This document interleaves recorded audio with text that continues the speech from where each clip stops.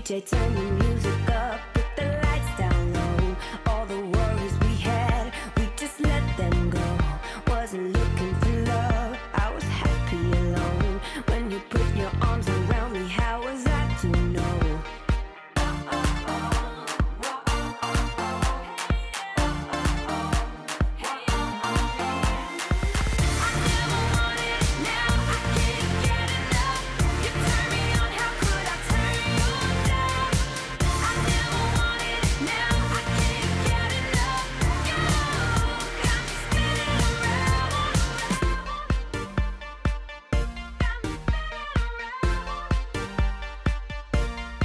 You got me feeling things I never felt before.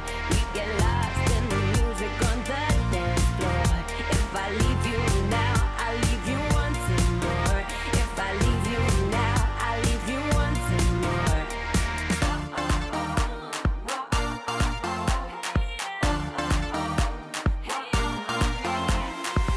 I never wanted it, now I can't get enough. You turn me on, how could I turn you down? I never wanted it, now I can't get enough.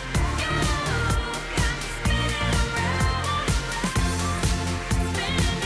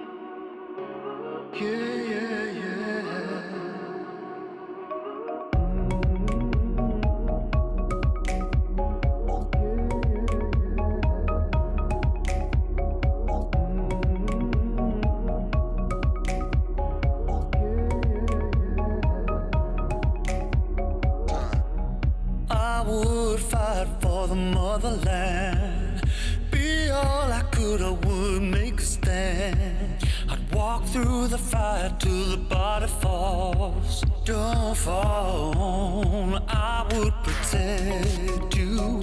All that I've got to do now, yeah, I could save you. All that I've got to do now.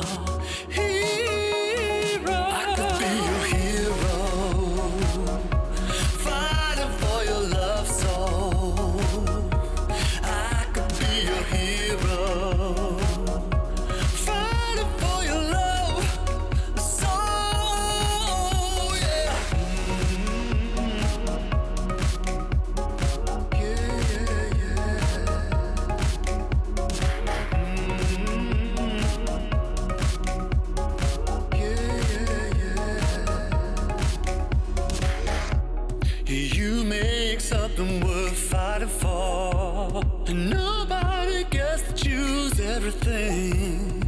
All that I've got, it couldn't be enough. Without your love, and I would protect you. I would do anything now. Yeah, I could save you. All that I've got to do now. I could be your hero, fighting for your love soul. I could be your hero, fighting for your love soul, yeah.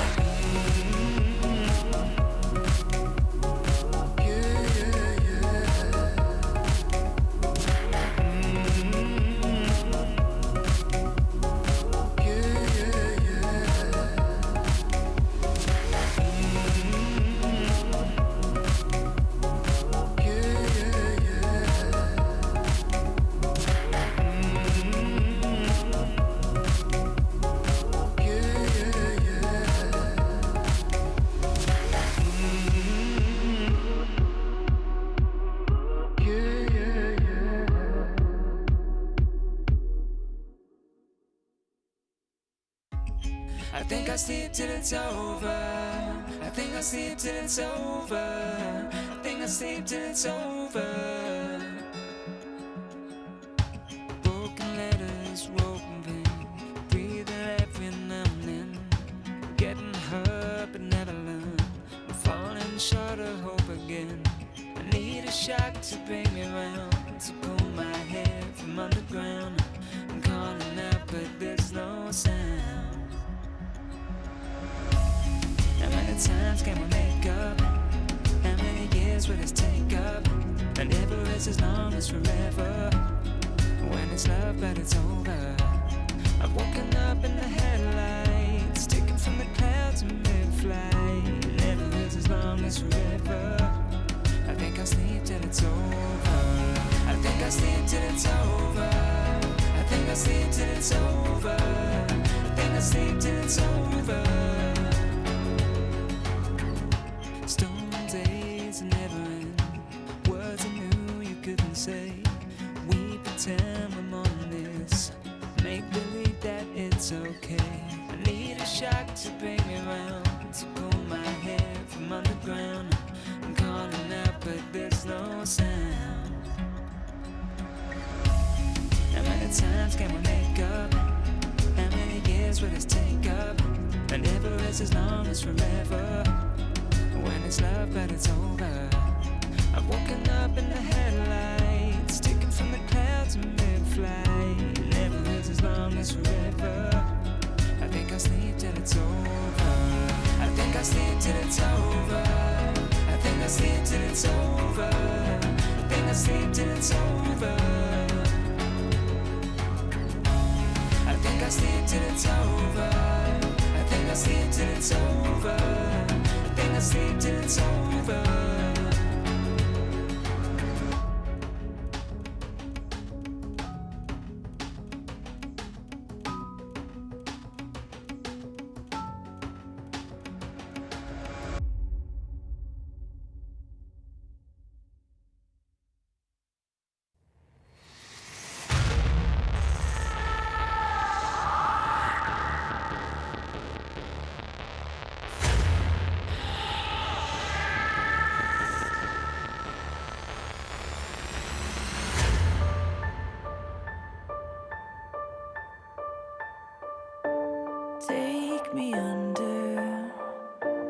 Take me under your wing, crack of thunder, as the wild birds sing. You can hear hunger crying out, a sonic echo that leaves no room for doubt. All the shots bring it back to what it's not. Make a move, do what we do. As the world cries tears in our hands, are we all part of a bigger plan? All the shots bring it back to what it's not.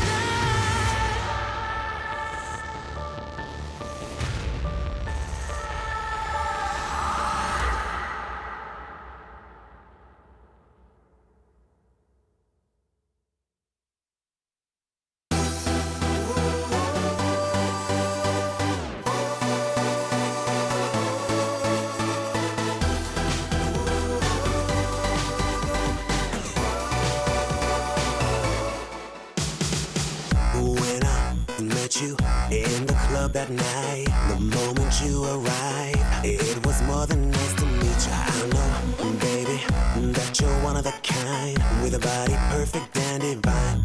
Oh, so come and let the music play, so we can move our bodies. And girl, no matter what you do, just do it hot and naughty. We drink the bar 'cause we don't pay. Tonight nothing brings me down, down, down. Oh, I can tell you now, this is gonna be the best time of your life. I can see it now. This is gonna be the best time of your life, time of your life, yeah, yeah, time of your life, time of your life, yeah, yeah, time of your life, time of your life, yeah, yeah, best time of your life. Finally, baby, we've been up all night. The sun's about to rise, and it's nothing but a feature dancing, moving slowly out of sight, feeling vibrant and alive. Oh, let's do a thing and celebrate. Cruising a Ferrari, let's live it like it's the last day and head for the next party. There's nothing they can take away from me. Yeah, 'cause nothing brings me down, down, down. Oh, I can tell you now, this is gonna be the best time of your life. I can see it now. This is gonna be the best time of your life, time of your life, yeah, yeah, time of your life, time of your life, yeah, yeah, time of your life, time of your life, yeah, yeah, best time of your life, best time of your life, best time of your life, best time of your life.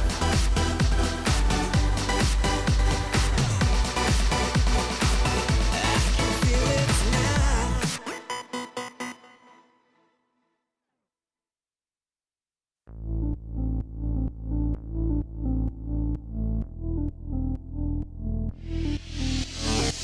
On the floor, baby, you and me. It's so easy like 1, 2, 3.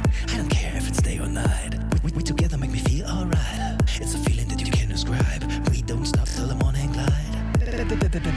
Please, I know what you want and I set you free. Starts when the sun used to set and the night is drawing me closer, right at your side. You're calling my name and you're shining your light down on me. It's so easy like 1, 2, 3. Pushing me, spinning me, turning me round. You drop me and then you catch me. You're freaking me, creeping me, making me scream out for Don't stop till the more. morning light. We together make me feel alright. I know what I want 'cause I feel it inside. I'm breathing you in 'cause I can't no more hide. There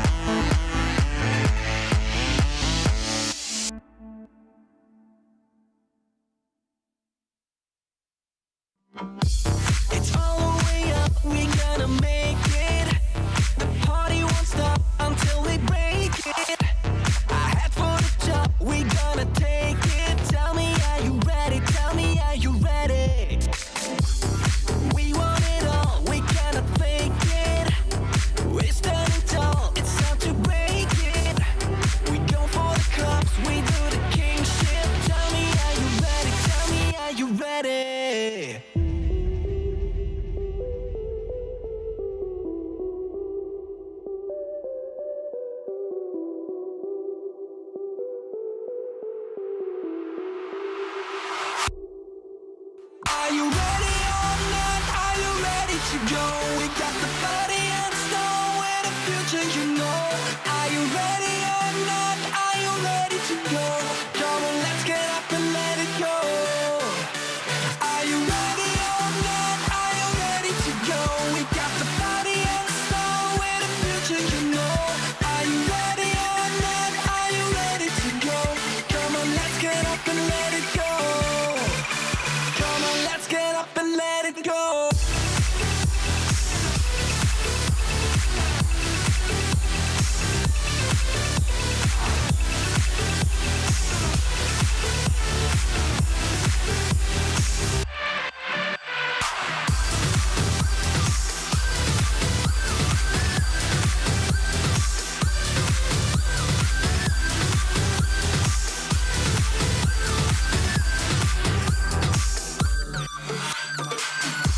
The vodka is up, come on and drink it.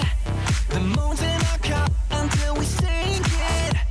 I head to the club, come on, get wasted. Tell me, are you ready? Tell me, are you ready? People won't stop and girls are tasty. We're over the top, girls getting hazy. Still not enough, we make it big time. Tell me, are you ready? Tell me, are you ready?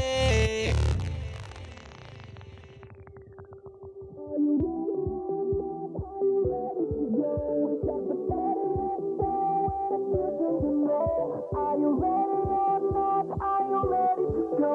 Come on, let's get up and let it go. Are you ready or not? Are you ready to go? We got the body and soul and the future, you know. Are you ready or not? Are you ready to go? Come on, let's get up and let it go. Come on, let's get up and let it go.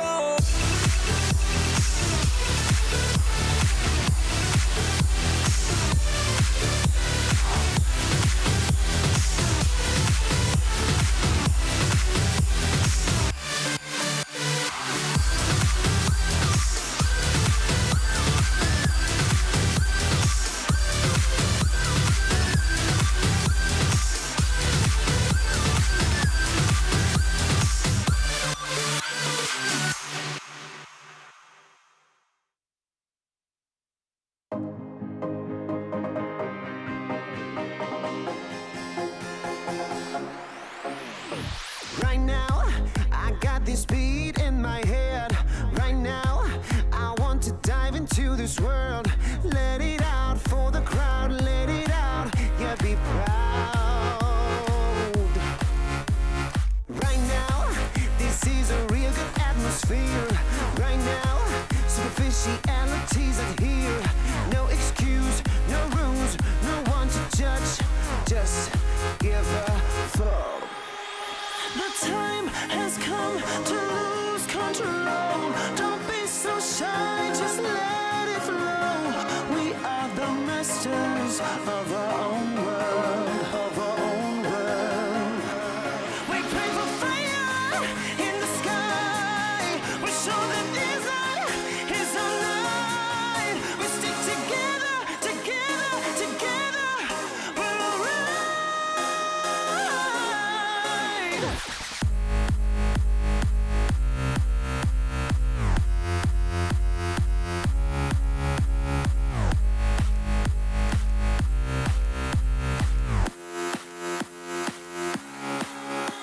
The time has come to lose control.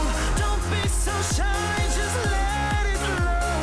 We are the masters of our own world, of our own world. Well, they drink really expensive champagne on their private jet plane. All we need is a cheap bottle of wine and a cigarette to have a good time. A freedom, a victim, and no Restriction. There's no other place to die than here with us tonight.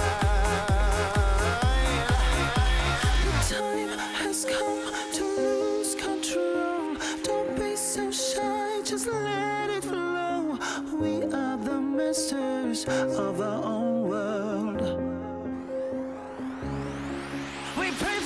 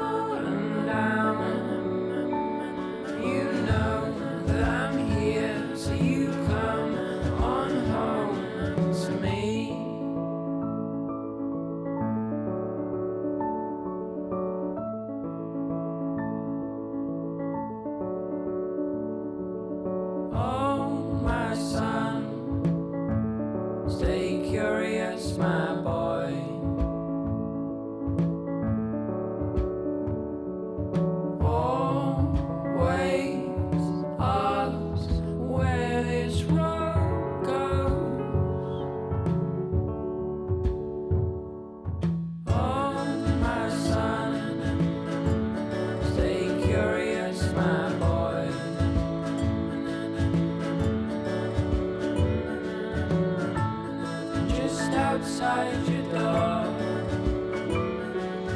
You'll find love where you don't know.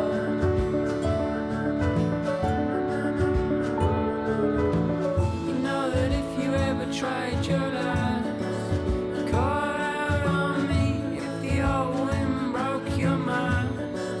Set out to sea, and if you've fallen down, you know that I'm here, so you come on home to me. The day you pick up all your bags, lay down your toys.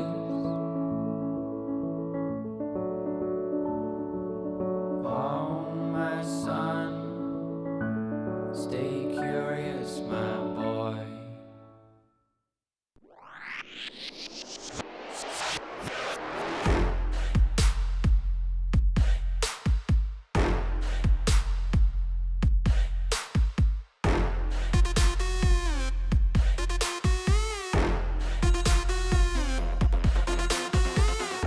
赤信号だとしてももう止まらない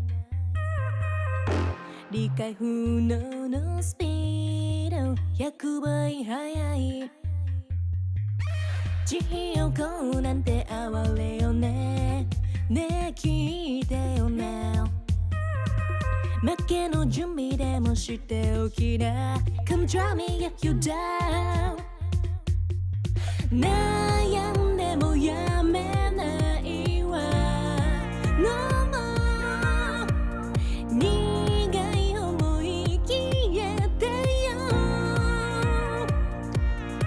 この街に呼ばれる際にレクチャー全力で追い越してよさ Driving モード始めよ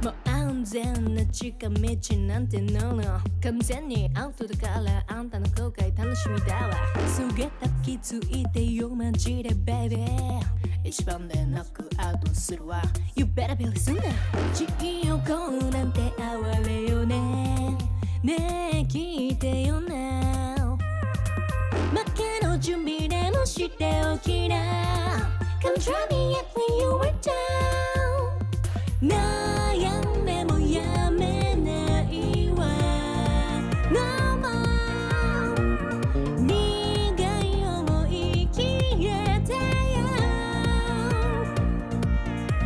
この街に呼ばれる際にフェクチャー全力で追い越してよさ Dreaming の始めよ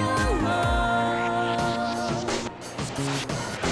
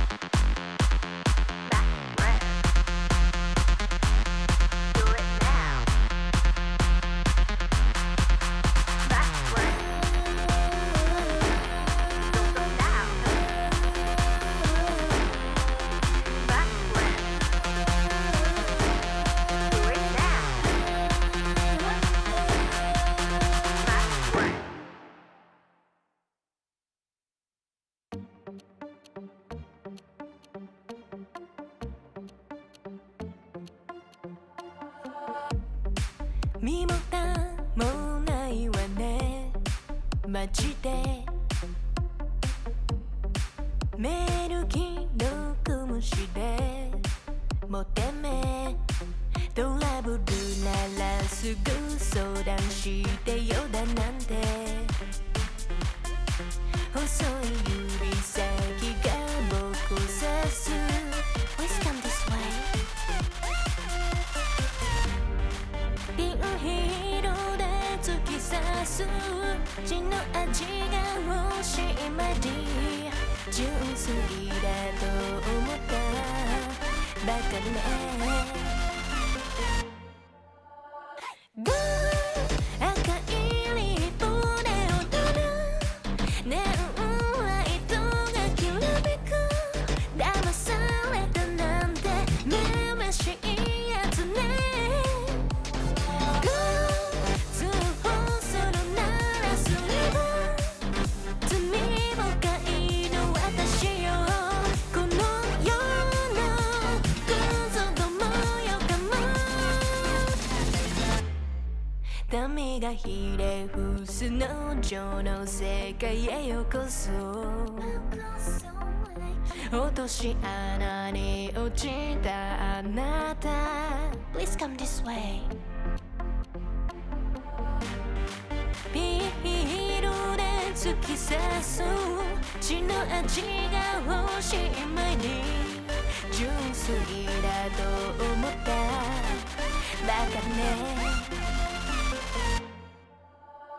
ゴー赤いリップで踊るネオンライトがきらめく騙されたなんてめめしいやつね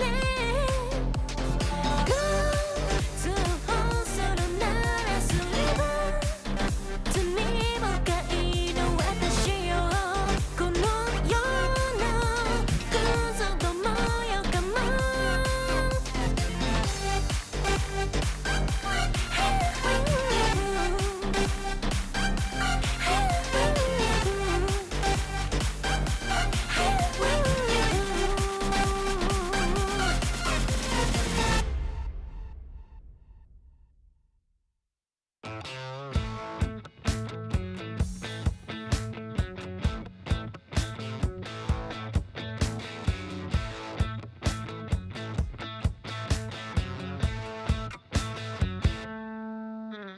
You and me going out tonight. Let's turn the radio on. You got your skirt on tight and your legs on long. Let's lay some whiskey down. We'll dance all night, then get it on to another country song.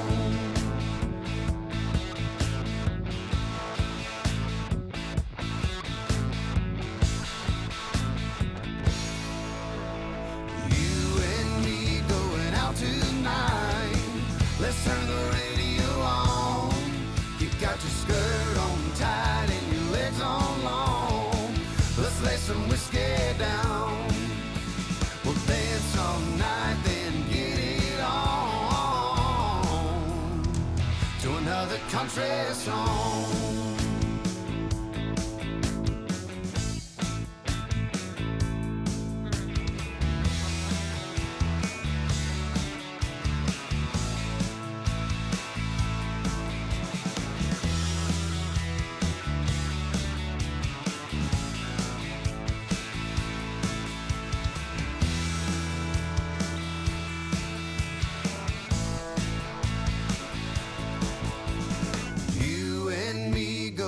Tonight, let's turn the radio on. You got your skirt on tight and your legs on long. Let's lay some whiskey down.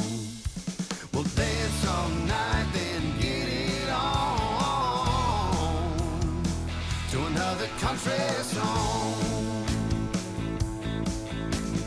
You and me going out tonight. Let's turn the radio on. You got your skirt on tight and your legs on long. Let's lay some whiskey down. We'll dance all night, then get it on country song.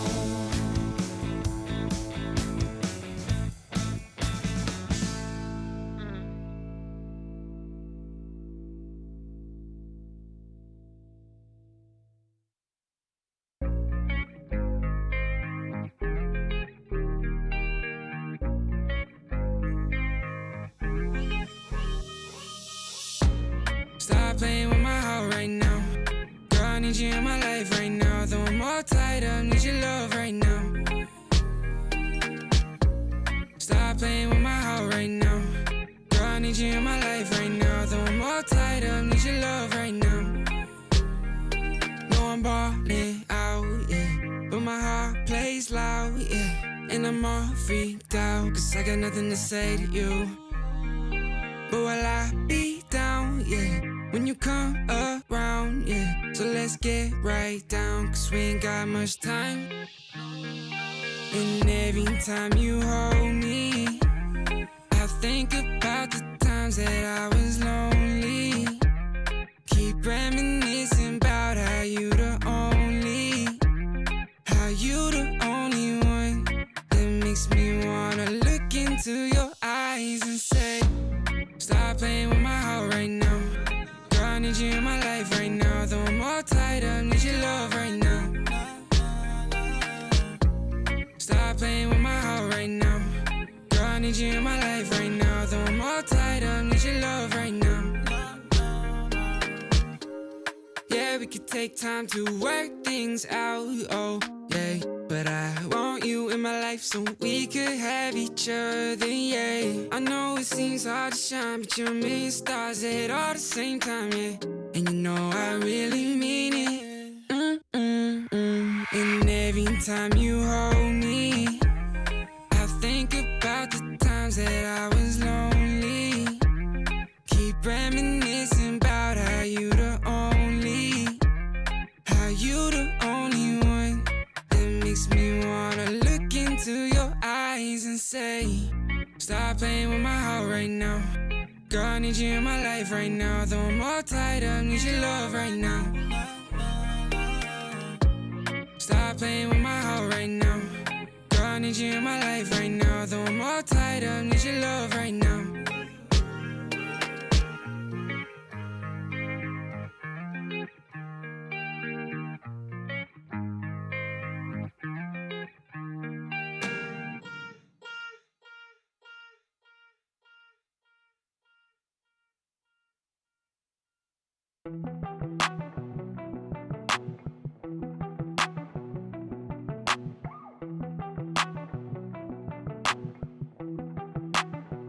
I saw you sitting in the moonlight, tripping, pain runs through your heart. Oh, we were skinny dipping, slowly sipping, then we fell apart. I'm just trying to catch a break from your love, oh, yeah, hey. Cause I need to find a new life, no love, oh. I can't lie, I've been thinking about us, but you, yeah. Tell me everything's gonna be alright. Tell me that you're never gonna need spotlight. Just say how you feeling, I don't wanna waste time. I saw you sitting in the moonlight, tripping, pain runs through your heart. Oh, we were skinny dipping, slowly sipping, then we fell apart. I'm just trying to catch a break from your love, oh, yeah, hey. Cause I need to find a new life, no love, oh. I've been thinking about us, but you know better than anybody around me, yeah. You know I think we both need a break from this thing called love. All love ain't the thing to question, it's all love. I got plenty problems and no shoulder. Last night on the tour, ain't no tour, but I saw you sitting in the moonlight, tripping, pain runs through your heart. Oh, we were skinny dipping, slowly sipping, then we fell apart. I'm just trying to catch a break from your love, oh, yeah. Cause I need to find a new life, no love, oh. I can't lie, I've been thinking about us. Different energies I bring, only sickness I fling. Bad like Gustavo Fring, can't try not a ting. Fly boy, I got the wings, and they can't keep up with me, dog. That's why all that I bring is wins. And they wanna hold me back, never doubt I'm a king. When they grab my killer chap on the ting, I don't wanna hear no talk from jokers. Say you got waves, I'll split that like Moses. The way that I catch it is flawless, it's awkward, cause they can't do it when they talk up. I don't wanna hear that ever. Stay on the ground like Cellar, they know man shell off. Feel man trying to get ahead of me. They should've known they ain't really got the energy. I got the energy. Run laps and laps round them, they ain't even got no energy. So that means no power. They don't wanna be my enemy. That might end up in a penalty. I got a different energy, no matter what I encounter. No, I got the energy. Run laps and laps round them, they ain't even got no energy. So that means no power. They don't wanna be my enemy. That might end up in a penalty. I got a different energy, no matter what I encounter. No, I got the energies.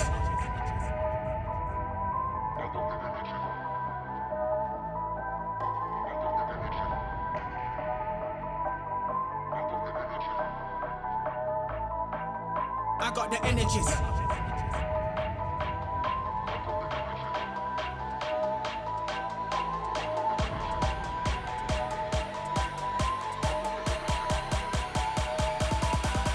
I got the energy. Run laps and laps round them, they ain't even got no energy. So that means no power. They don't wanna be my enemy. That might end up in a penalty. I got a different energy, no matter what I encounter. No, I got the energy. Run laps and laps round them, they ain't even got no energy. So that means no power. They don't wanna be my enemy. That might end up in a penalty. I got a different energy, no matter what I encounter. No, I got the energy. They ain't even got no energy. They don't wanna be my enemy. I got a different energy. I got a different energy. Putting out the fires, my head calls me a liar. I'm sick of breathing in your smoke. Leave a little longer, embrace a little harder. Yeah, every time we're not wrong, it's like we're walking on water. Oh, too good to last long. Putting out the fires and looking for a miracle. It's like we're walking on water.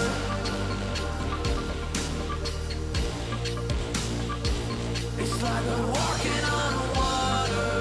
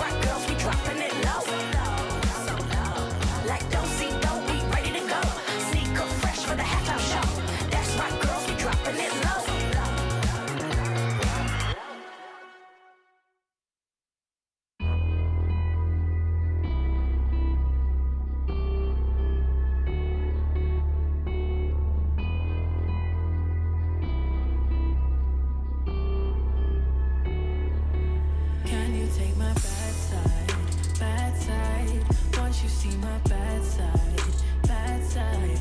No, it ain't picture perfect. Don't push me, it's not worth it. You don't wanna see my bad side. Can you take my bad side, bad side? Once you see my bad side, bad side. No, it ain't picture perfect. Don't push me, it's not worth it. You don't wanna see my bad side. I'm far from your ordinary lover. I'm different from any other you've ever had before. So you must have me mixed up. You must have messed up. You won't make that mistake no more. Or I might just lose it. I might just lose control. You might just push me far enough for me to let go. No, you don't want to see the monster inside of me, 'cause it might be a bit too much to handle. Can you take my bad side, bad side? Once you see my bad side, bad side. No, it ain't picture perfect. Don't push me, it's not worth it. You don't wanna see my bad side. Can you take my bad side, bad side? Once you see my bad side, bad side. No, it ain't picture perfect. Don't push me, it's not worth it. You don't wanna see my bad side. I may be more patient than the others. I tolerate the stress and all the mess and all the headache you bring.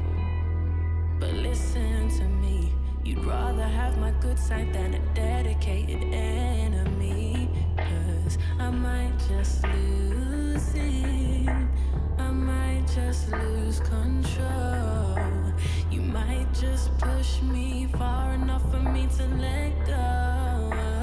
You don't want to see the monster inside of me, 'cause it might be a bit too much to handle. Can you take my bad side, bad side? Once you see my bad side, bad side. No, it ain't picture perfect. Don't push me, it's not worth it. You don't wanna see my bad side.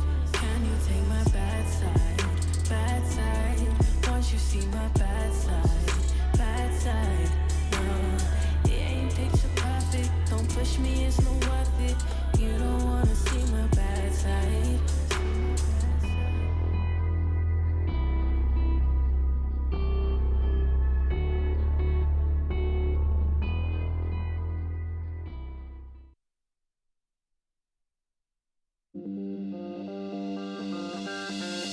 常规赛仅剩3周，季后赛迫在眉睫。友情提醒一下，诸位剑指 S13的战队，兜里藏着的公交票、高铁票、飞机票和泳裤赶紧掏出吧！再不亮剑，怕是真没有机会了。哎，说的就是你 WBG。本周5的第1场比赛就是他们对阵目前排名中游的 NIP。在连续不敌 BLG 与 FPX 之后，被寄予厚望的银河战舰前往世界赛的机会已经略显渺茫。如果说战胜 JDG 让人们看见了这支 WBG 的上限，那么当翔哥不但守住，甚至反杀的那一刻，则让人们看到了他的下限。而本场比赛 WBG 又一次面对旧将 Angel， 哎，你说会不会是更棒的一天呢？莫道仁川不销魂，同是巴黎沦落人，和 WBG 一样，队内选手荣誉等身的 TS 也在本周遭遇了2连败。回首春季赛，似乎又到了他们开启一场不输挺进季后赛的节点，甚至还早了几轮。这个周末 TS 将先后对战 IG 与 RA， 不知道届时的剧情是我买了件很性感的泳衣，还是悠悠苍天河伯与我。周六的焦点之战来自7点档 EDG 与 WE 的对决。如今的 EDG 并没有迎来人们预想中的柳暗花明，先是被启动的元神复刻了一波当年的 RP， 而面对排名靠后的 RA， 甚至先丢一局，只能说圣光尚未点亮，骑士仍需自强。反观 WE 则是一派欣欣向荣，本赛季在赛程的加持下，成为了保持不败金身最久的战队。若能保持这样的状态，你相信他们今年不用去卖票吗？微信。本周末的压轴大战将由 LNG 对阵 OMG， 两支队伍都是今年世界赛资格的有力竞争者。星球之光1年来的成长，大家有目共睹。而相比之下 ，LNG 近来的战绩则是有些起伏，尤其是0-2终结 IG 的连败，让人一度怀疑他们遭到了神罚。无论如何，本赛季的 LPL 已经来到了关键的节点，不知道大家对本赛季阿南的节目有什么宝贵的意见？在这里，我先统一回复一下。你说的对，但这就是棺材指南，攻击力石破巧灵的玩梗摆烂节目，中间忘了啊，出院。Welcome, one and all, to the LPL. We are coming into day 6 of week 5. We are almost into our final 2 weeks of play. Funny enough, that still means we have 48 best of 3s to play. I am Just Oshin. I am joined with Kitty with the great hair, and we're going to be bringing you the first series today of TT versus RNG. And Kitty, I mean, we are flying towards the end of the split, but there is still so much to be decided. Yes, and flying into day 6, we're also flying into July. So we are officially at the halfway mark for 2023. And maybe it's an aware moment, but we still have 3 banger weeks to finish off the summer regular split. And of course, we have 3 series waiting for us for this Saturday. Yeah, we got absolutely loads of games to come into us. But of course, before we get into today's games, we're going to have a quick recap of yesterday. It was a quick one. It was 6 games, 2-0, 2-0, 2-0. But I think the big one that we're looking at here is that Weibo finally getting a bit of consistency back at themselves and kind of bringing NIP to the cleaners. Yeah, huge confidence boost for the Weibo Gaming fans, and especially Xiaohu's Justana performance 2 games in a row really brought them to that victory point, and they've been introducing a lot of new things. We see the Ashe getting locked in as well for Light, utilizing the double glacial bottom lane and giving Photic a really hard time to survive in these team fights. But like you said, this was a very needed 2-0 for Weibo Gaming to bounce off, especially with their rough recent week performances. But of course, we also have other series like the RA vs AL series, where AL, they are starting to kind of give a punch to the rest of the teams in the LPL. I mean, they are currently on a 3 series win streak. I even saw them on social media posting that they were celebrating with a huge feast. Absolutely. I mean, deserved as well. Now up to 4-7, kind of differentiating themselves from the bottom of the kind of the table. You've got the TTs, the IGs, the LGGs.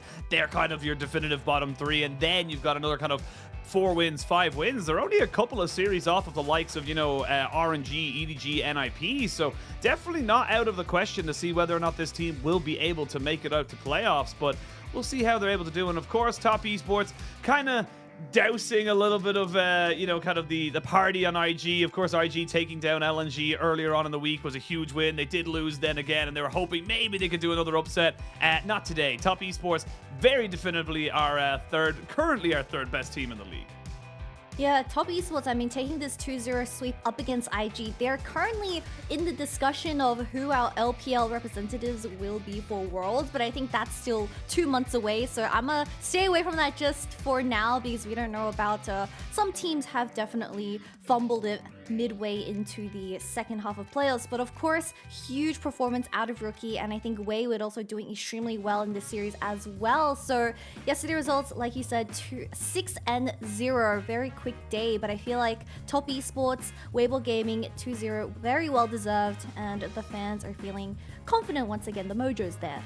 I mean, I don't know if they feel confident, but they're definitely feeling better. I think that's the best way to put it. But yeah, I mean, look, great to see these teams kind of coming in. And again, we're coming out to the end of the split. People are starting to hit 10, 11 games played out of 16. This is where you really start to see the kind of, the bread and butter. And as I said, we kind of have our definitive top 2 in BLG and JDG. And then it's starting to get like, a little bit clumped up. You've got Top Esports, OMG, LNG all around the 7 to 8 win mark. Then you go down another tier. You're into Weibo, WE, RNG, EDG.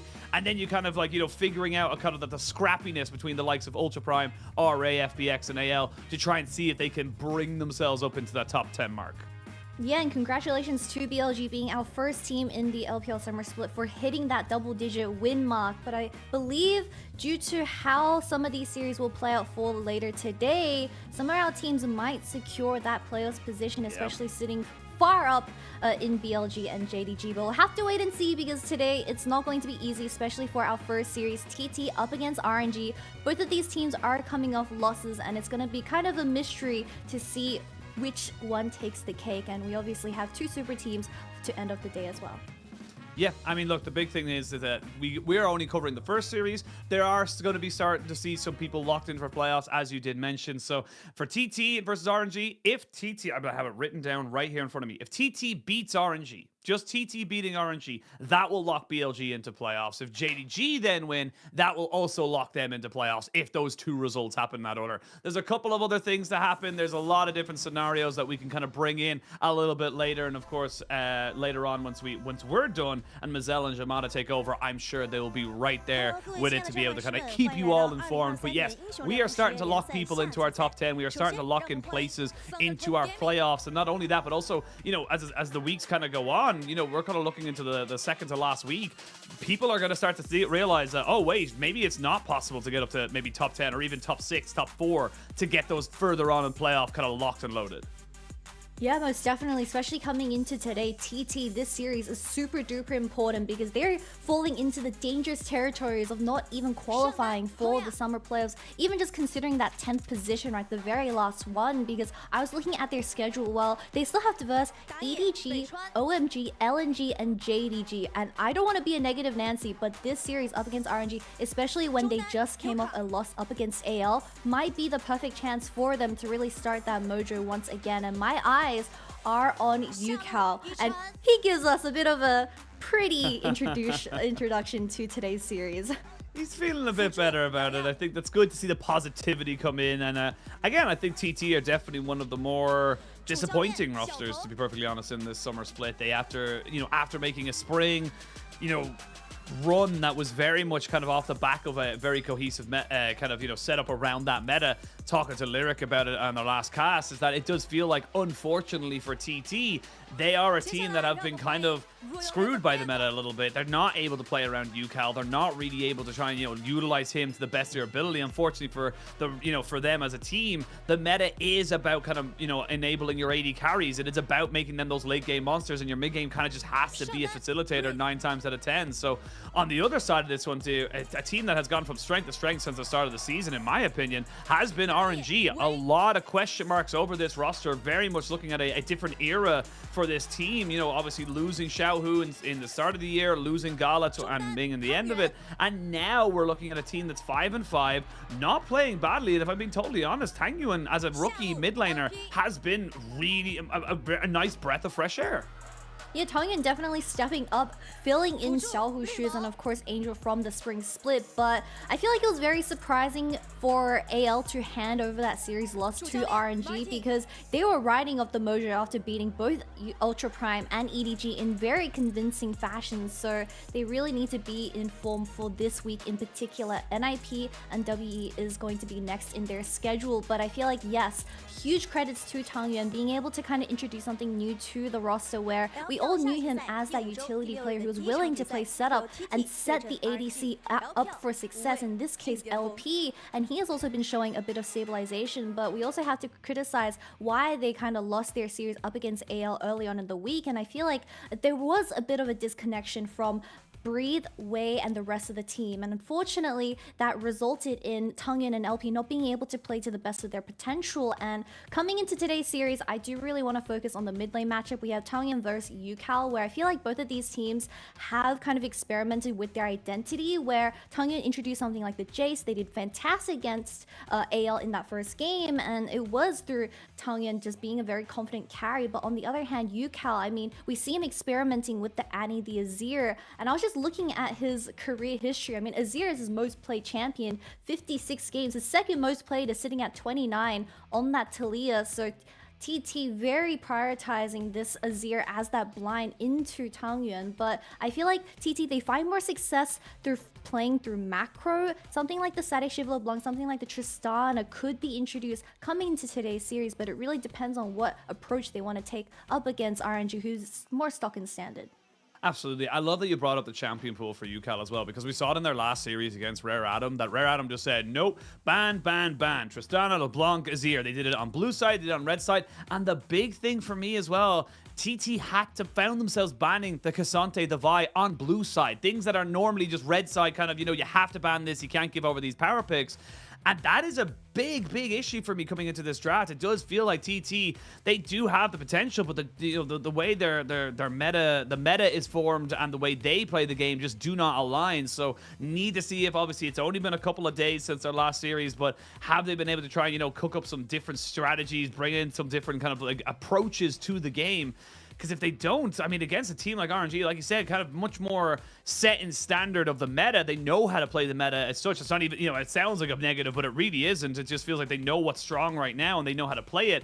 That is going to really hinder you in this draft. And it's going to feel like RNG are going to have the run of the land really to do whatever the hell they want with the draft if they know you're having to ban things like the Nico, the Vi, the Cassante.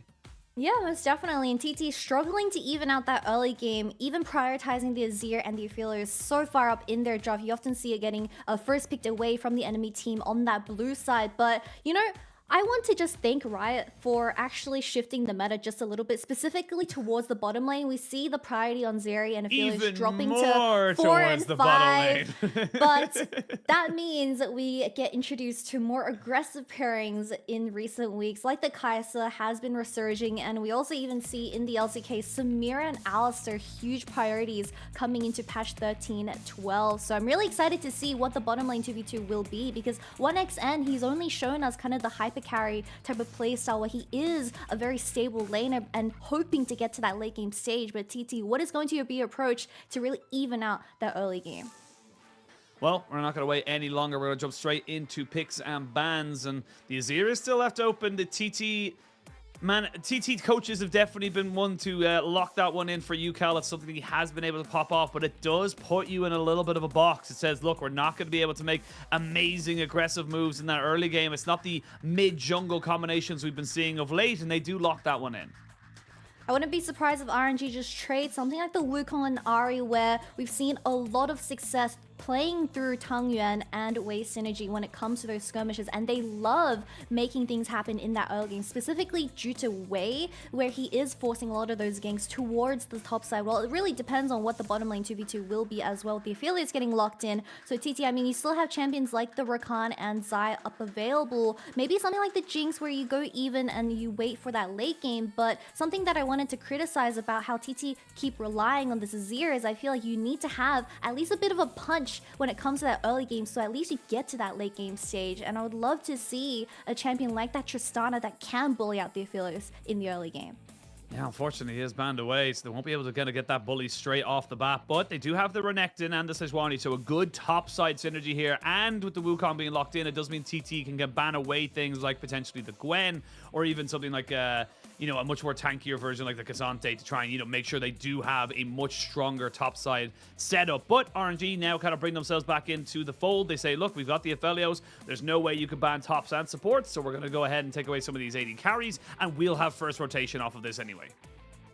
I like how Kais is also getting slowly banned out. I mean, something that we also see teams focusing in on is the Ashe, where she has received a slight buff where she does have a much stronger laning phase, or at least 2v2 before she hits that level 6 mark. But like you said, the Renekton getting blinded for Hoya here, a lot of early aggression paired alongside the Sejuani, where it is kind of, in my opinion, the most prioritized jungler nowadays because of the resurgence of Jax and Renekton's priority. So RNG, I mean, you still have champions like the Gragas up and available, where Breathe has been a huge fan of this champion, but throwing it back to their series loss up against AL, I feel like Breathe on a champion like that Gragas, it is his most played. He's really good on this champion, but when it came to the mechanical execution, it just wasn't there. So something like the Ornn, where they want to just go even up against this Renekton and really deny any early game potential, going over to TT and just gonna play it safe for now. Play it safe, see what they kind of bring out here on the side of it. But you mentioned the Samira earlier. Abel was one of the first ones to bring it back. Of course, Abel was one of the first ones to bring it back, and definitely didn't see a lot of success with it. Looked decent, but not infallible. And it won't be going towards that just yet. They were going to go for the Virus. We'll see if they want to kind of combo this with a Mage in that bot side. Still waiting to see what RNG want to try and bring in for their last pick. And it could be a little bit of a support counter, and this is why they were happy to go with the Ornn, to say, look, we're going for the long-range engage. We've got ourselves a pretty decent standard, front-to-back team comp. We could just wait for the support to make sure bot lane doesn't get screwed. RNG did save the counter pick for Lumal though, so we'll have to wait and see because Rel has been the highest priority support when it comes to the melee matchup because of her kind of adjustments to her abilities with so much CC inbuilt into her now. So Lumal, what is your natural response? I feel like the Alistair would make the most sense. You have a little bit of disengage and also a great follow-up to the Rel, but Luma, going back to comfort, most likely going to be the Nautilus, where it is going to be that guaranteed CC onto the long-range AD carries and AP carries that TT has decided to lock in. Okay, so we have exciting draws that TT is going to be introducing to us. This Varus for 1xN, something a little bit different to where it isn't going to be all about him in those team fights, and I feel like this is going to be great setup for UCal to really shine in these team fights. But RNG locking in something that they're very comfortable with, especially Ari and Ophelia is getting locked in for Tangyuan and LP. They want to be looking for those skirmishes and they have to play out those picks. Yeah, I think the big thing is that for UCal, there ain't a lot saving you. You got to keep your positioning safe. You've got to be the one to kind of make sure you're in the right, kind of setup. Otherwise, I mean, the Nautilus, the Ari, the Ornn, the Wukong, there's so much that's just going to jump on your face. So really a lot of pressure on the UCal carry this game specifically because, yes, the Varus will have long-range poke, but just with the amount of kind of jump on that RNG have built for themselves, TT are going to have a struggle of a time if they do get caught out. On the other side, though, if they can get this Renekton going, if they can get this combination of the melee top and jungle, that's where I see a lot of TT kind of coming into this early game, being able to be a buffer for them to scale into the late. But Kitty, we'll have to wait and see. It is RNG at 5 and 5, TT at 2 and 8, both looking to try and get themselves back into the playoff picture. Definitely looking a lot more likely for RNG than it is for TT, but you never know. We still have 48 best of 3s left to play in the split, and we still have plenty of ways this entire league can change. We are going to jump onto the Rift for this first game, and we'll see who's come in a bit more prepared. And especially for TT, this is going to be an important matchup, seeking revenge from Spring. They have yet to take a best of series away from RNG. Previous scorelines being 1 and 3 during the playoffs up against RNG, where they were eliminated by this team. But back then, it was Huanfeng on that AD carry. So hopefully, for this summer regular split playoffs game, for this regular split game, it's going to be a bit different.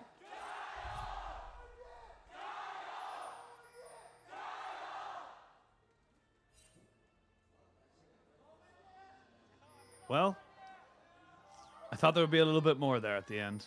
Wasn't to be, unfortunately. But puck goes wide, just fishing for anything really in that bot side. And we'll wait to see where both these teams want to go for. And again, I think it's kind of a reassessing of expectations. I definitely feel like a lot of people were feeling like TT would be a lot higher in the standings. Like we mentioned earlier, currently 2 and 8.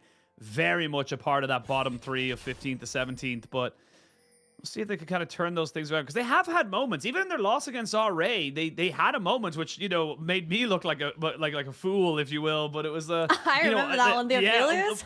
Yeah, of course. Like the Aphelios 1xN kind of 1v4 and absolutely smashing people. But it does feel like and it's probably why it's even more frustrating, to be perfectly honest, is that there is moments for this team where you're thinking, yeah, this could definitely be a top 10 team in the LPL.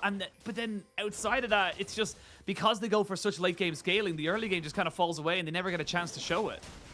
Yeah, but this time around, they do have agency through the Rel, through the setup provided by Beitran and the Renekton. So hopefully this early game is going to be a bit more of a challenge up against RNG, because I remember looking at the statistics, TT have a warring low chance of securing early dragons, and that really does play into how UCal and 1xN is going to be able to scale into this game. But something else I wanted to highlight is that TT, I mean, they look like a completely different team throughout spring, and I feel like the identity of TT coming into summer was a little bit different because they've restricted themselves from the way they've been able to play macro through UCal. And back in the day, he was really efficient on something like the Yone, where 1xN, I mean not 1xN, Huanfeng would play something like the Ziggs, which has been finding a lot of reappearance into the LPL's meta. But we'll have to wait and see, because champions like the Shiv, on the Blanc and Tristana has also been coming back, where they can default to something through macro once again. Yeah, in my opinion. And in Lyric's opinion as well. Yordles are OP right now. Poppy, Tristana, Ziggs. These are Lulu. pretty powerful picks. Yeah, the Lulu's still there. Like there's a Gnar. You could build an entire team with the Yordle comp. That'd be kind of cool to see, actually. I would love a team to go full Yordles again. Could even get Kennen in there if you really truly wanted to. But for the moment, there will be, let's quickly check, no Yordles in this game, despite how prevalent they've been so far in our series, especially the Poppy kind of coming back into the jungle, being a little bit more of a early game ganker. And it's good to see as well. I like to see proactive things kind of coming back into the meta. That's why I'm loving the fact that Rel is coming back in as well. I was a little scared when the Virus was coming back and the Ashes as well. We saw the Heimerdinger rearing its head once more. I was like, oh no, we're not going back to that meta. But thankfully, the LPL has just said, no, we're not doing that. We're going to stick to what's worked historically for the LPL, and that's hard engage. Yeah, and something else that is really interesting is 1xN locking in this Varus for the first time in the summer split. I believe we're going to get an engage. We are indeed going to get an engage. There's going to be 1xN looking for a bit more of a damage, and he will be able to get it. Oh, Summoner's blown there as Lumao tries to flash in and gets himself a return kill. He will be able to take down Yao Yao. It's still a Nautilus with a hell of a lot of damage. So Yao Yao backs himself away, ends up being a 1-for-1, but first blood to TT. But First Blood going into the Rel's pockets, and this wave is going to be slowly pushing towards the side of TT as well. So potentially a gank from the junglers might be the case. But Yaya just getting a really nice flash engage onto LP, and the Q as the follow-up CC onto LP was just really nicely executed from the side of the bottom lane of TT. But support for support kills, they're the ones in the carries, I believe, and this is just 80 carry life. But the difference is that LP had the call, so he kind of lost a bit more in terms of that trade. Not too bad, but I love seeing the Rel being introduced to LPL once again. Yeah, saw a huge kind of update to their kit. Very much feeling like a much better champion. I'll be honest with you, thematically, worked very well, her kit previously. In-game, not so great. Just didn't really kind of come together as a cohesive unit. Felt like it was just really... Felt like Leona, I'll be honest, it felt like Leona was just Rel but better, if I'm being totally honest in a lot of ways. So not to be there for Rel for the longest of times, but the mid-scope update definitely feels a lot more healthy for her in her endeavors to be able to be played a little bit more consistently. And it's great to see. Again, I feel like, the hard CC coming in here just always feels like, she can go toe-to-toe with something like a Nautilus, which again has just the most CC in the game. Yeah, most definitely. And I was just peeking at LCK last night, but with the reintroduction of Rel, champions like Samira has also been seeping back into the meta. And something really interesting, it's an interaction between Duskblade and Samira, where remember when if you get a kill onto a person who builds Duskblade, you go invulnerable and invincible for 2 seconds. While Samira, if she gets her ultimate off and she gets resets, well, she's going to be shooting you and you can't really attack her back for a good 3 to 4 seconds. But we see a 5-man rotation towards this dragon. TT really want to secure this first dragon and drag out that soul timer away from RNG. So huge macro play coming out of this team. Yeah, they really hard forced it. I like the adaptation they brought into this. Again, bring it back to our most recent series with TT. They played against RA. RA were adamant about not making sure TT did not get these early dragons. Adamant, and just kept fighting them, and it meant that TT kind of fell behind very quickly. It meant that they just didn't really know where to go. They were lost after that first dragon take. Hoya taking a fair chunk out of Wei's health bar, but outside of that, just gonna get himself sliced nice over the wall. But again, the adaptation is this time is that they're saying, look, Hoya, you have to come down here. You can waste your TP back. Yes, you'll lose a little bit of the pressure you gain, but outside of that, we're not going to be that bothered about it. We get the first dragon, we get ourselves on the board, and that's going to be good to see. However, didn't mean a plate in the top side. Does mean a plate in the bot lane. It does mean an awful lot of pressure kind of forfeited around the map here to RNG in favor of just, kind of putting all 5 members in that dragon pit. Yeah, most definitely, especially with ultimates now coming online for both the mid and jungle of RNG. I'm expecting them to be pulling the trigger very soon for this Rift Herald. Beitwan is spotted out on a control ward here. Yes, he is, but will Breed be able to get out? He flashes away, dodges away from the Glacial Prison, now pops down the Ornhorn, but I think he is dead to rights. Don't really think he's going to be able to trade this one back, and that's going to be Beitwan picking up that kill and a 2v1 in the top side. So nice rotation here from TT, just making sure they're giving this Renekton as much pressure as he possibly needs. Yeah, double ultimates committed by TT, and now they have all priority on this Rift Herald. It really does just seem like Beitran is securing all of those early objectives. While Wei, I mean, on the Wukong, he is level 6, but still full clearing. Working his way towards his bottom side, though. No flash on the Varus. We're going to see if they want to go for this one. Yukal is roaming down. They do see him, though. And that's going to force Wei to kind of back himself away from this one here. She might try and burn onto Yukal if he feels like it. Yukal should be able to get him back over the wall, and Wei actually taking a bit of a fight here as Tang Yuan a little bit late on this. This is something kind of reminiscent we saw from the RNG AL series where, yes, RNG are in the scoreline a much more favored team, but for AL, or for the AL series, it did feel like, again, like you mentioned earlier, the synergy between Tang Yuan and Wei wasn't quite there. It wasn't something that we really saw in that series. And again, kind of seeing the Spirit Rush come out, but Tang Yuan wasn't really in a position to kind of capitalize. Just little small things that could have led to something bigger if they had been on the same page. Yeah, I mean, the reason why RNG has been finding so much success in this early game is through how aggressive Wei is able to play through his ganks and avoiding the vision control from the opposing team. But this game one, TT, I mean, he's denying every single ability and every single chance that Wei can take, and you can already see with Beitran having that Rift Herald into his pockets, realistically can place it towards the bottom lane and then have this bottom lane do a move towards mid lane, but we'll have to wait and see what the jungler of TT decides to do. But really great start so far. Yes, very nice there for the side of TT. 2-1 up at 1,500 gold and a dragon to boot. They still have the Rift Herald in pocket to see what they want to try and go for. I imagine they want to try and maybe put it into this top side. You can see Beishuan kind of owning the top half of the map. And really, I got to be totally honest, he is kind of destroying Wei in this early game pressure right now. Wei has been looking for a Raptor invades a couple of times. We saw him go bot side to maybe try find something, just wasn't to be. So now we'll see what Beishuan wants to try and prioritize. He's still got a couple of seconds with that Rift Herald, but yeah, I mean, full clear on this top side, get all the camps you want, and after that, you could just pop this top side and then immediately go for that dragon again. You do have the ultimates coming online for everyone on RNG now, especially for this Nautilus. So I'm expecting some fighting coming out of RNG, especially when, like we've been highlighting, Wei, not the most loud performance so far into this game, but I'm expecting ultimates thrown onto this Varus where he is the most vulnerable when it comes to these team fights, and you can't let him kind of poke.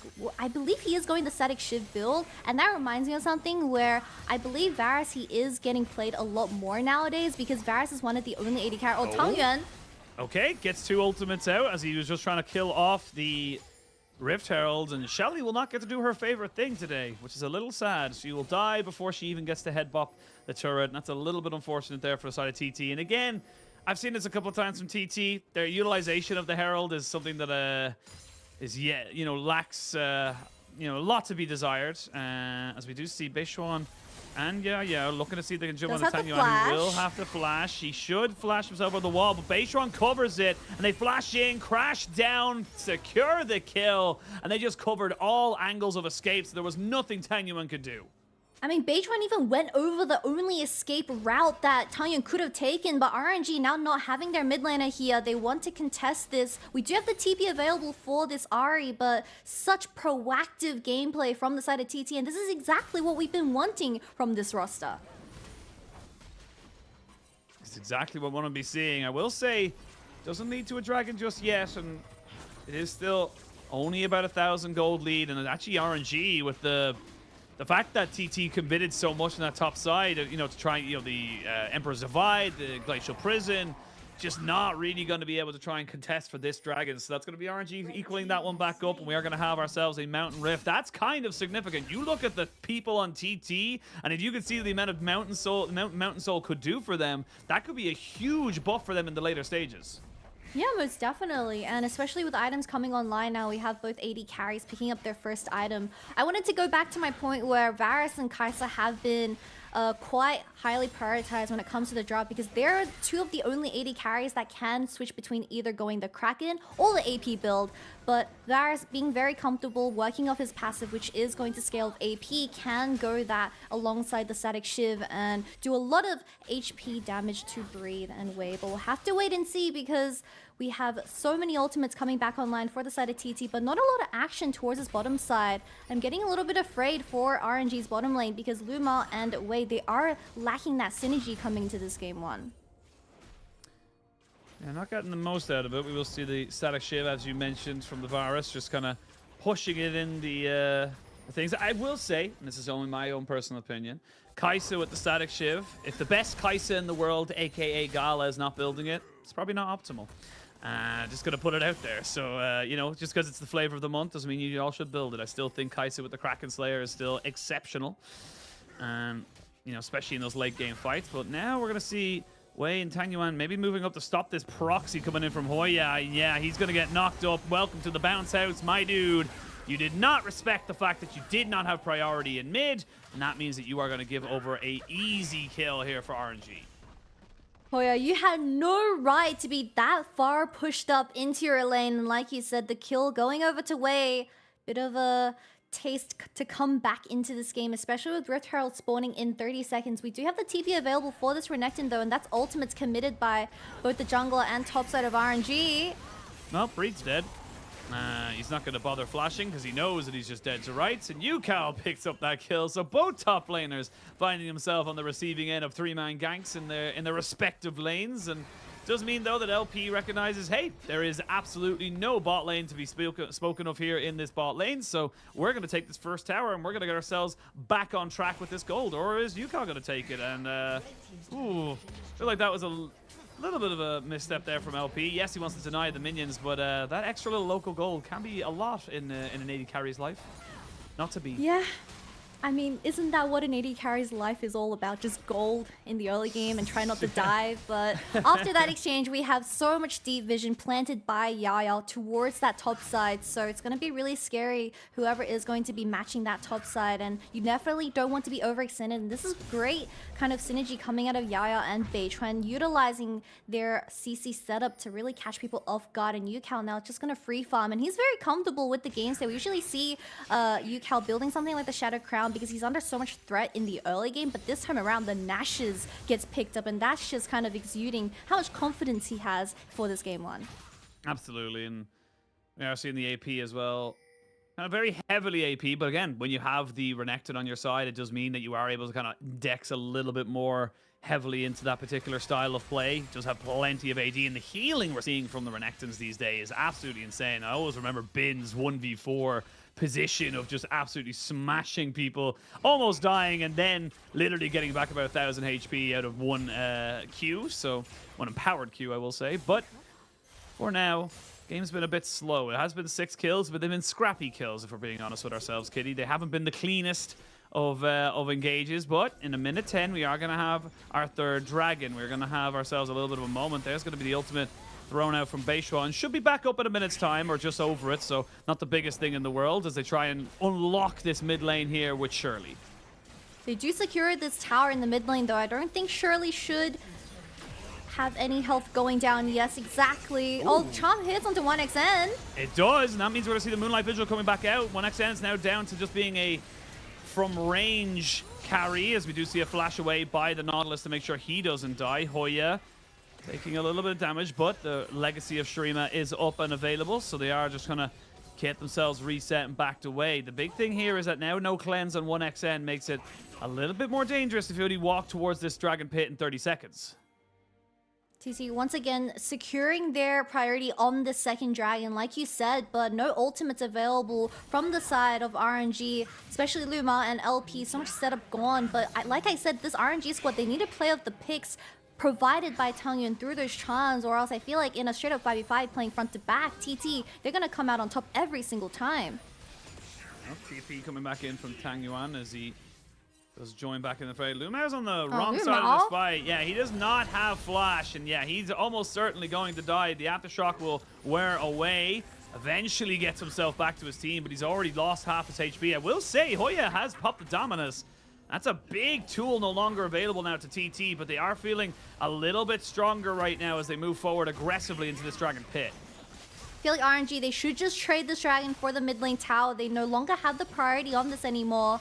As TT, they are losing a lot of waves on the top side. Flash Magnet Storm right in on top of Wei, and Wei has to go down. We are going to see the Ornhorn to disengage. Breathe will get his team out in favor of that mid lane turret, like you mentioned. And it looks like it's going to be a kill, and the Dragon in favor of mid lane tier 1. You see that indecisiveness coming out of RNG, trailing from their AL series loss early on the week. And Wei, I mean, for this game one, just give up the dragon and put your vision towards that top side, as you can secure perhaps 2 towers, including the mid one. But now TT, they're in a very comfortable position, and this Azir is going to become a huge problem for RNG to deal with. And this is exactly what TT want. They love playing into those later game stages to let UCal just be a bigger force. This is just Yaya recognizing, hey, look, the AD carry's not here. I'm safe. Yeah, really good engage from Yaya on this role, but every single time you really need to be reliant on that flash cooldown. I feel like that's when Rels find the most success, so really good execution from the side of TT. But once again, Wei kind of getting caught out of position. It kind of felt like RNG were on 2 different pages. You saw LP pushing in that mid wave while the rest of the team was, I don't even know what they were trying to do. They couldn't contest that dragon, and they were kind of just doing a stare down to the side of TT. But this time around, Luma does plant a lot of vision towards his top side, and I've been highlighting this, that RNG, they need to find flank angles for Tungyun to work off. We come back in. Still only about a 1,500 gold lead, so nothing exceptional for the moment, but 2 items on UCal. Building up to 2 items onto Hoya. I imagine that's going to be a Black Cleaver for him second, but again, just really good kind of early game plays coming in here. We're waiting for that kind of, you know, big moment for RNG. Like you said, not really having the same level of synergy that we have seen them in previous series. The AL series kind of highlighting how disjointed, you know, disconnected this roster seems to be coming into the last, you know, the last week or so. You need to shake that one off, especially against a team like TT, who are right down at the bottom of the standings and really don't want to be dropping anyone, especially this late in the season. You're 5-5. There's only 6 series left. This being, you know, one of those 6. You really don't want to be dropping these series too handily, especially against teams who are below you. And now TT, they recognize Tanguin doesn't have TP. He can't get here in time. This is a 4v5 at best. They did the 4v5 at best. RNG are going to look to try and maybe go for a contest here, but it's going to be difficult. There's going to be the ult straight down on top of Wei, who tries to jump back in. They're going to be able to secure it. So there is the Baron secured, but can they get out alive? That is the question. Where was that moonlight visual going from LP? There wasn't anyone even in the vicinity to be able to hit that, but they're trying to jump onto Yao. They will be able to take down Beishuan and Yao. There's 2 of the Barons gone. But out of that, nothing else. Honestly, I still think that's totally fine for TT, especially because Hoya went mid and just said, cool, everyone's ignoring me. I'm getting this tower.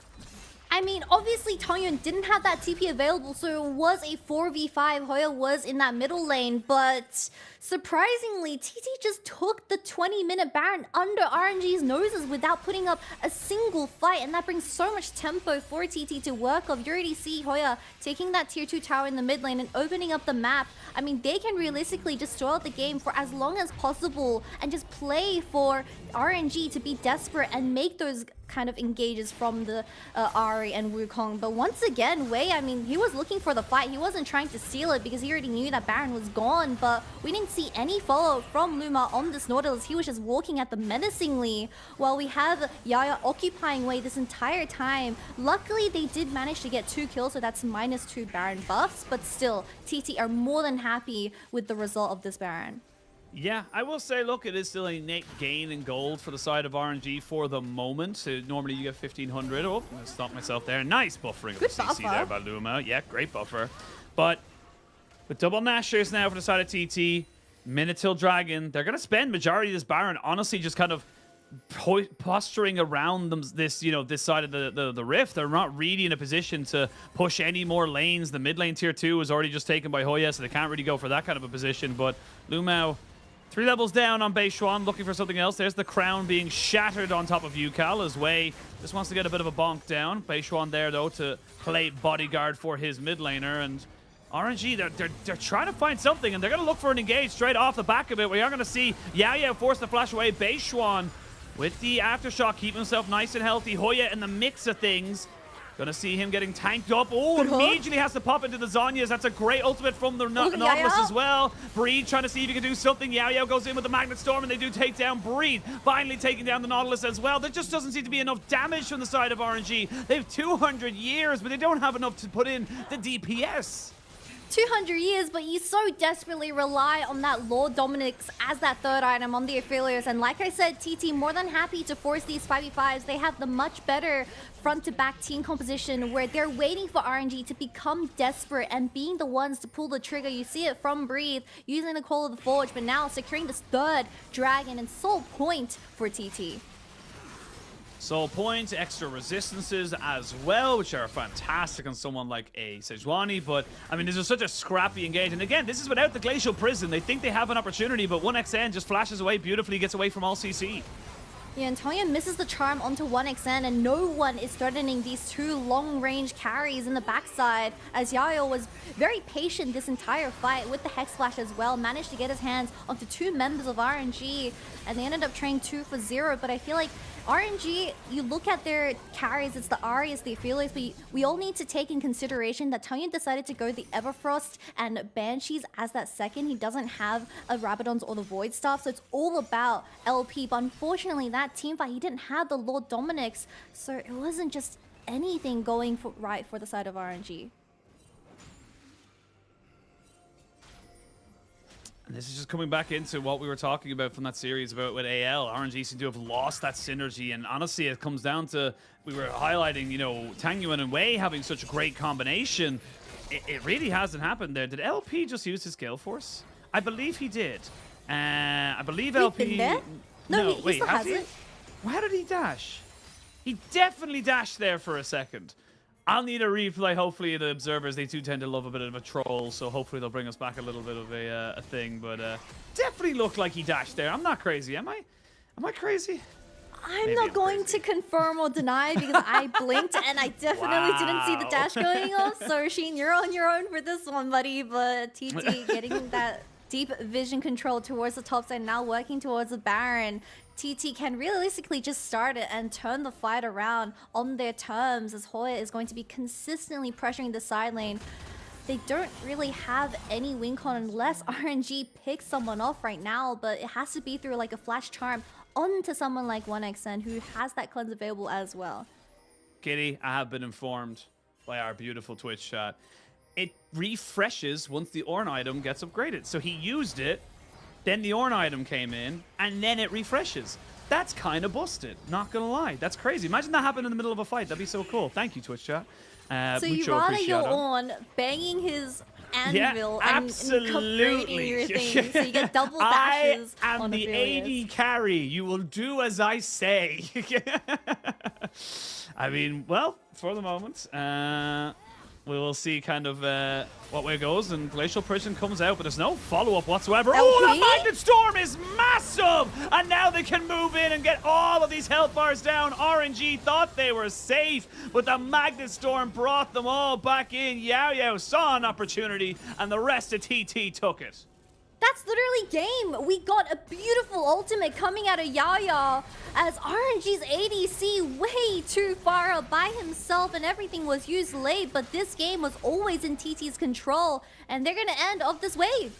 Yep, they're gonna end the game right here, right now. It's as simple as that, and honestly, 100% deserved from TT. RNG looked uninspired, uninitiative, no real kind of control from anything, and TT will take game one of this series, and RNG, they got a lot of thinking to do.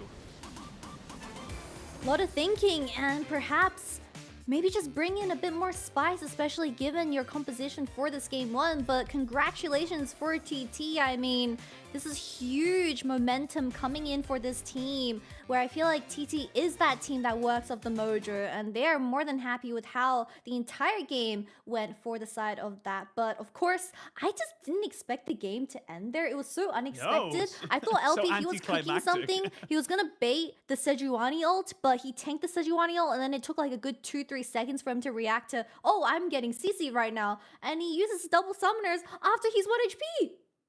Yeah, I mean, it was definitely a moment where it was like, yes, okay, the Sejuani ultimate came out. There wasn't anyone following up immediately.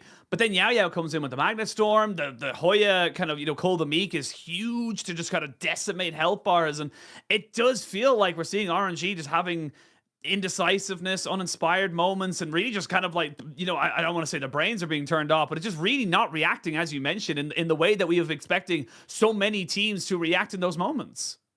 Yeah, I mean, something that you would often expect from the Wukong and Ari getting locked in, especially when you have so much great setup just through the bottom lane, isolated 2v2. You have the Aphelios Gravitum gun, you have the Nautilus hitting level 6, great setup, but we didn't see a single proactive roam coming out of the mid jungle 2v2 out of RNG, but you know, it's okay. I mean, it's only one game. It's a best of series, as we will get adaptations going into game 2, right? But I do also want to I highlight hope huge so. redemption for Hoya on this Renekton. He had a pretty rough series up against Ari. I believe it was yesterday, so huge stuff for the top laner of TT. But once again, it's all about UCal and this Azir, and he was so ahead just from those plates going to his pockets. Yeah, I mean, just keeping himself, relevant, constantly making sure there was nothing really to be done on that top side and Hoya doing exactly what he needed to do, which was, be a nuisance in those team fights, constantly looking in. I gotta say as well, you can see it just right there. UCal just putting out DPS. I think 1xN with that Nashor's Tooth and Static Shift build, very much kind of saying, look, I'm here to wave clear. I'm here to make sure that there's no priority in any lane that RNG go to. And then once the team fights came in, I think UCal just, managed it very, very well. We actually saw him go towards the Rylai's Crystal Scepter. Didn't make that much of a difference, if we've been totally honest, but it really showed that he's kind of saying, look, I'm keeping my health bar up. I'm also going to give myself some, kind of small kiteability in my own sense. And yeah, I mean, the kind of the goal graph tells it all, really. It was TT from start to finish. RNG just didn't really make any plays. They made one at the top side where they got a 3-man gank onto Hoya, and that was it. That was literally the only play they made. Someone else that has been flying under our radar is Beichuan on this Sejuani. 92 KP coming into this game 1, as he was affecting both the top side and the bottom as well, and putting that Rift Herald for UCal. I mean, he was just on top of his game, other than his ultimates whiffing here and there. But it's not about the abilities hitting, it's about the kind of decision, and it's the intent. So I respect that. Anyways, huge early objectives going over to TT. That was one of their biggest weaknesses coming into today's series, and it's great to see them kind of fixing upon that mistake. It's not about hitting all your abilities. It's about sending a message. But we're going to send a new message. The message is we're going to break, and we'll see you guys for game 2 very soon. A Mini, Shuhari que hace el aguante desde la distancia, está en medio del sacrificio. Ojo, teleportación. No va a alcanzar, no hay torretas en la base Six Arma, no creo que alcance, sería imposible que lo haga, a menos que Shuhari haga el milagro, no te lo creo, segundo intento Dorus, esta es la buena, esta es la que brilla, ahí está, Magna gana, ahí está, y cuenta Valero.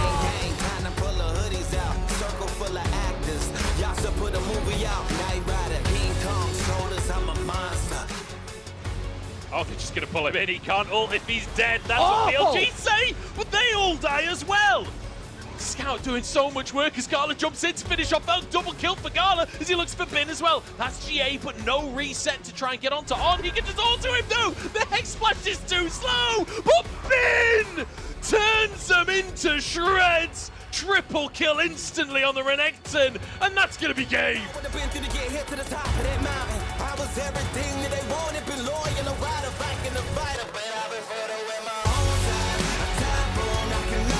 Đó là vị trí của Binjay, và Binjay đã phải nằm xuống mặc dù mất luôn cả tông biến. Người tới ở phía sau là cô Tịch, anh ta làm kén không được ai và xả bắn đến từ Artemis là có rất thấm máu. Cô Tịch đã phải lùi về rồi. Phía bên kia thì vị trí của Sogan cộng với Rocky đang chơi khá tốt, dứt điểm thành công được rồi. Artemis cũng đang bắn tốt bên phía sau. Artemis có được double kill, Artemis có được triple kill, Artemis đang cố gắng bắn hết là one kill, và đây sẽ là đó không phải là beta nhưng là quét sạch cho tuyệt well.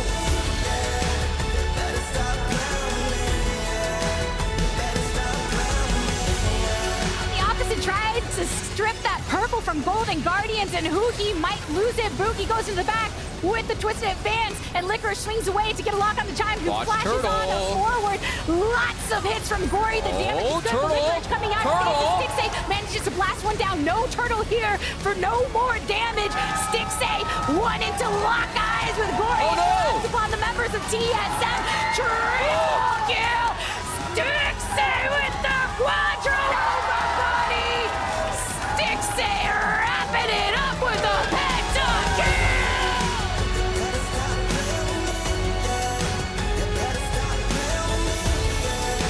Pra buscar essas lutas, tinham condição de novo de executar isso e não fizeram. Vamos ver se vai agora. Ui, pronto, round ultimate. Meu Deus! O engage do fluxo é O Brace faz o triple! Quadra kill! Que Olha o iniciante round. maravilhosa Olha o round. do House. Conseguiu pegar todo mundo. Lucou em seguida o Tai Flash Ultimate. Triple kill pro Brains, que conseguiu depois correr atrás.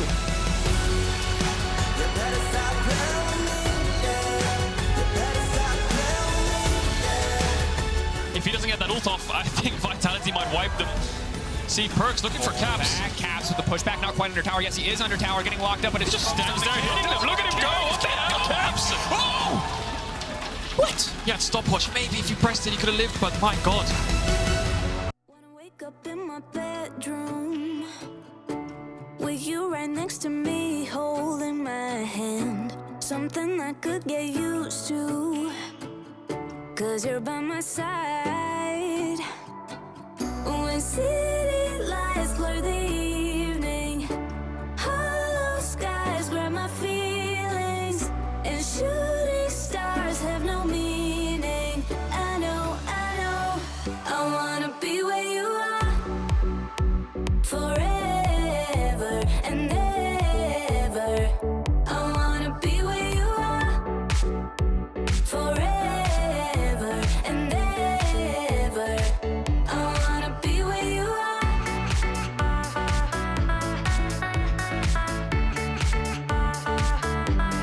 Be where you are.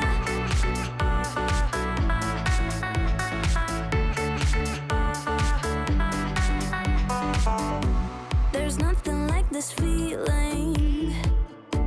Could look at you for hours, don't mind me. Didn't know how much I needed to have you by my side. When city lights blur the evening, hollow skies grab my feelings, and shooting stars have no meaning.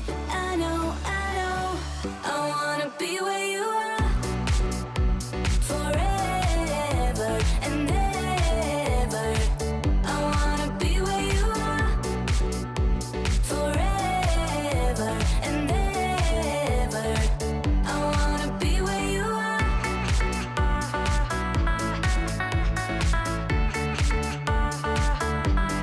Be where you are.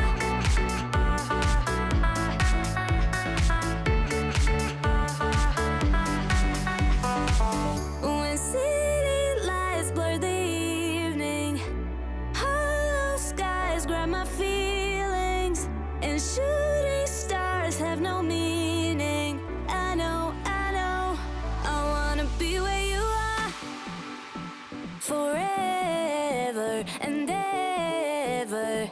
I wanna be where you are, forever and ever. I wanna be where you are.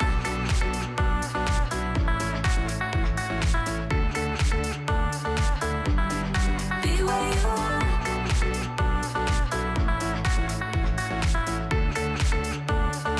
I wanna be where you are.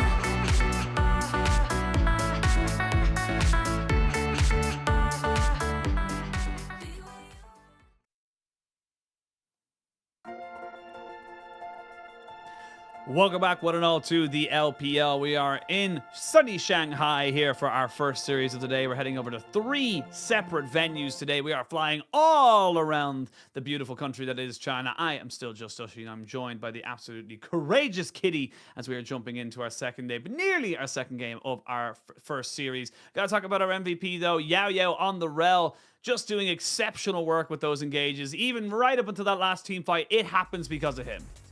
Yeah, there's a reason why Rel has been receiving a lot of attention coming into this new patch, and Yaya, something that, well, a player that we haven't really put our eyes on for a very long time, stepping up as that initial carry for the side of TT to work off. And the 2 team fights that come to mind is the one at Dragon, where he just instantly pulled the trigger and flashed onto Wei, who was caught out of position, and of course the 4-man Magnet Storm at the very end to seal the deal and have this series go 1-0 for the side of TT. TT. As this lane, I mean, it was a 2v2 coming into this early game, and they just managed to shut down LP straight away on this Aphelios, and he wasn't able to get to that 3-item spike so early on as RNG would have relied on. But ever since this point, fighting for this third dragon, RNG kind of just seemed like they were a little bit lost coming into this game run.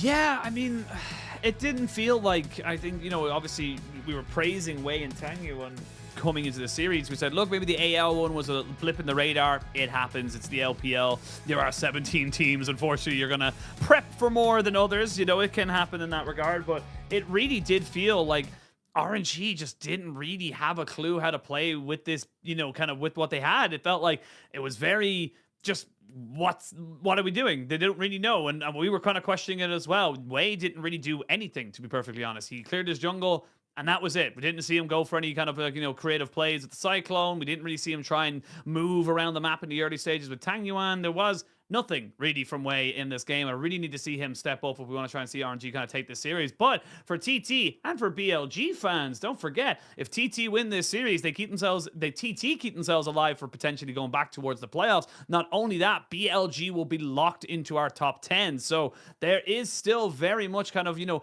possibilities that come out from this that, I mean, TT need to kind of take this 2-0 if they want to try and keep their playoffs alive. Yeah, and talking about Wei, the opposing jungler Beitran definitely did his job in that early game, securing the first dragon. Of course, 2 Rift Herald going into their pockets as well, where it just opened up the map so much for UCal to work off on this Azir. And I have a feeling that because the Rift Herald went towards mid lane and so many plates went into the Azir's pocket and that tier 1 tower fell in mid lane, it really restricted how Wei and Tanya was able to link up for the remainder of the game, where we didn't see too much proactiveness coming out of both the Wukong and the Ahri. I mean, the usual excuse is, oh, they're not level 6 here, so we have to wait for their level 6 spike. But even after that, not a lot of things going for the side of RNG. But I believe coming into this game too, RNG has decided to pick a blue side, so potentially denying that Azir away from UCal could be the way to go. Man's most played champion in his career. We've also seen Tangyuan being very proficient on at least this Azir and trading it most likely. Yeah, I mean, look, we have, I think there's one certainty in this life is that TT will first pick the Azir if it is left open. Yeah, if it's left open. But this time around, though, RNG are on the blue. They will have first pick priority. They don't have to try and, you know, throw in bans into the likes of the Vi or even maybe the LeBlanc if they want to try and pick that one up for themselves. I mean, you can leave champions like the Vi open, in my opinion, because there's so much disengage nowadays, especially with the priority on Poppy as that response. I do want to kind of highlight that Poppy has been a really interesting case because we've seen a lot of Nautilus counters as the response to Poppy, and that's because you can buffer the Keeper's Verdict and it just looks really goofy on the Rift where you kind of hook yourself back in from the initial Poppy ultimate, but we'll have to wait and see because we don't get a lot of Nautilus junglers, but of course in that support position where Lumal and Yaya are more than happy to pick it up. Yeah, more than happy to. And there it is, RNG saying, look, we know you play this. We're not letting you have it. We're going to get rid of that particular champion straight away. And the Aphelios being banned away here. So again, just kind of taking away comfort from TT, 1xN, and, you know, kind of UCal getting their signature champions taken away from them by the draft of RNG. And now we're to TT. Where do you want to try and bring this last pick or two? I feel like the Renekton has become such a power pick in the meta right now. It does feel like it's becoming a little bit of a red side ban that could be first pick worthy for even like the likes of RNG, especially when you have someone like Breathe on your team. Yeah, and something else, Tristana is left open for the side of RNG to pick up as Tangyuan, I don't believe he hasn't played a single Tristana game in his career just quite yet, so that is a champion that could potentially be blinded as it is a double flex to mid lane and AD carry, giving TT a bit of a question mark in terms of how they want to draft around. But like you said, junglers like the Wukong and the Renekton are also still up and available, so it really depends on what RNG's approach is for this game too. And it does seem like Tangyuan gonna play his second Jace game of the summer split, and he did fantastic on this champion in that first game up against AL. Yes, he really did, but again, kind of seeing what TT have to kind of respond with it as well. The Maokai is open as well. This could be something that RNG are looking towards, get Wei on something that can be, I mean this in the nicest way possible, can be passive, can be something that can just sit there and then deal with it. But TT, they're thinking about kind of taking the Tristana for themselves. maybe going to lock in something alongside that. Honestly, the Maokai wouldn't be bad for this either. Again, you're just kind of disengaging, keeping everyone away from your AD carries, and this is still a flex. Could go to UCal, could go to 1XN. Yeah, Maokai definitely the second highest priority for both of these teams, as both of the AD champions are locked in for mid lane, so it really depends on if they want to deny that away from RNG. I mean, there's still AP champions like the Sejuani and the Elise up and available for Wei, which I'm expecting one of those two, probably the Sejuani and the Renekton getting locked in for the side of RNG might be the way to go. Don't get my hopes up with Tree vs Tree, because I have a feeling, I mean, you were talking about how you want Wei to be on a champion that's a little bit more safe, but maybe not the Ivan, and it is naturally going to be the Sejuani and Renekton most likely for that side. No, it's going to be the Kai'Sa. Interesting. So now we could see a Renekton picked up here for Hoya. Unless TT really feel like they need to get their AD carry. Yeah, they want to get their double AD carries going for themselves. They want to make sure that they have those locked and loaded, and they still have first pick coming off this rotation, so they can kind of pick and choose where they want to try and go with this afterwards. But now TT can kind of start putting in bans into places where they feel like could be the most difficult things to deal with. Wouldn't mind seeing maybe even a Cassante ban away from Breathe, just so he doesn't have that kind of safe side laner if they do end up kind of picking the Renekton first rotation. All right, I have a bit of an aware fact for you. So Breathe has had 37 games on this Renekton, but only a 34% win rate throughout his entire career. So I'm not too sure if RNG want to prioritize that Renekton depending on how confident he's feeling for today. The champions are still up and available, or at least floating for this RNG roster, but I really want to hone in on the bottom lane as well. We've seen TT consistently prioritizing that counter pick for Yaya, and he did so great, which this time around they decided to take away. So perhaps we might look at a Nautilus versus Braum for that bottom side, where they do want to be playing for these double AD compositions. I mean, the thing is now is that, you know, a combination, you know, bot lane combinations we always think about, the Kai'Sa Nautilus, the Xayah Rakan, the Lucian Nami. This could be TT maybe thinking to themselves, right, we'll let them have the Nautilus, try get something of ourselves. I think Hoya on the Renekton makes the most sense to me. Give him something that he can carry on again and deny that Sejuani combination coming in here for RNG. Breathe most likely going to respond with something like the Cassante or the Gragas, depending on what he wants to go. I'm expecting Cassante is going to be the natural lock-in, as it is still left up and available, but Luma does have to blind his support here. Maybe an Alistar. I mean, we've been seeing a huge resurgence of Alistar in both the LPL and the LCK, but I feel like that champion is a little bit of a goofball compared to champions like Rakan, where Rakan is one of, well, a big reason why JDG and BLG are able to find so much success when it comes to the isolated 2v2 matchup. I mean, think back to Missing and On's performance so far into summer. It's just excellent, and this champion provides the engage and the peel that RNG so desperately need. Well, Coach Kitty on the case, and that's going to be RNG picking that one up for themselves. Get the Rakan locked and loaded.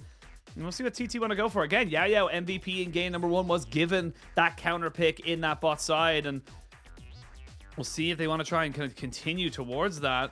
I'm going to go back towards the Nautilus. Again, good hard engage, and I like this from TT because, again, you look at the champions they have available to them.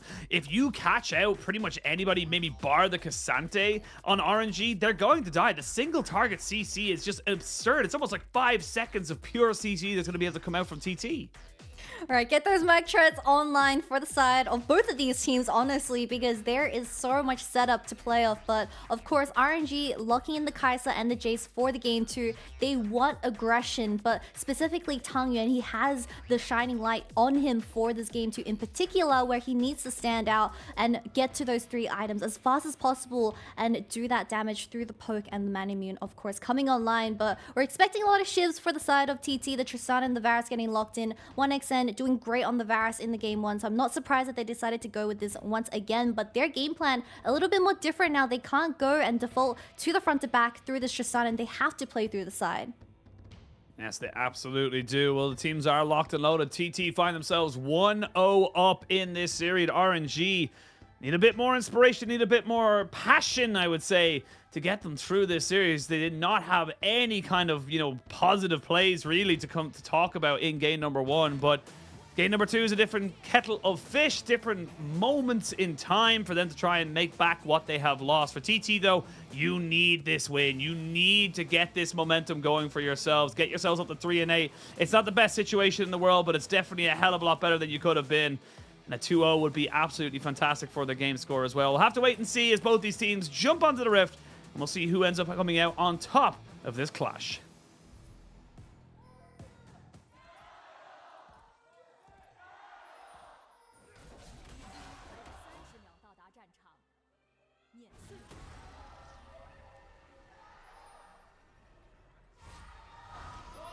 You know, Sheen, I've been debating within... There's like two wolves inside me, right?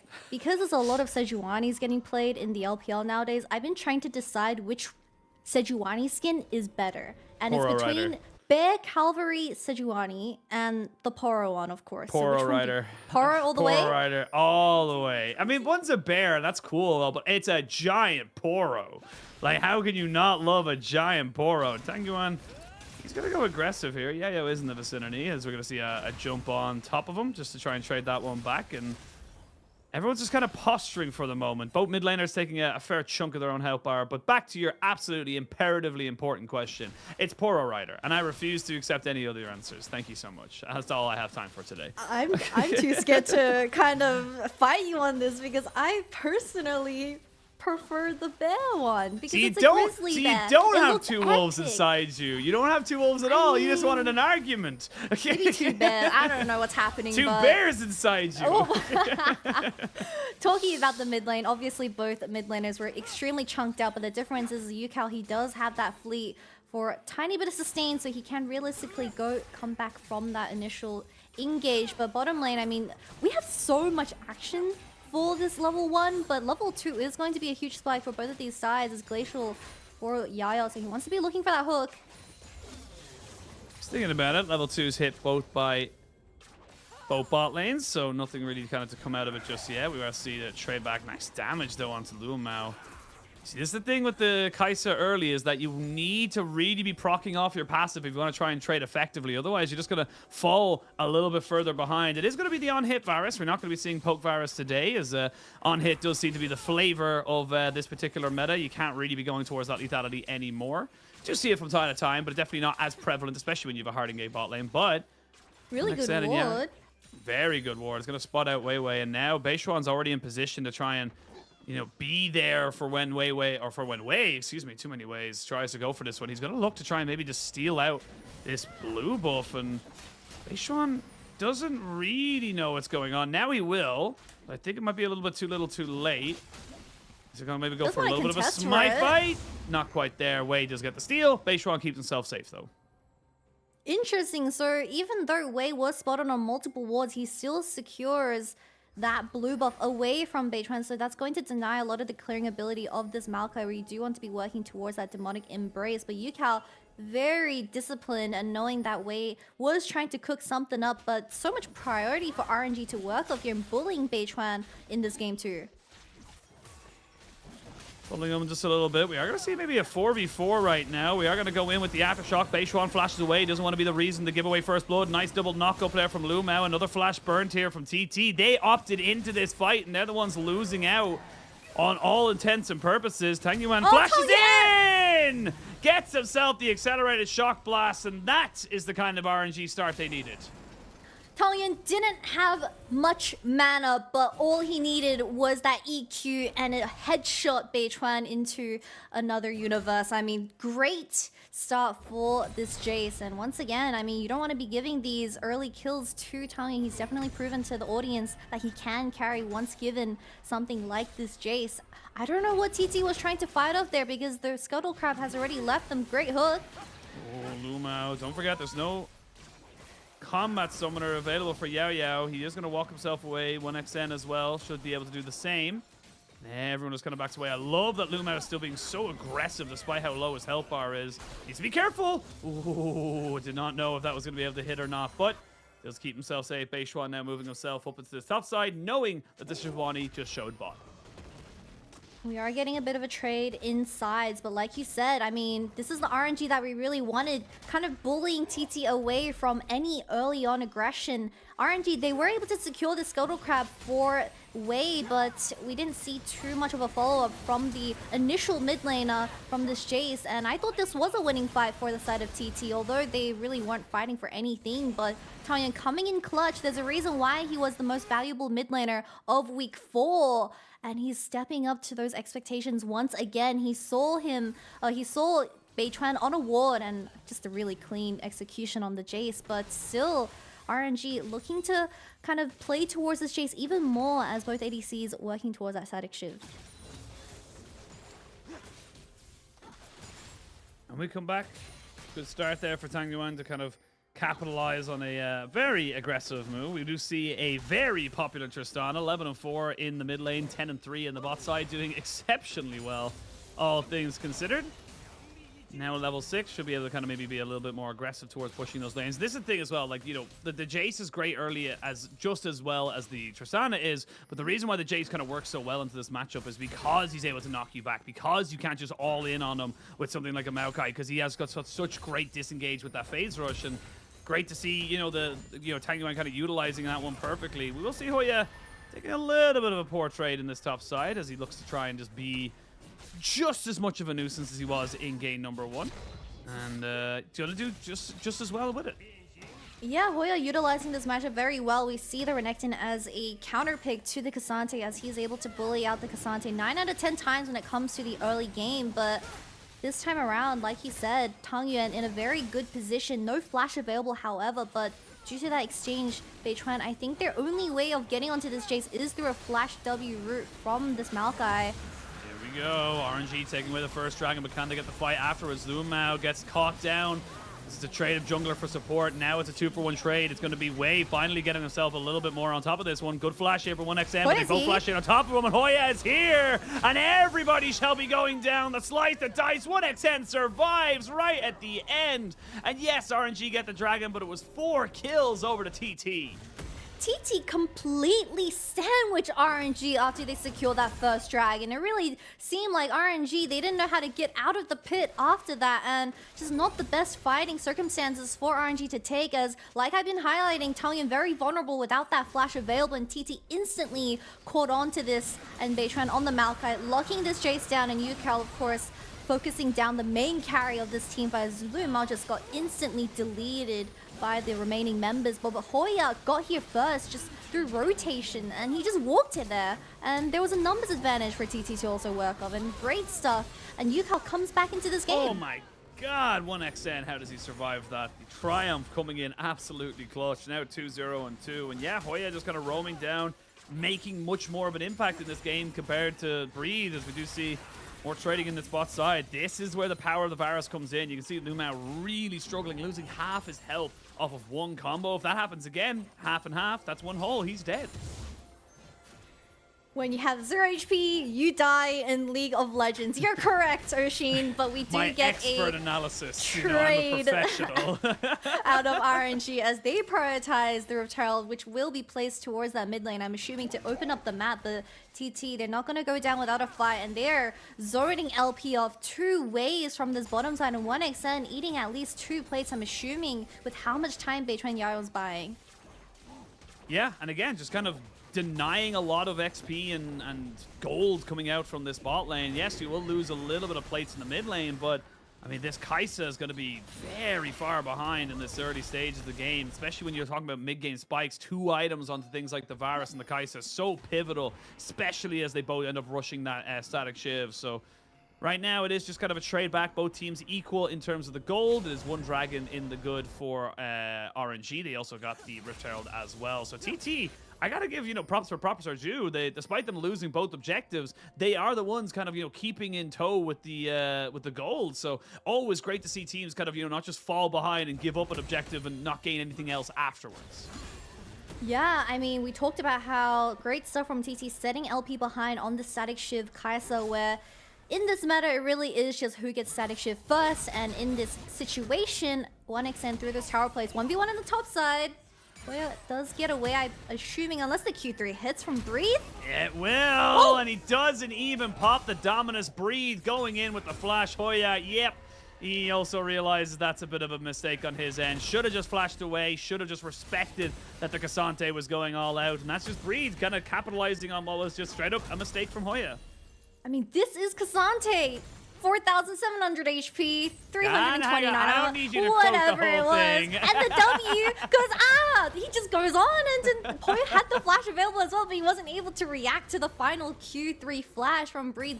Perfectly executed, even bringing Hoya under that tower. I mean, that was just clean out of the top lane of RNG, but back to the point. I mean, we can't go back to the point. We have to describe how Cassante in this 1v1 matchup just absolutely outplayed this Renekton, bringing him into the tower range from the all-out, and the final flash Q3 was just nuts. I mean, W, and he's dead.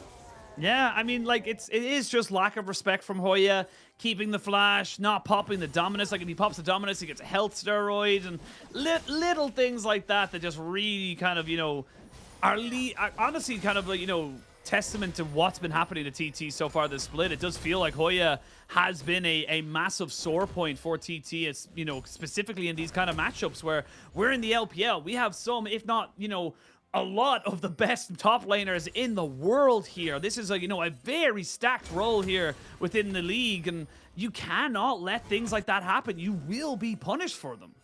Yeah, especially when you opt into the Renekton for Cassante. Your strongest point is that early game, but now with the mythic item getting picked up by Breathe as well, it's going to be so incredibly hard trying to win that 1v1 in the side. You need Beitran to be hovering you if you do want to look for a successful trade. But once again, Shivs are coming online for the side of TT. They are getting natural push in the mid lane. No TP available for Hoya, though Breathe can wait for his. Yeah, well, didn't even need to buffer it because Wei just straight up misses, and now you do not have the Glacial Prison. That's honestly kind of key. Your whole comp relies on you being able to kind of use that to catch somebody out, follow up with the quickness or vice versa. And yeah, I mean, RNG, they may look for a little bit of a steal, but outside of that, I don't really see how they're going to be able to try and fight for this. We are going to see them now going with the quickness. Flash by Wei is going to get caught out, and they've left the Rakan all alone. Everyone's disconnected. It's all around the place. Wei does charge himself over the wall, but I mean, we're seeing the same issues as game one. RNG disconnected, disjointed, and just not really on the same page. Yeah, with that Glacial Prism missing, I was pretty surprised that RNG decided to fight that. It is just a single dragon going over towards TT as they were grouped up as that 4 members. But we also saw LP trying to look for a flank onto the carries of TT, but no items at all for this Kai'Sa. He is trying to get to that Shiv. I believe he has to base now and pick that up. But RNG, if we do have an AP Kai'Sa in our hands for this game one, they need to play off the poke from LP and Tongyun before they look for those hard engages through Lumar. We kind of wait to see where RNG kind of bring it back. Breed's trying so hard to solo it win in the top side, having a much bigger impact in that solo lane comparatively to the Ornn. It is to be expected. A Ornn does not have, well, it used to, but not anymore, have the same kind of 1v1 impact as a Renekton, or as a Cassante, excuse me, into Renekton. But I mean, that doesn't make a big difference. Double static shift is going to make pushing these waves so incredibly difficult here for the side of RNG. TT are definitely coming out of these trades a little bit more favorably, and it does feel like from time to time that RNG just don't really know what to do. They kind of commit to a play, and then when it doesn't work, they still commit to it rather than just accepting that it's lost. We do have the ultimate getting popped by her. He really wants his double wave stacked under his tower, but yeah, RNG coming to this game too. We don't really have a flowing team fight working in the ways. I believe this back does get cancelled. Something that I do want to highlight is, although Hoya should be theoretically winning in this matchup, Breathe is so far ahead. You usually see the Bramble Vest getting picked up by Cassandra just to cut some of that healing. 3-manning topside. They want this. Yeah, they really do. I will say that Breathe took a fair chunk of damage in that trade. We'll see Wei and Tongyun finally coming in. That was a little risky, if I do say so myself, but they get the job done. They will secure themselves the tower and the kill, but bot lane, mid lane, these are all the kind of tools and pressure you're losing out on. How are TT going to respond? That's the question. LP, you can't walk in like that, my dude. There's too much CC, there's too much damage, and you don't have a health bar. LP, my dude, come on. Well, my dude just got mega caught out in the bottom side. I mean, TT utilizing their priority that they were able to gain through Hoya, having 3 people on him, or at least committed for that dive. I was honestly getting a little bit worried because you have double static Shiv on the Tristan and the Varus. They honestly could have gotten at least a tower, but TT, they're walking into 2. I don't think it's going to result into too much. Nope, and missing that ultimate as well. Yep, just dashing away. Now no Chain of Corruption available here for TT, and that means they're going to back themselves away. They don't want to fight around this Rift Herald just yet. They're going to give over that objective to try and just give a little bit more time and presence to Hoya in that bot side. He is 1,300 gold down, which is, I was going to say pretty big, and then I looked at the difference between the Varus and the Kites, and that's nearly 2,000 gold. So, yeah, let's still not doing a lot. Still doing a lot here for TT. LP is not having the most fun in this game too, as he was just consistently getting pressured by Beichuan and Yaya, threatening to dive this Kai'Sa. But you know how we were talking about you weren't the biggest fan of the AP Shiv Kai'Sa build? I'm looking at the win rate. It's 4-12 in the LPL so far, at least Kai'Sa in the LPL. Not the best win rate, sitting at 25%. And there's only been 3 people that's won on this champion. It's Gala, Uzi, and Rula. So, do you think LP's gonna be the 4th? I mean, look, LP, you gotta just do as well as those guys. That's, you know, just some of the best AD carries to ever grace the league. And I mean, look, this is just CC after CC after CC. There's just so much that single target. I talked about it. It's like once you get caught, you're dead. Yeah. He was just caught out of position, a bit greedy with his pathing. He should have wrapped around tier 2 because you know that Beichuan and Yaya were planting down that deep vision. With the dragon now spawning in 30 seconds, I mean, there's a lot of vision set up for the side of RNG. Also, this Rift Herald getting dropped in the bottom side, so I feel like RNG more than happy to kind of contest for this, while TT maybe get something else in the side lane through Hoya. Well, that's going to be all 3 outers now taken and confirmed here by the side of RNG. They do have about a 2,000 gold lead, so it's definitely not the worst position to be in the world. Hoya going to TP down this bot side.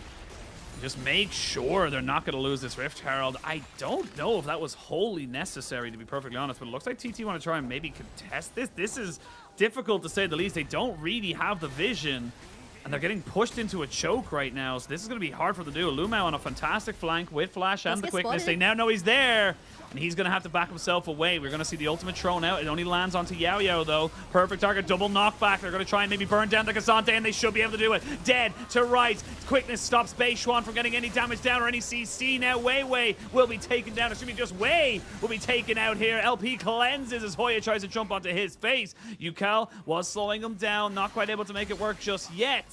Did turn back around because he recognized he's not going to be able to catch anybody here. But TT taking the fight, getting themselves a more of an advantage, and be able to take this dragon as well.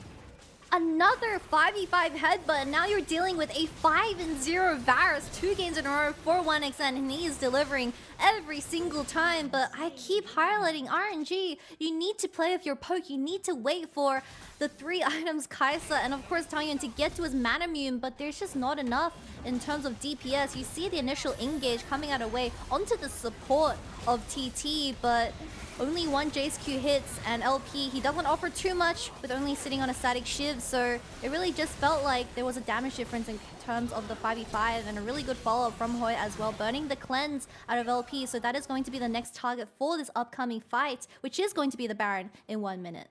I mean, yeah, and again, like, just disconnection from the side of RNG. Oh, Beichuan got himself that, but of course with the new buffs he's able to share it back over to his AD carry. No harm, no foul. But I mean, Lumao got caught out. Lumao wasn't anywhere near that fight. That was effectively a 5v4 right at all times because the Cassante got burnt out so quickly.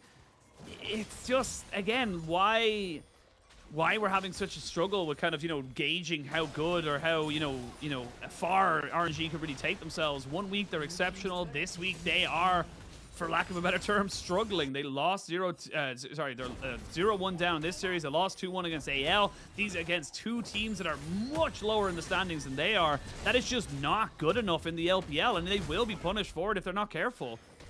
Yeah, especially with their recent week performance, but 1xN has the flash available. Yeah, we're Doesn't gonna need see to him go use in. it. There's a nice knockback. There's gonna be a cleanse of the all-out. Breed is still ridiculous. This champion is dumb, and I'm sick of seeing it. I want to see it kneecapped and taken out of the game. He just dashed like 3 times, but RNG, because how much time Breathe was able to get from that initial play, they're going to be able to at least threaten the idea of this tier 2 tower in the top side and regain some of that vision control for this upcoming Baron. But Jesus Christ, how did Breathe make it out alive? It's Cassante, that's how. I mean, like, god damn. But look, it is what it is. We did see a flash being burnt there by Yao Yao. Not the biggest deal in the world. And let's be real as well. Look, as much as I get mad, it should have been a pick regardless. It doesn't actually mean anything really in the grand scheme of things. You're going to see ultimates back in the next while. The Hex Flash available for Yao Yao should mean that he's able to bring this one back as well for himself. And we are going to see Beishuan and yeah, just kind of securing a little bit of vision here around this top side. Coming back into live, it's still not that much of a goal lead here for RNG. Dragons in the favor of TT. It is only really a Cloud Soul, not the greatest in the world, but you would love that for someone like Beishuan and maybe Hoya, who can make use of that extra movement speed. Looking at the items that are being picked up, we are seeing that 5-0 Varus waiting to kind of maybe pick up one more wave and go back and pick up a couple more kind of, you know, components or maybe even a full item for himself, as we know how far ahead he is. Do have that Manamune and Duskblade for Tang Yuan alongside that Last Whisper, so he's on his way to being a poke machine, and we're starting to get to pretty big amounts of damage here for both these sides. Yeah, talking about the game being at a 21-minute mark, towers are even currently. At least RNG have their mid-tier 1, so they do have that in terms of an advantage. But like you said, 1xN extremely thick on this Varus in these team fights. As RNG, they need to stall and they need to wait for LP to get to those third item spikes. But RNG, they're going to YOLO and they're starting the Baron. Yeah, they don't want that thick Varus getting in anywhere near this Baron. They're going to try and start this one up. Lumao a little bit isolated, to be perfectly honest. There's going to be Nature's Grass coming in to try and just dissuade RNG. Nothing else was really burned, to be perfectly honest. Just the ultimate from Maokai, and this late in the game, level 11. He's going to be getting that back up in about a minute or so. Good poke, though, from the Kaisa W's, and of course the accelerated shock blast means that RNG are coming out with the health bar advantages. Yeah, and I keep highlighting that LP, he needs his Gwinsu picked up, and that's when you finally get the Q evolve. But with the Manamune getting completed by Tang Yu, he's putting in so much work. Yaya, only 1 HP, realistically can just throw the ultimate, and I don't know what else he can offer because he's going to be instantly shot down. But Lumao is the one to look at. He needs to get his flanks onto 1xN in these team fights. LP thought about it, but not having that Q evolve means the isolated damage is not really going to be enough to take down Yao Yao. Yao Yao can't reset on this. He has to stay. They know that this Baron is still the target here from RNG. This is good from RNG. Luma gets caught out, though, and they will have to try and burn him down. He's dead. Not going to trade this one back. This is not going to be a 50-50. Beishuan jumps over the pit because they know they can take this fight. He actually thought the Baron was maybe being finished off here. Oh, 1xN He's still so on the pit. They're going to see him try and get him. 1xN so low, trying to just poke over the side. Beishuan so low. Not going to be stolen away, though. It's going to be secured as Hoya cannot get a trade back kill. RNG do get themselves the Baron, but honestly, it was because of a lack of information from TT. They had to commit. I mean, what a scrappy fight. We honestly thought TT, they had what it took to contest that Baron after taking down Luma, caught out of position, but now working towards the second dragon for them. That was a 50-50 flip. Luckily, Wei did manage to get that final spike to secure the Baron, but Tang Yuan put in so much damage in this fight. It was actually incredible what he did on this Jace. As once again, no vision whatsoever for TT to really do anything, and Beishuan committing that flash, one way in, no way out, and this Q hitting onto the double carries of TT. My eyes are just solemnly on this Jace, as he was just the solo carry of this fight. Yeah, Tang Yuan is having an exceptional performance, even survives right towards the end there, and that is going to be the Baron secured here for RNG. And the funny thing is that if TT had any vision in that pit, they wouldn't have gone for that fight. They wouldn't have flashed over with Beishuan because it actually looked like RNG were going to disengage. It looked like RNG were going to kind of go say, okay, we lost our support. We don't want to go for this fight. Unfortunately, because of that lack of information, now RNG found themselves in a great advantageous position. They had to kind of capitalize because of it. So coming back into live, we are going to see RNG now kind of controlling the side lanes, using the power that they've just kind of garnered with this Baron buff to secure some of these outer towers. But maybe Breed is going to be the one that ends up falling down here. He does know that Beishuan is around in the area. And yeah, he's just going to reset. I mean, Or with is RNG he? picking up so many Yukal's towers, dead. he's a cheeky. He wants Well, to maybe he's look not for the dead, but he'll lose his solo. flash. Yeah, looking at the shop list a little bit, should be able to kind of jump back. Actually, Yukal thinking he can maybe Yukal go for wants this fight this. right now. And oh, he gets dragged back, does get knocked into it. There's going to be the Nature's Grasp to try and stop him from getting anything else, but Bree just keeps himself relevant because you still had two members topside. TT cannot defend the bot lane, and they have to just give up this, inhibitor. They might even give up mid lane as well. He's unstoppable. He buys time, draws in both the mid and jungle of TT as RNG. They're wrapping open this base, and I don't know how TT is going to really fend off this second inhibitor as well. I mean, Breathe is also having an excellent game so far, finding those kills onto the solo laners of TT, and man is just popping off. Yeah, man is doing Cassante things. This champion is overtuned to the nth degree, but just to see where we kind of bring this one back in. TT not out of it just yet, but now 6,000 gold down. Bot lane inhibitor is exposed and taken. No one anywhere near a soul point. So they have time, in fairness to them. They do have time to kind of build up items. Should be a Gwynzu's Rage Blade being picked up for Varus here. But, I mean, this is just great, kind of anti-buffering, if you will, by the side of Breed.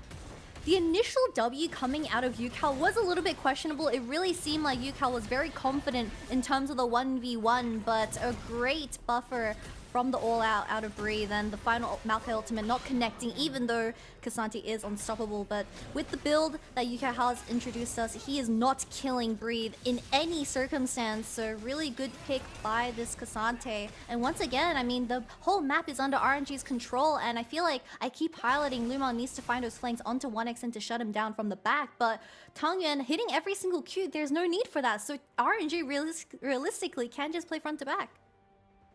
Yeah, can just straight up play exactly how, as you say, TT would like to play.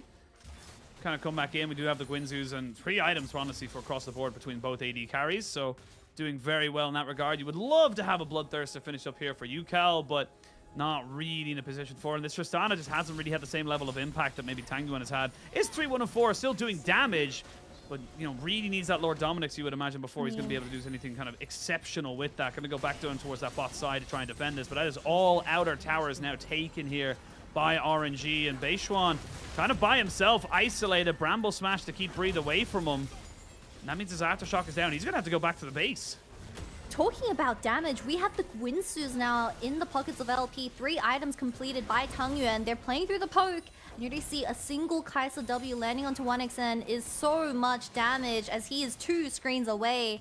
TT, they need to pull the trigger fast if they want to come back into this game before everyone falls in terms of HP. Yeah, we can see those Void Seekers starting to do some serious damage now to the side of TT's health bars. I will say you got double AD carry here for TT. One good team fight could lead a Baron, could lead to a massive amount of gold going back into your favor, but you got to find it. You got to hope and pray that you're able to find somebody, but the poke is just so obnoxious, so LP. good. Yeah, I mean, like, he doesn't need to do it. He's a blue buff. What else? He doesn't need to do anything.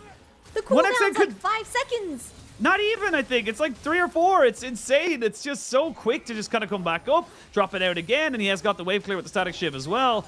Just becomes nigh impossible. Now doesn't have the blue buff anymore, but we can see the now mumping on the Beishuan. He's dead. Nothing to be done there. Hoya will dash away to safety, but without the Nature's Grasp to really make anything happen here, I think this is just going to be game. Working towards this top inhibitor now. We do have a wave towards that mid. I'm assuming RNG, they want to look for the triple inhibitor. TT looking to get any chance to engage onto RNG, but they have such long range. I feel like this game, TT are just slowly suffocating with the Dragon's Soul point as well. But RNG, they can't just end the game through one ultimate connecting onto the carries. Oh my lord. Yeah, I mean, a Vampiric Scepter picked up here for 1xN just to try sustain up as best as he possibly can. We'll get a little bit of HP back, as you can see him moving there. They're going to give up the Baron, say, look, we can't contest it either way, so because we don't have a jungler, might as well just give it up. But they are going to go for the Dragon themselves. Should be able to burn that one down and get themselves up to soul points and an extra little bit of out-of-combat movement speed, so not to be the worst thing in the world. Could have maybe stole it, went down to 6 HP, but was not to be. And now, potential triple inhib. No wave, though, for RNG for the moment, so I don't think they're going to be able to kind of crack open all 3 just yet. You know how Varus is picked as a counter to outrange Aphelios? Well, you pick Kai'Sa as a counter to Varus because you outrange the Varus from 2 screens away. And I don't know how 1xN, even though 5 and 0 on this Varus, can really trade in terms of DPS. Beidron looking for the flank. Yeah, Hoya on an even bigger flank. Hasn't been spotted out just yet. They don't know exactly where the Renekton is. We'll get a re-inhib respawn, my lord, as the bot lane finally does come back up, but it's all pressure here from RNG. They're the ones in control. They're the ones coming out on top of this one. Hoya pops the Dominus to make sure he just doesn't die. Like, that is straight up just because he saw Lumao and goes, if I get CC'd here and I can't pop it beforehand, I'm just going to die. So that's, again, a massive tool lost here. They flash in. They're going to try and burn down Lumao, who should be able to keep himself alive. Flash forward by Yao Yao. Breathe now a little bit isolated away. They throw out the Glacial Prison on the Yao Yao. He should be finished off, taken out just about. A couple more autos should be good. And there's the shotgun onto the backside. Beishuan cannot kill off Breathe. And that is going to be the team fight you would imagine going over in favor of RNG. TT, they tried one last ditch effort. They tried to make it work, but it just wasn't enough. They've got low health bars. Hoya goes golden with absolutely no HP. But the Nexus turrets will fall shortly after the Nexus will join them. And that is going to be us heading to a game 3 in this best of 3. And RNG closing out the game with patience and suffocating TT out of any option. As we saw the desperation coming out of Yaya, flashing in, not finding the hook unfortunately. And great follow-up from Lumao's engage on that Rakan, and this Kai'Sa and Jace became such a problem once they did hit those 3 item marks, and a very great game plan going into this one. But once again, highlighting Tang Yuan on this Jace, I don't think they would have won that Baron fight without this guy.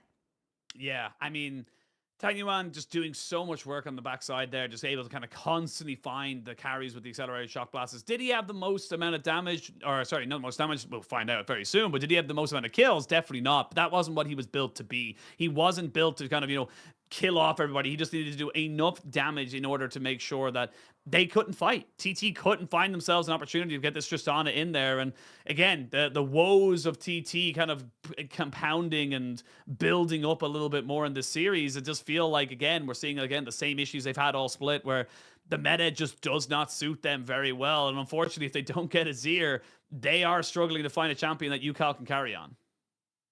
Yeah, we went into that game too saying that TT's composition, it's a lot harder to execute. It's a completely different team identity, playing through the Tristana, playing through those side lanes. But unfortunately, Hoya on this Renekton not having the best early game start, and this Renekton was just put to a disadvantage ever since then. And the pressure from just the mid, top, and jungle of RNG really suffocated out just how UCal was able to perform on this Tristana. We didn't see too much action in terms of the side lane. But once again, 1xN on the Varus, I felt like he had a pretty decent game too, but unfortunately, they were just getting outranged. Yeah. I mean, what do you do as the Varus? You have the Shiv, you have 3 items, but you can't reach the Kai'Sa.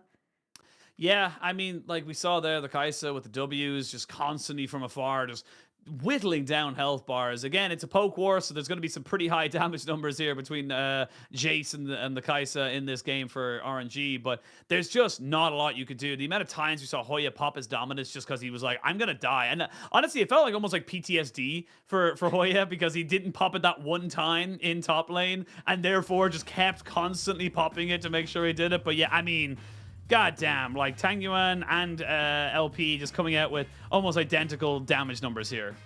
Yeah, surprisingly, I did not expect LP to match Tang Yuan's damage with how much he did at that Baron fight. But of course, closing out the game, LP was landing pretty much every single Void Seeker onto the enemy team. And TT, with this draft and with the circumstance that they were in, I really felt like they just needed to pull the trigger ASAP, as you can't be waiting for RNG getting those poke landing onto your carries. But once again, I mean, this is a 1-1 now, and we really didn't expect TT to have a bit of a shaky performance coming to this game too, considering how well game 1 went.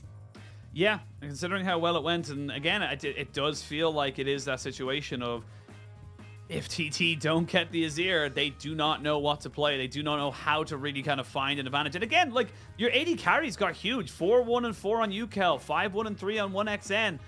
And then you look towards pretty much everybody else. 1-4 on Hoya, 0-6 on Beishuan, who had such an incredible game one to kind of come here on the Maokai. Did not look that comfortable. Maybe he should have just taken the Sejuani and said, look, we'll take this. We'll give them the Maokai Jace combination. It does not matter. Was not to be, unfortunately, for the side of TT and for RNG now. Giving themselves a little bit of a breath of life coming back into this series. They can still take the W, can still get themselves up to 6 wins, and they can still technically delay Billy from getting themselves locked into playoffs that little bit longer. But we'll see what they're able to do. We're going to send it to a quick break, and when we return, we're going to have the third and final game of this series.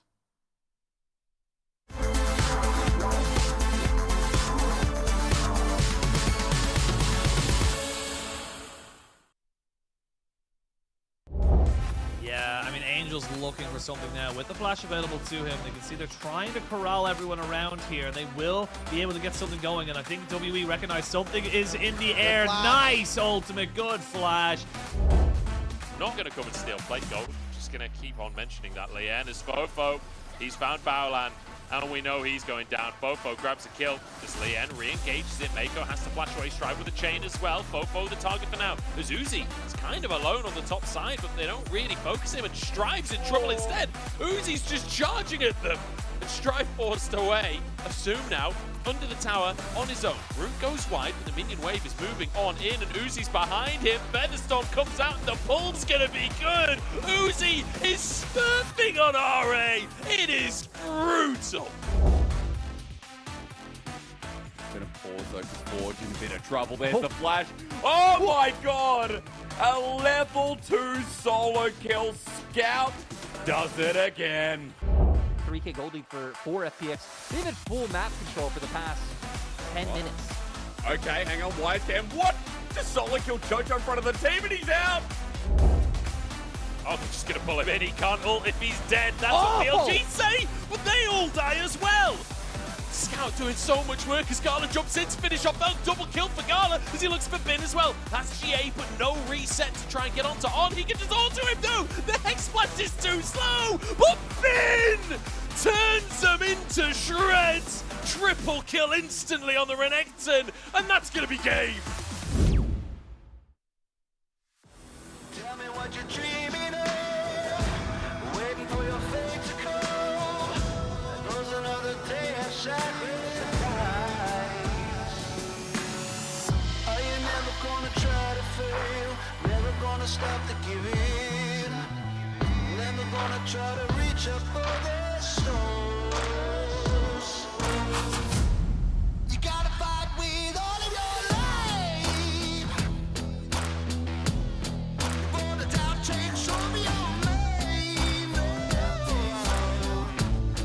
You gotta hit that warning light.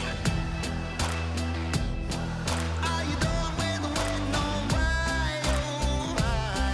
You better run now, run before you hit the end of your line.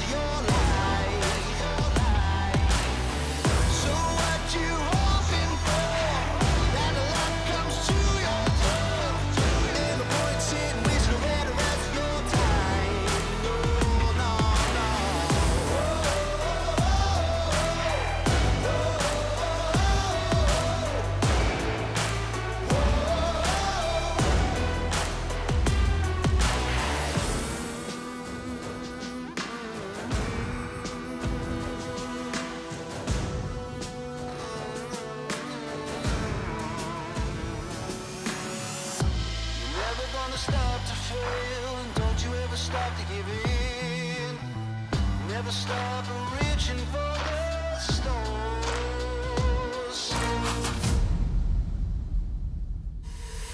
So what you waiting on? Get up, take back control. Ain't no point sitting wasting all the rest of your life. So what you hoping for? That the luck comes to your door. Ain't no point sitting wasting away the rest of your time. Oh, no, no, no.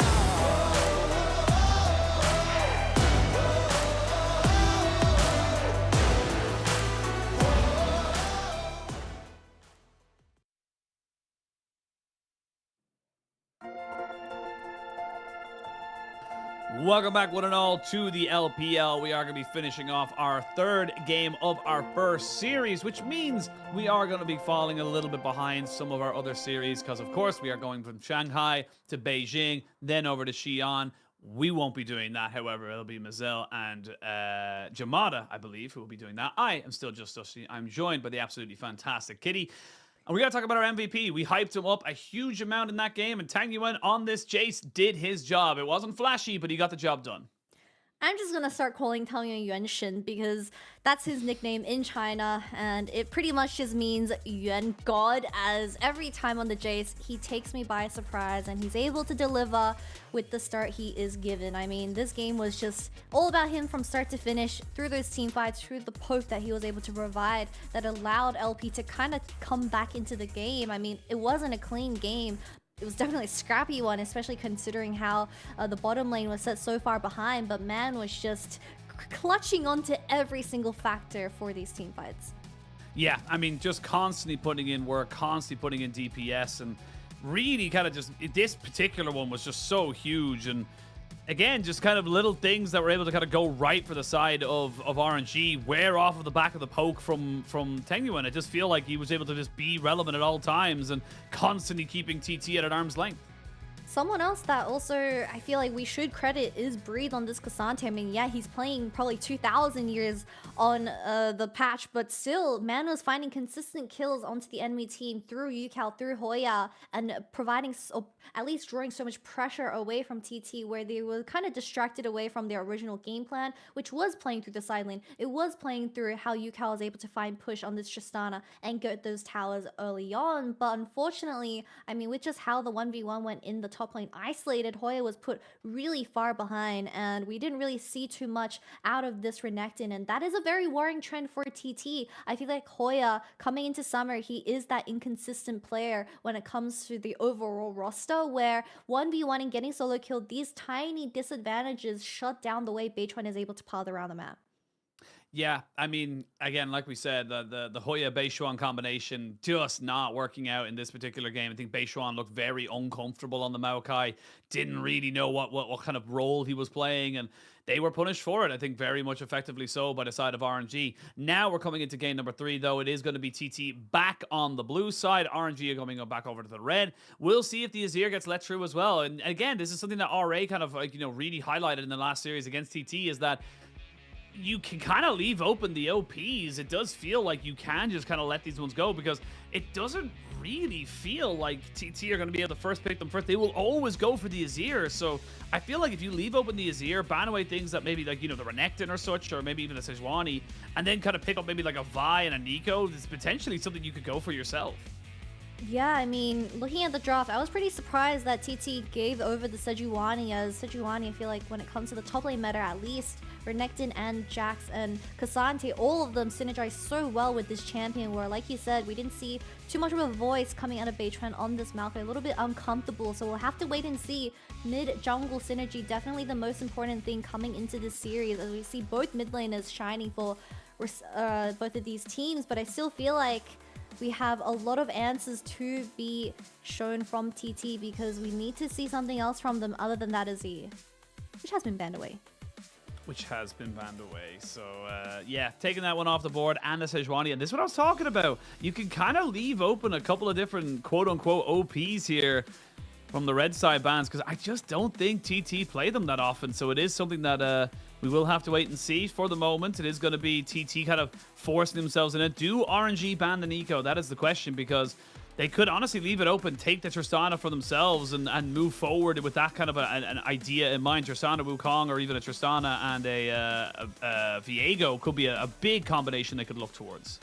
Surely RNG take away the Nico. Nico's second most played for UCal. No, that is going to be an insta-lock-in, I'm assuming, for the side of TT. UCal more than happy to take that away as Tangyuan. I mean, he has stuff in his pocket like that Jace, where it does lose a little bit in that early game, but eventually, once those items come online, you can bully the Nico out. But there's a reason why this champion is pick or ban in the LPL, as it isn't getting hovered right now, which... No, it's going to be a trade between LeBlanc and Nico for the side of RNG, as they decided to go with the macro champion in that Shiv for the LeBlanc. Yeah, side lane split pushing here for TT as they do kind of get some. And honestly, I kind of like this trade-off for them as well, because it is a bit more like UCal can solo carry. We've seen games in the LPL of recent date where the LeBlanc just literally split pushes to absolute oblivion, and there's nothing you can do about it. You send multiple members, you lose Baron. If you don't send multiple members, you lose your base. So little things like that just make the champion so obnoxious to deal with. It leaves you with very little room for error. And RNG, they're going with the Nico.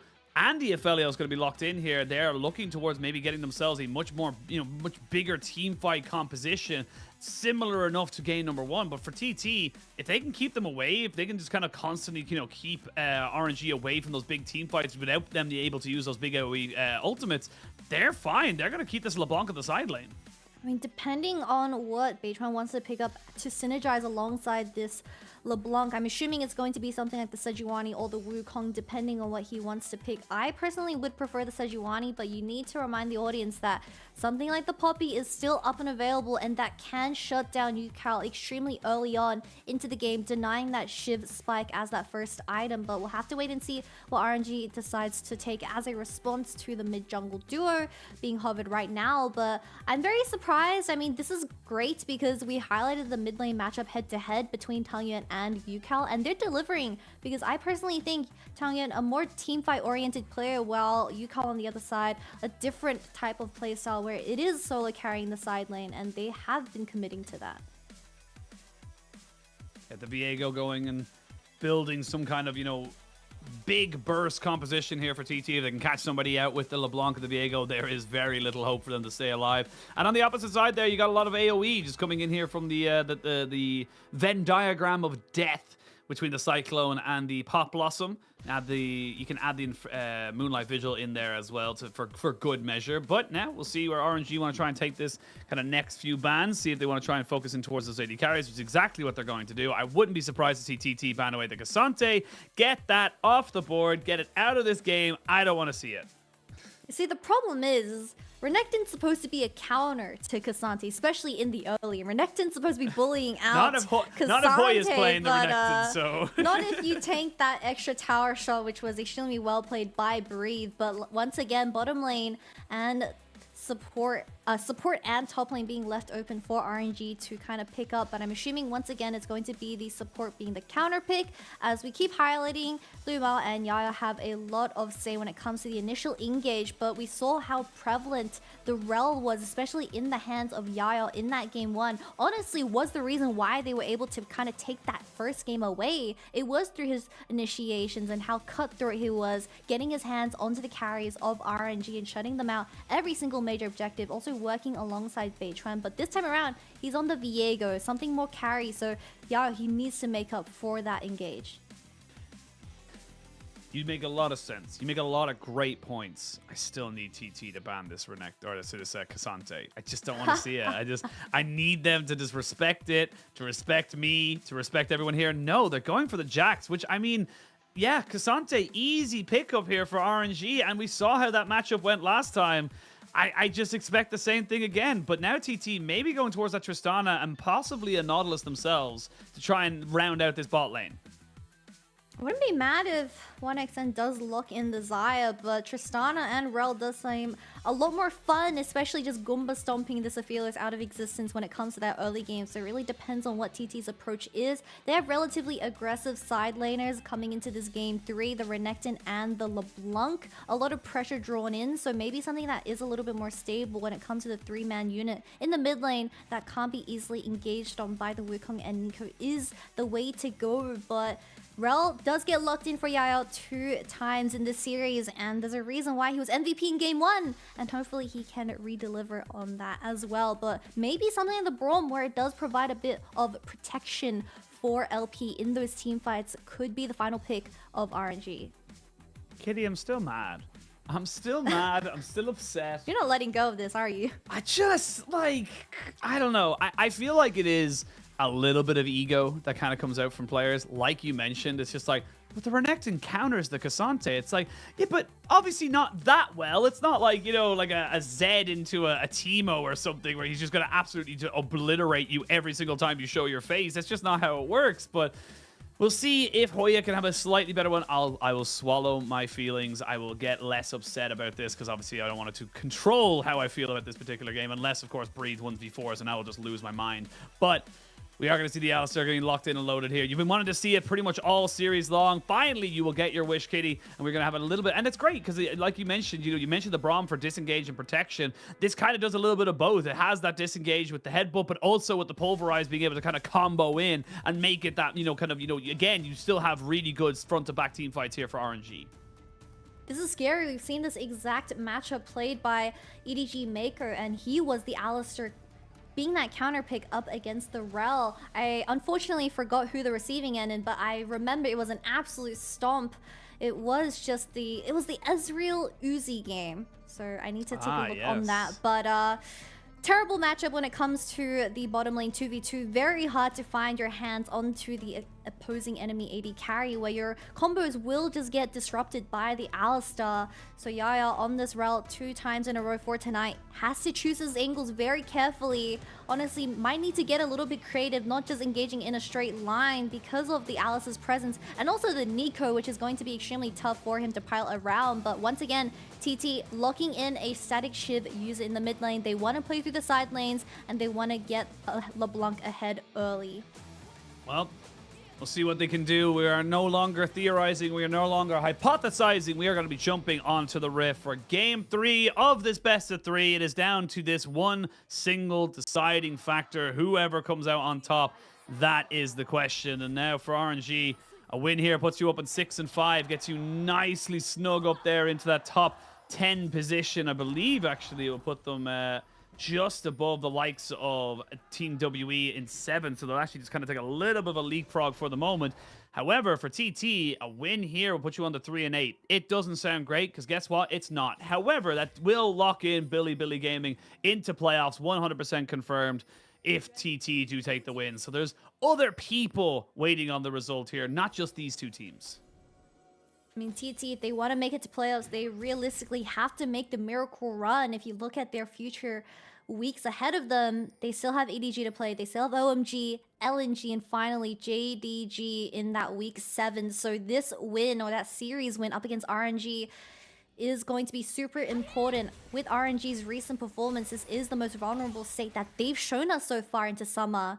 But fortunately, Tangyun picking up his game in that game 2, bringing this to a 1-1. Hopefully we can see that trend continuing for this final game.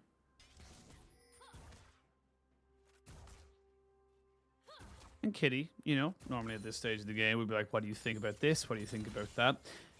We're not really going to see a lot until that first dragon spawns. That's kind of the big indicator that we've seen in this series, that both teams are very happy to kind of farm a little bit safely until that first dragon. The first dragon has been very key for TT. We talked about it in the first game, saw how RNG contested them in the second, and we'll see if RNG or TT can maybe make a move here into getting that early advantage once more.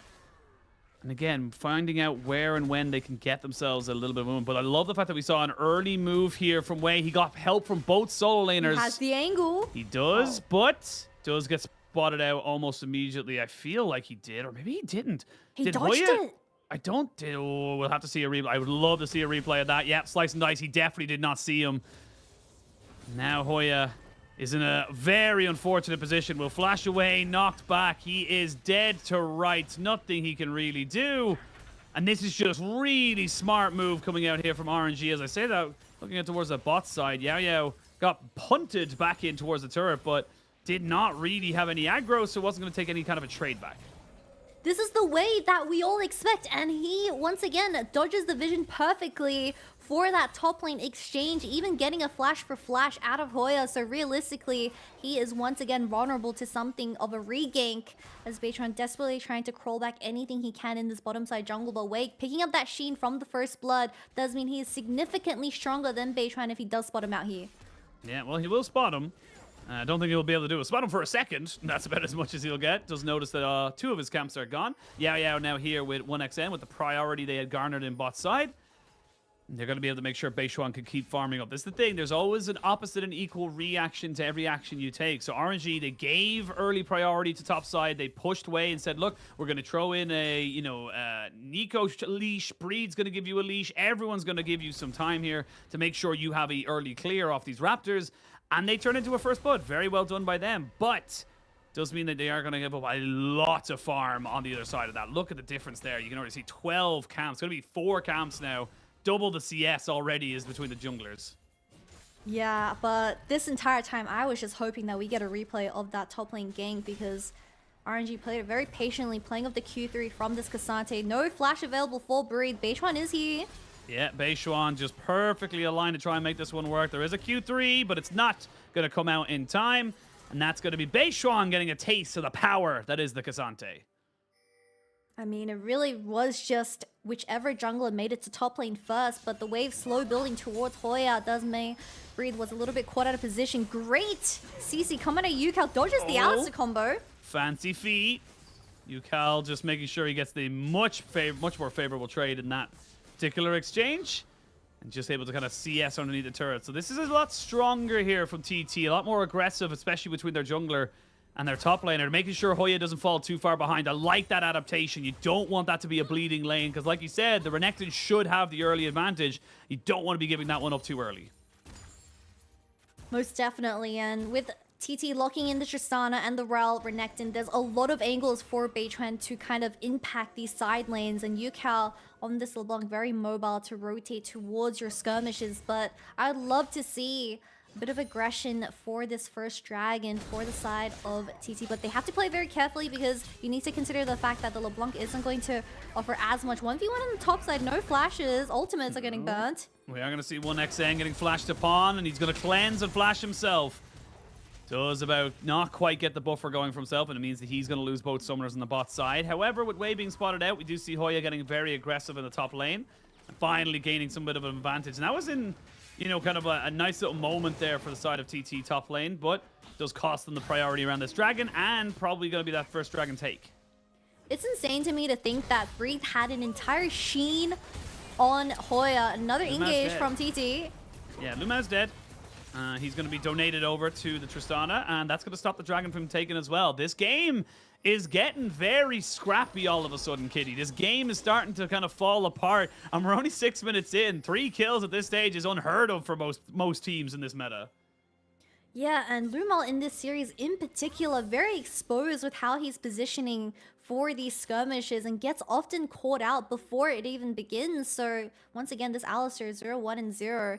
But we need to also talk about how the top lane 1v1 did result in Breed missing out on 2 waves. So it does put Hoya back into the game. And I wanted to say that Hoya was sitting on a D-Blade while Breed on a Sheen, and he was still able to win the 1v1. So I don't know how else I'm going to convince you that Renekton should be winning the 1v1, but Hoya's doing just that.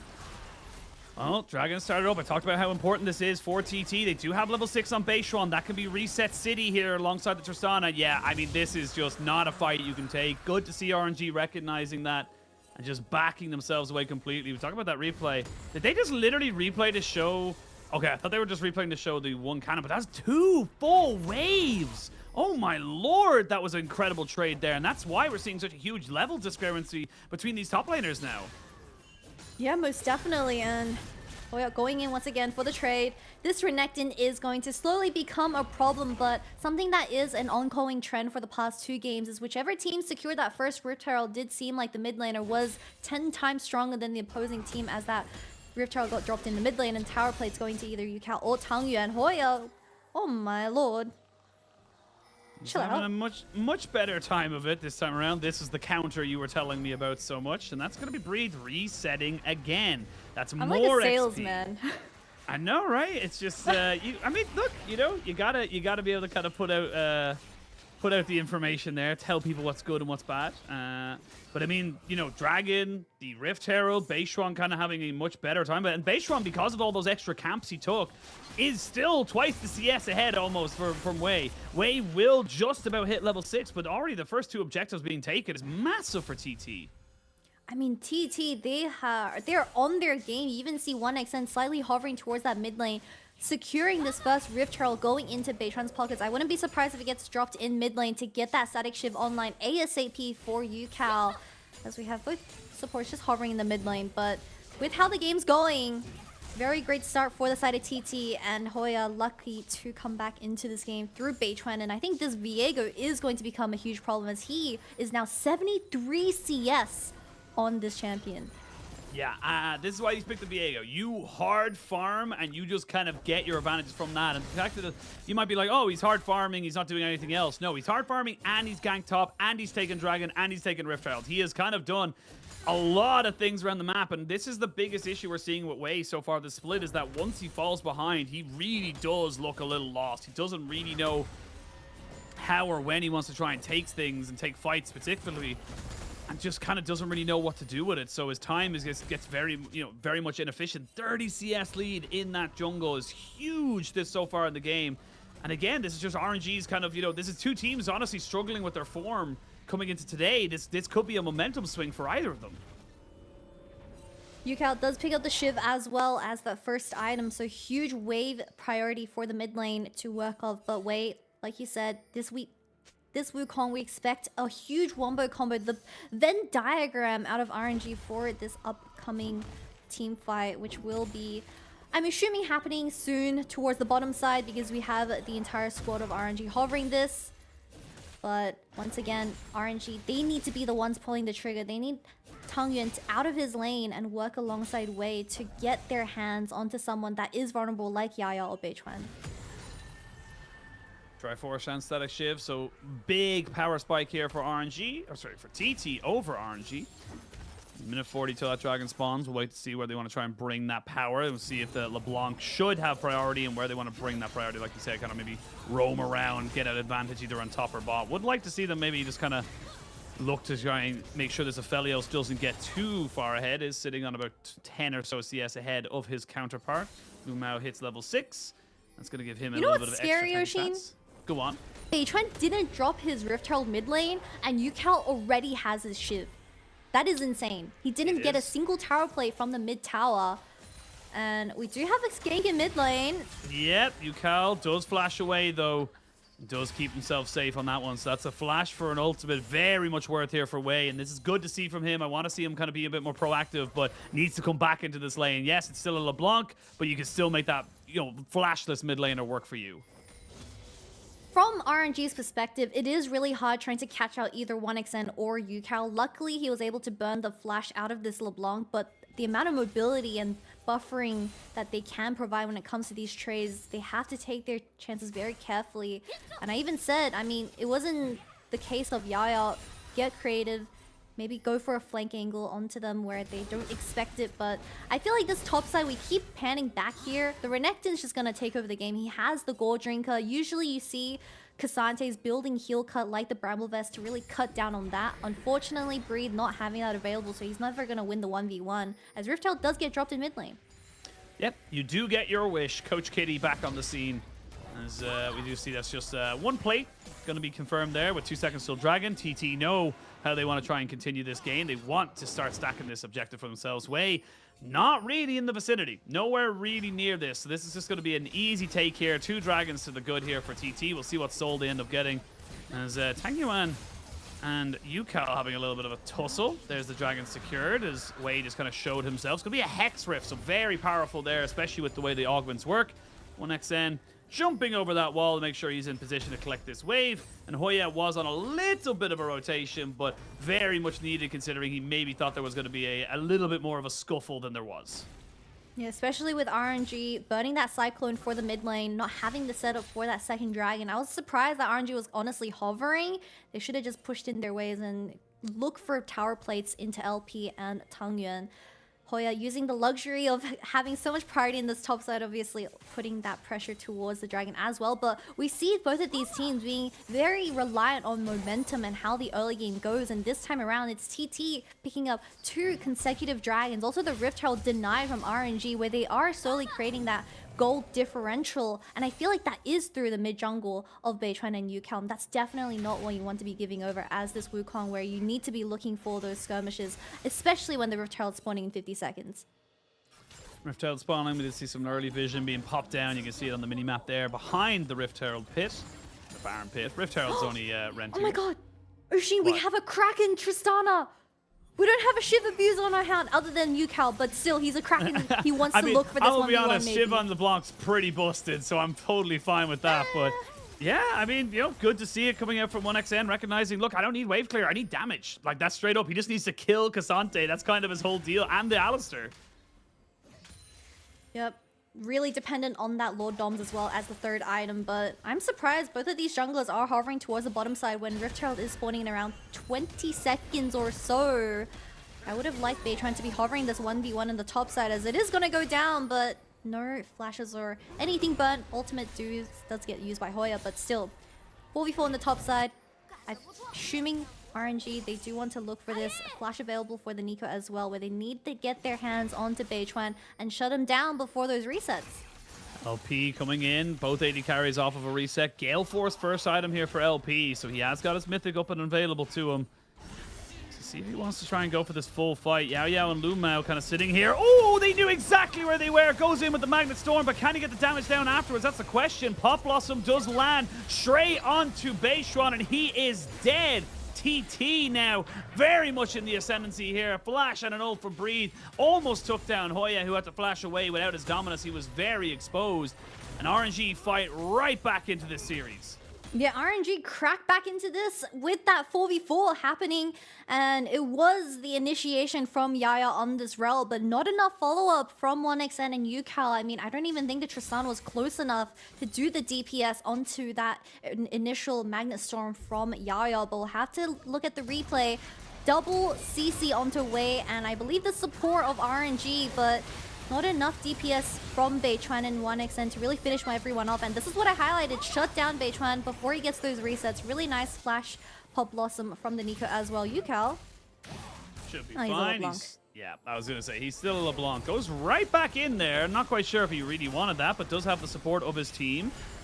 Tanguan thinking about maybe joining this one here. Hoya now recognizing the rest of RNG are on bot lane, so he picks himself up first turret of the game. Everyone just kind of resets and calms down. Minute 30 till the next dragon spawns. Should have pretty much all summoners available for both these. Actually, I say that after looking at over, RNG actually lose quite a lot in the top half of the map to try and make that fight happen. Especially when the dragon's spawning in 1 minute and they desperately rely on Tangyuan getting his hands onto Beichuan. Engage from Luma. Yeah, Beichuan getting CC down. Not quite getting taken out though. Those armor boots doing a hell of a lot. The Pop Blossom is good. 1xN trying to go for a flank. I'm not quite sure why. And again, we're seeing them just kind of get caught out. Flash in. Hoya should slice and dice and be able to secure himself a decent exit. Wei was looking to try and make sure he was on top of Hoya for the Cyclone, which was coming back up. But, I mean, TT just really all over the place that engage. 1xN again just could not do DPS. RNG quite literally just picked apart TT. And once again, it's Yaya and Beichuan falling as a result of that. But we keep highlighting how TT, they're trying to experiment with this static Shiv in the mid lane, but they have to play through the side lane. They have to play through the macro. Unfortunately, headbutting into this RNG roster, I don't think that's the way to go. You see that TT 1xN over the wall. He even cancelled his initial Hexgate. So he is a little bit late to the flank, but Hoya also joining in from the back. But there just wasn't enough of an initiative coming out of the side of TT as UCal. You need to play through the poke, slowly getting down at the HP bars of RNG, but that's not enough Here time. we go. We're going to go in again. Pop Blossom still on cooldown. Didn't use a lot here from the side of TT, but you do not have a Dominus. Tang Yuan kind of keeping everyone distracted. Mid lane is a little bit caught out. As I say caught out, Tang Yuan gets caught. Gets straight up bursted. The Dragon, though, is going to be confirmed, you would imagine, here for the side of RNG. They're going to trade back the objective for the kill, but can they keep the fight afterwards? That is the question. Lumao trying to see if he can disengage here from the very big Mad Croc. Good blast cone to try and stop them from going over the wall, but Yao Yao goes in and Yao Yao goes down. They weren't really on the same kind of level here from TT. They're still struggling to figure out how they want to take this fight. Wei will just pop himself off again on the Cyclone. It's a Dragon for a kill. 2 towers are going to be traded here. One in bot, one in mid. It feels like RNG come out very much ahead on that. Yeah, although Tongyun is the one initially getting picked off, the RNG as that 4-man unit successfully fought off TT's engage as UCal trying to get his hands on the LP. Doesn't know Lumao's here. Doesn't know it, but he's a slippery little snake. They should have 2 kills from this. There's not really a lot that LP or Lumao can do. No TP to try and help them out either. They will delay this, though. He does have a flash and a cleanse. He cleanses off immediately. He's 200 years, and he's still going. Not quite able to turn it back around. And that means that everyone from RNG was kind of moving down and trying to defend this, but 2 kills for 1. TT make it a little bit more worth. And that's 2 kills into Beitran's pocket as well as the Viego. A really good initial pick, like I said early on, for that Dragon. But RNG lucky enough to really burst that down while they had the numbers advantage. And we'll get a replay of the really nice Q flash coming out of this Viego and locking down Nico, just caught out of position away from the remainder of the team. But something else that was a huge highlight of this team fight was LP on the Aphelios denying the flank angles coming out of UCal and Beitran with the blast cone, and it bought so much time where Yaya going in for the engage, but his carries being blasted away didn't follow up as well. And of course, with the remainder of the play with Beitran getting those double summoners out of LP, still relatively even, but still TT would have really liked that soul point. Yeah, I mean, would have been a very nice win condition. But look, they're still 2-1 up in that particular regard. UCal now kind of moving himself up towards this top side. You can see him just maybe thinking about going for a little bit of a split push himself now that he has got that Dark Harvest. And, sorry, not Dark Harvest, Night Harvester, excuse me. I did the exact same thing the other day, and Hysteria's called me out for it, but it's okay. We've all been there. Everyone's done it. Everyone's made that mistake. Oh, Lumao, where are you going, buddy? You're going to turn into burgers.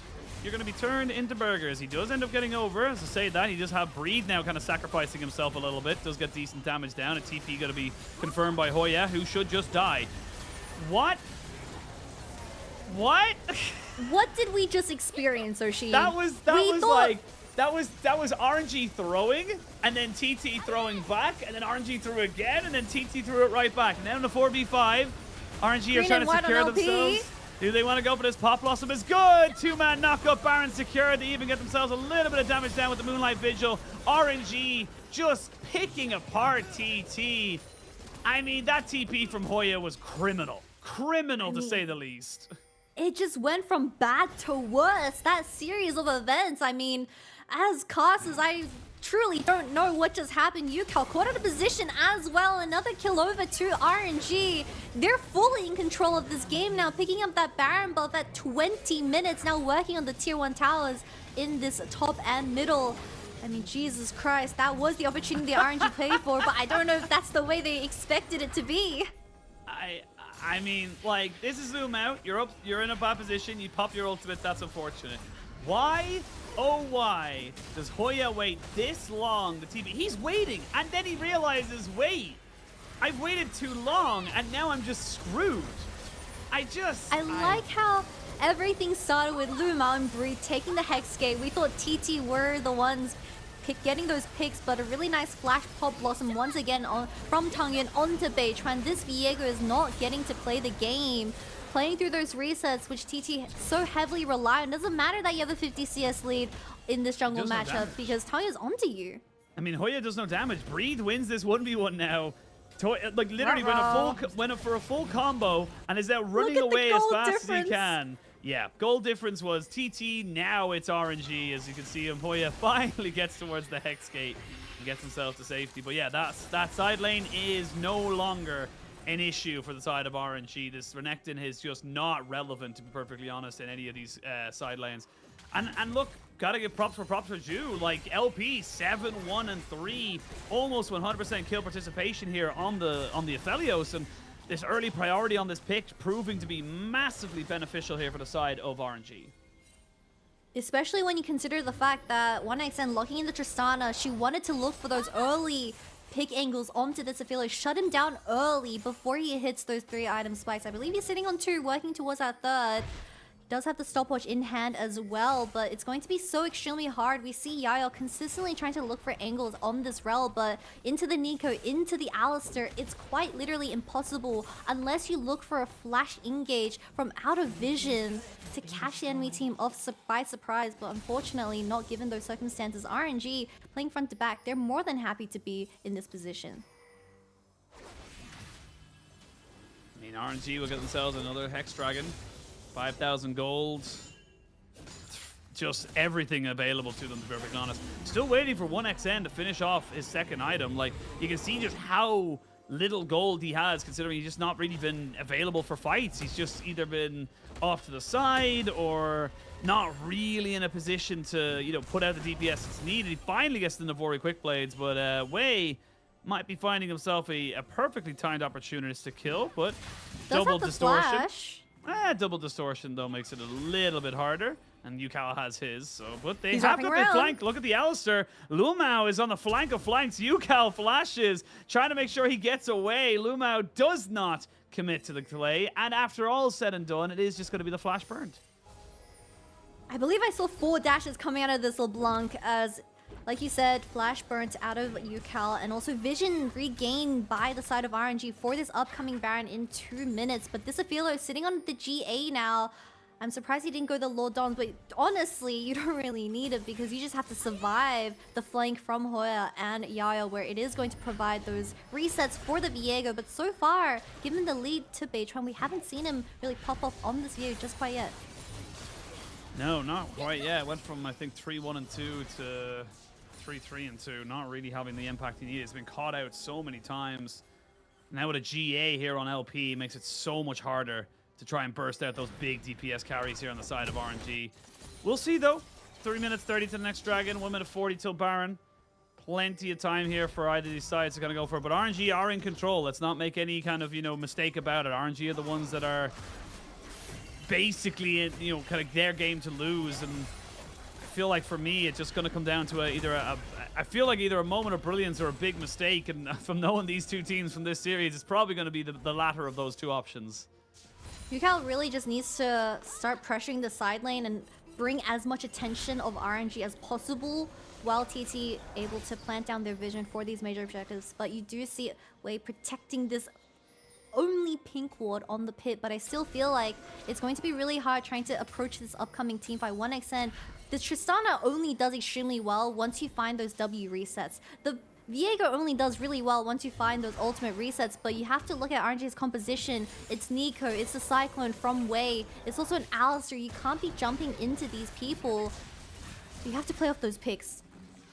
Yeah, you really, really do. And see what they want to kind of go for right now. It's going to be difficult, I feel like, to defend this tier 2 really in the long term of things. So should just be an easy outer turret to take Hoya off on the side lane, just trying to make some kind of pressure happen. There's a cheeky little ward, as you can see in the minimap right at the bottom of it, where that tower tier 2 used to be for the side of TT, and now they have no more outer turrets. They are still waiting to confirm that mid lane tier 1, and we're waiting to see what they're able to kind of make happen here. It's still difficult for them to really push for anything. Again, you don't really have engage on the side of TT outside of Yao Yao. Yeah, and Hoya, he did have that wave pushing in at the tier 2, threatening the bottom side, but they don't have any vision on this Baron, so they did call down Hoya early on, just in case they do rush this with LP. So it's gonna be... They do have a ward in the dot bush though, so they will be aware if RNG want to bait this. However, I don't know if they can find that flank angle that they so desperately need for this upcoming team fight. You've no vision. It's completely dark here as they don't even know if it's going on. UCal kind of using himself as a little bit of a human ward. They've got great vision though on the side of RNG to kind of say, yeah, we know exactly what everyone's doing. There's a reset maybe coming in for Yao Yao. Finally recognizes that he's on a little bit of a ward. They will be able to try and clear off as much of this vision as possible. Baron has been started. There's going to be the Scryers coming out to make sure they can see what's going on. Breathe, happy to kind of tank it. 1xn's already used his jump, so he's going to be a little bit more tentative to kind of go for something. Hoya should be able to get himself over the wall. It's tentative, it's composed, it's a little bit of a weird one. Beishuan on the flank of Ages, and just going to use the Hex Gate to get himself right back into safety of his own map. RNG very disciplined. They didn't know where TC's jungler was, so they backed off the Baron, but we do have Dragon spawning in 30 seconds. RNG re-engaging onto this Baron though. Beishuan is around, can make himself unstoppable with the Heartbreaker. You can see Lumao kind of checking him, and they found the Nico. Tangoing goes into Golden Stasis to make sure he does not die. The knockback means that he doesn't get the Pop Blossom, and they've killed off the Nico. It's a trade of 1-for-1. Hoya and Breed having themselves... Sorry, not Hoya, it's Beishuan and Breed, and that means that there's no smite. There's Baron secured here for RNG, and the blast going to keep Breed alive. Very nicely done there from the side of RNG. They traded 2-for-1, probably going to be a 3-for-1 once Hoya goes down. And that's going to be them and the Baron. It feels like RNG are going to be able to wrap up this series with a nice little bow once they take this game. I mean, TT, they are just running out of options. Every single ability committed to Tang Yuan on this Nico. Did have the Zhonya's, I believe it was a stopwatch by that time, also the Banshee's Veil, but LP went untouched on that Baron fight, and now they're gonna just get themselves his third Hex Soul, I mean Hex Dragon. TT were the ones finding those early dragons. We thought whoever got the early game lead would just Dragon stack, but fortunately RNG being able to bring this game back. Oh, I'm gonna see them go for a bit of a fight around this red buff right now, and gonna back themselves out. I won't lie to you, Kitty. My feed froze, so Lumao died. Me too. Yeah, our I feed saw froze. an Alistar groaning, and I'm like, Lumao's dead, isn't he? But we've, you know, blipped in and out, and he isn't exactly dead. Although RNG won the last series, and of course this is winning this one, I still feel like we can criticize Lumao for being a little bit inconsistent with his positioning. He has been giving a lot of opportunities over to TT, and with the Baron buff in their pockets, that does buy a lot of time for TT to defend off this Baron buff and the amount of macro potential they can do on the map. Well, they're trying to overload this top side, maybe get on top of him, but he gets a flash in with the all out, and he's got a dash away. Cassante is dumb. That's my analysis. It just feels like he's a little too many escape tools, too many things that can get him away, and he goes back, loses the flash to teleport right back into the bot side to keep up the pressure. So it's I mean, yeah, for TT you've got the death cap that finished up here for UCal, but Lord Doms for LP as well, man. He is sitting with 4 items, while your boy 1xn, he needs to look for those resets on the W. I don't know how he's going to match the DPS, though, with the Infernum Gun as well for LP. The wave clear is insane, and that goes back to the point. I mean, UCal, he has the static shield for the LeBlanc, but there's no wave clear to clear the Baron minions. Yeah, I mean, the Baron minions are still just that. Very buffed up and powerful. They're just going to move themselves away now after breaking open that bot lane inhibitor. Got Baron for another 20 seconds to get those nice empowered recalls. And again, this is still just RNG's game to lose. They are feeling very confident about where they are right now. And I mean, we are getting late in the game where these death timers are starting to get very significant. And it can lead to one big team fight where TT can come back. But I mean, RNG, Dragon Soul up in 2 minutes 45. They should be able to confirm this one for themselves. They have so many options to go for. I feel like it's impossible for them to pick the wrong one. And someone I feel like we don't highlight enough is LP's journey in 2023 so far, because back on LNG, he really wasn't getting that much of a spotlight considered the names on that roster. It was Scout, it was Tarzan, but coming into this one, I feel like RNG, they have a lot of the setup that can allow LP to be that hyper carry. And of course, kind of delivering on that, because going into spring, the AD carry, or at least the names for the AD carries, leave. You have Rule to compete against. He just really didn't stand out to me, at least. But coming into summer, definitely a huge reason why RNG is able to pick up so many wins into this split. That's mid lane inhibitor now down. So there's 2 inhibitors available for RNG to kind of put their pressure on. They've got 2 minutes until either objective really comes up and becomes available. You can see Yukal is doing desperately anything he can to clear out the wave, but a cannon minion will continue forward. They should be able to clear it off before anything significant happens to this turret, but we are starting to hit the point where, I mean, TT got to make a last stand. They got to figure out where they want to try and put their line in the stand.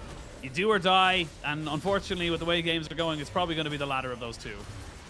Red and white available for LP as well. This Aphelios is unkillable for TT. Hoya's dead.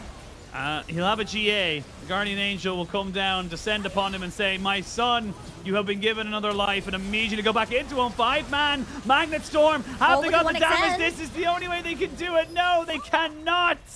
1xN has to pop off, but 1xN hasn't got it in him. He's going to have to try and see a quadra kill in here. Penta kill for LP. And RNG will tot off this series very, very nicely with a cute little bow for LP as well. I mean, thanks TT, because LP is going to be walking away from this series very happy man on this Aphelios. From start to finish, it was always this AD carry for RNG to be set up for success, playing alongside Tangyun's Pop Blossom, and how they were able to be set up pretty much for LP to bounce off. But RNG with a relatively convincing last game, but I would still say very scrappy. It still did go to 3 games, and I still feel like at least it's a bit of a breather for this roster considering where they're bouncing back from. Yeah, RNG get themselves up to 6 wins. Very nicely done there. And yep, they'll take a bow. And I mean, you know, they're not overjoyed with that win. Like you said, the game 3 was good, but the previous 2 definitely feels like they had a couple of things to kind of worry about. And honestly, it just feels like most of the top laners in the LPL, you cannot give the Cassante over to anyone.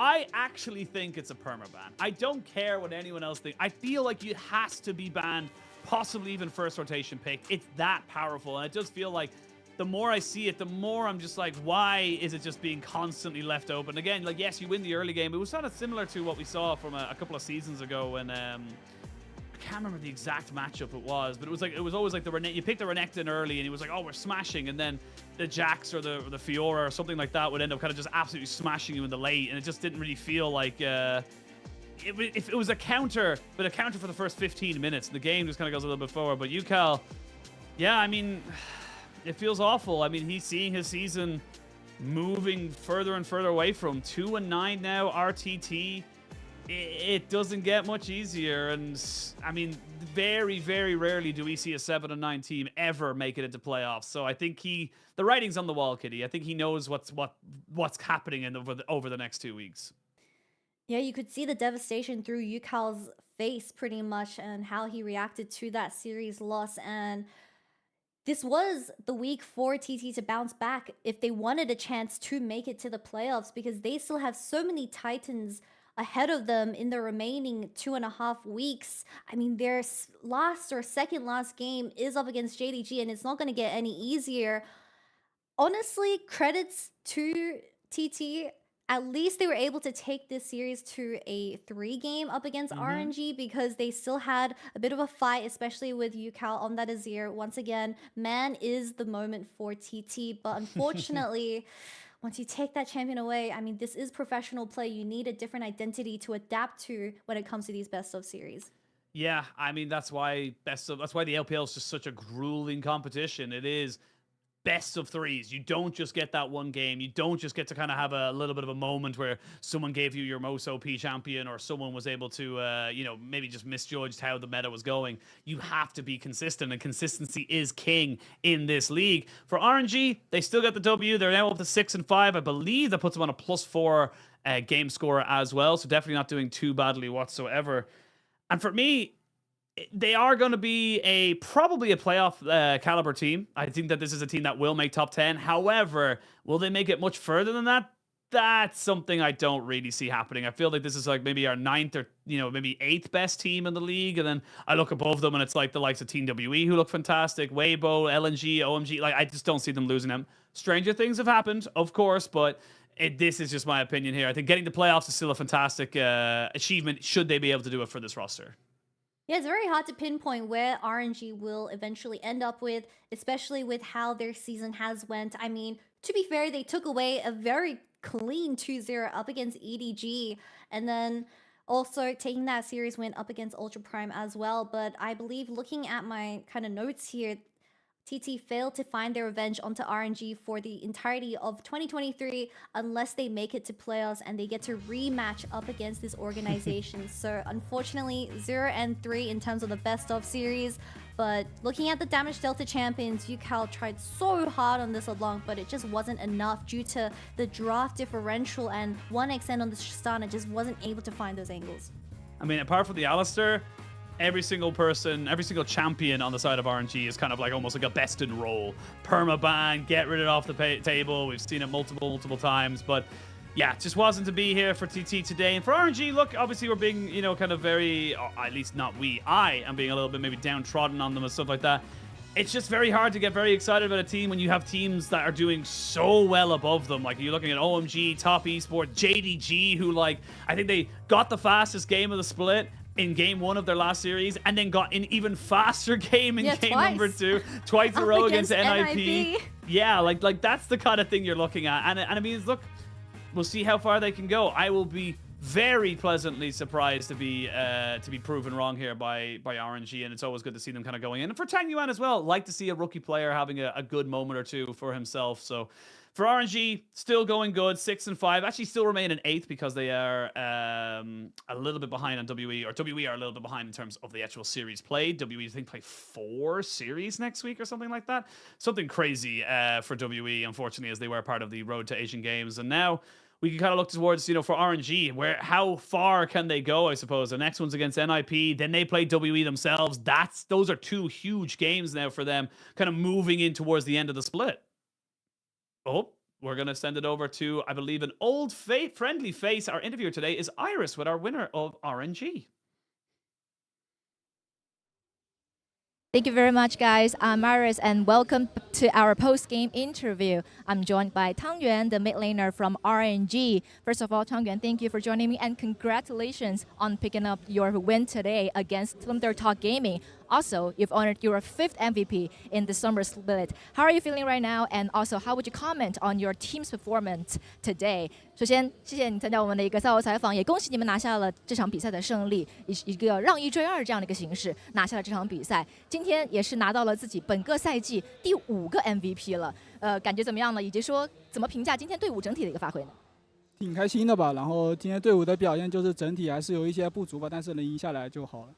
I'm very happy about our performance today, even though we still have a lot of had a little bit issues during our team plays, but definitely we're very satisfied with our victory. And my next question will be, moving on to today's game, TT went with a more composition which was more laning oriented, but after losing game 1, they managed to come up with a very good answer to this. So what kind of feedbacks did they have to manage to come back in game 2?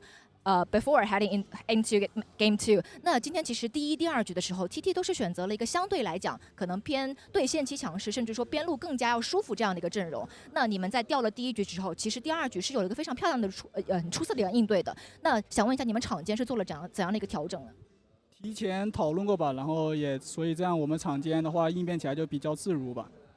Actually, we had a discussion about this on how we're gonna deal with the problems that actually happen in our games, especially like the problems that we are having in today's best of 3. So we were not very panicked and had a very good answer in today's before heading into game 2. And the next question, talking about game 3, it seems like your composition is more team fight oriented, but you seem to know everything about your opponent. You know what were they doing and their positions were. So what kind of game plan during the early game to the mid game? 那第3局的阵容其实你们是更加偏向团战阵容，很扎实的一套。但是好像你们都非常洞悉对手的一个动向嘛，想问一下你们前中期的一个运营是怎么去做的呢？因为我们这2个阵容都玩过很多，很了解吧，所以也知道该干什么。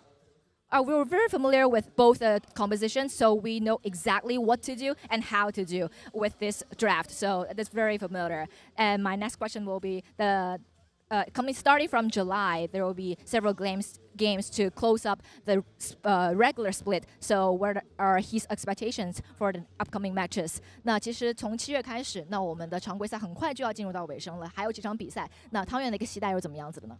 希望尽量赢一下每一场比赛吧。I hope that we can win every single game in July. So thank you so much for the post-game interview. Thank you very much, and good luck with the upcoming games. 谢谢你接受我们的采访，那希望呢后面也是一切顺利。谢谢 ，and back to you guys. Thank you. Thank you so much, Iris. I love getting a little bit of an OG. If you don't know, Iris did our English translation interviews back in 2019 and has gone over to Valorant, I believe, was just back from Japan, Tokyo from Valorant Masters. So always great to see her, especially on our own feed. But yeah, great to see, kind of Tang Yuan, kind of obviously having a bit of a, didn't have the greatest of performances in terms of the whole series, but you get the win, you get the dub, 6-5, still not a bad place to be for RNG. I wouldn't say he had a bit of a not good performance because we have to remind everyone that Jace was the cherry on top to seal off tonight's game for RNG, to say the least. But I didn't hear our MVP. I'm assuming, let me guess, LP. it has to be LP. Someone got an LP. Someone got a pentakill. They're probably getting the MVP. That's all I'm saying. As we can wait for that graphic to fly up on our screens. There it is. Pentakill, 95% kill participation, 48% of his team's damage. Now, that is a significant number. So outside of the pentakill, still great to see that LP was kind of carrying his team and honestly kind of being a little bit of a secondary carry here for RNG coming into the split. Yeah, most definitely. And there's a reason why I feel like this is his most played, now sitting on 11. Man knows how to DPS and play around these team fights. And every single time when it came to those major objectives, especially around the Baron, he was just shredding it instantly before a TT could even react to it. And once again, getting that pentakill to really end of the night. Worthy of celebration from RNG, but obviously they still have a lot of things to work on considering how that game 1 went against TT, where TT was able to kind of get that 1-0 lead, but I still feel like drafting was the difference when it came to game 2 and game 3. Azir was gone and TT was a little bit lost, but RNG committing to what they are used to, a team fight oriented identity where they're playing front to back and they have great setup provided from Tangyuan and Wei as well. But someone else that I wanted to kind of highlight is Breathe on the K'Sante, because 2 times in a row, man's in a on paper losing matchup up against the Renekton, but he doubled down, he decided to take it again, and he was just smacking everyone in the side lane. Yeah, I'm straight up call it. I don't believe it's a counter matchup. I do not believe that Renekton is greater than K'Sante. I think K'Sante is just too damn overtuned, his numbers are too damn high, Kitty. They're just too damn high. But great win though either way for the side of RNG. TT now kind of residing to the fact that with 5 series left for them, 2-9, there's even a 2 series difference between them and like 14th place. They're found in 15th. There's 2 series they'd have to make up before they would even catch up to anyone's legend. But that is all we got for this particular series. We're going to take a break. When we return, it won't be us. It will be Mizel and Jamada taking over. And we'll see you guys very soon after the break. No bias.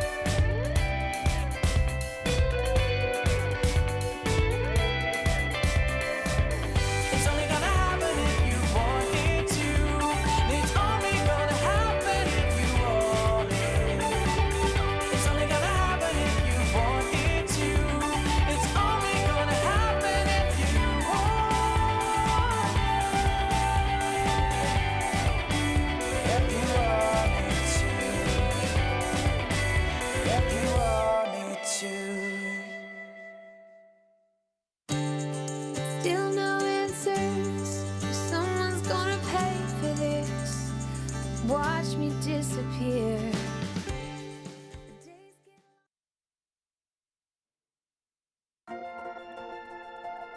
Welcome back, everyone. As we are jet setting tonight, Asheen already preluded to it, but we are in Beijing for our second series of the day, and boy, is it gonna be a doozy. I am Mazel. I'm joined by Jamada yet again, likely candidate to be joined for the final two series of the day, second day in a row, and we've got JDG versus Ultra Prime.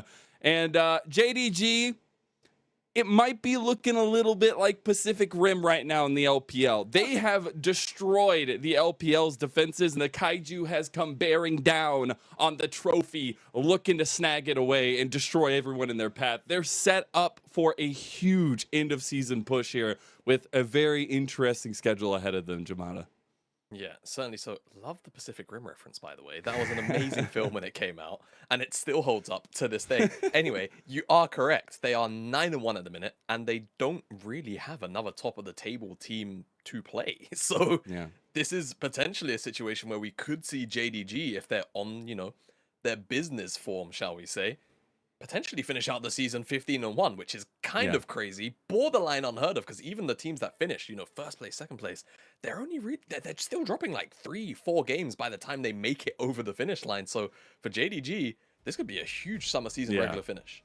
It absolutely could be. And game number one, as already saw, we're trying to catch up here, but the biggest importance is that, yes, JDG look unstoppable, but if they are unstoppable tonight, if they beat Ultra Prime here, JDG and BLG lock playoffs for the summer split. The road of gold could be started to be paved here for JDG, as they had already gotten one regional title, one MSI title, and one dance between Ruler and Dago. I think I like the third option the best so far. They're like making little heart circles. I think they were. There was also another set of AD carries that were dancing with each other. I think it was either yesterday or the day before. There's been a lot of dancing. There's It's been a either lot top of dancing, laners or ADCs. Yeah, and you know what? I love the sportsmanship, right? As we come into the games here. Always good to see. As now, as the dancing has concluded, Ultra Prime are like, it's vision time. We want to know what We the actually junglers up have to play the game now. We can't just keep dancing. So- All right, even if we want to dance all night long, we can't do that. By the way, not sure if we, you know, we've been a bit. We're only 9 seconds in. We've been having a little bit of fun. Kanavi's playing Rail Jungle, so that'll be something that we're gonna. That is the thing. This man has been on a tear with junglers, right? I watched him literally pick apart Shadow on Ivern on a Belveth, and now he's playing the Rel. He's bringing it to where all the patches have been leading it to.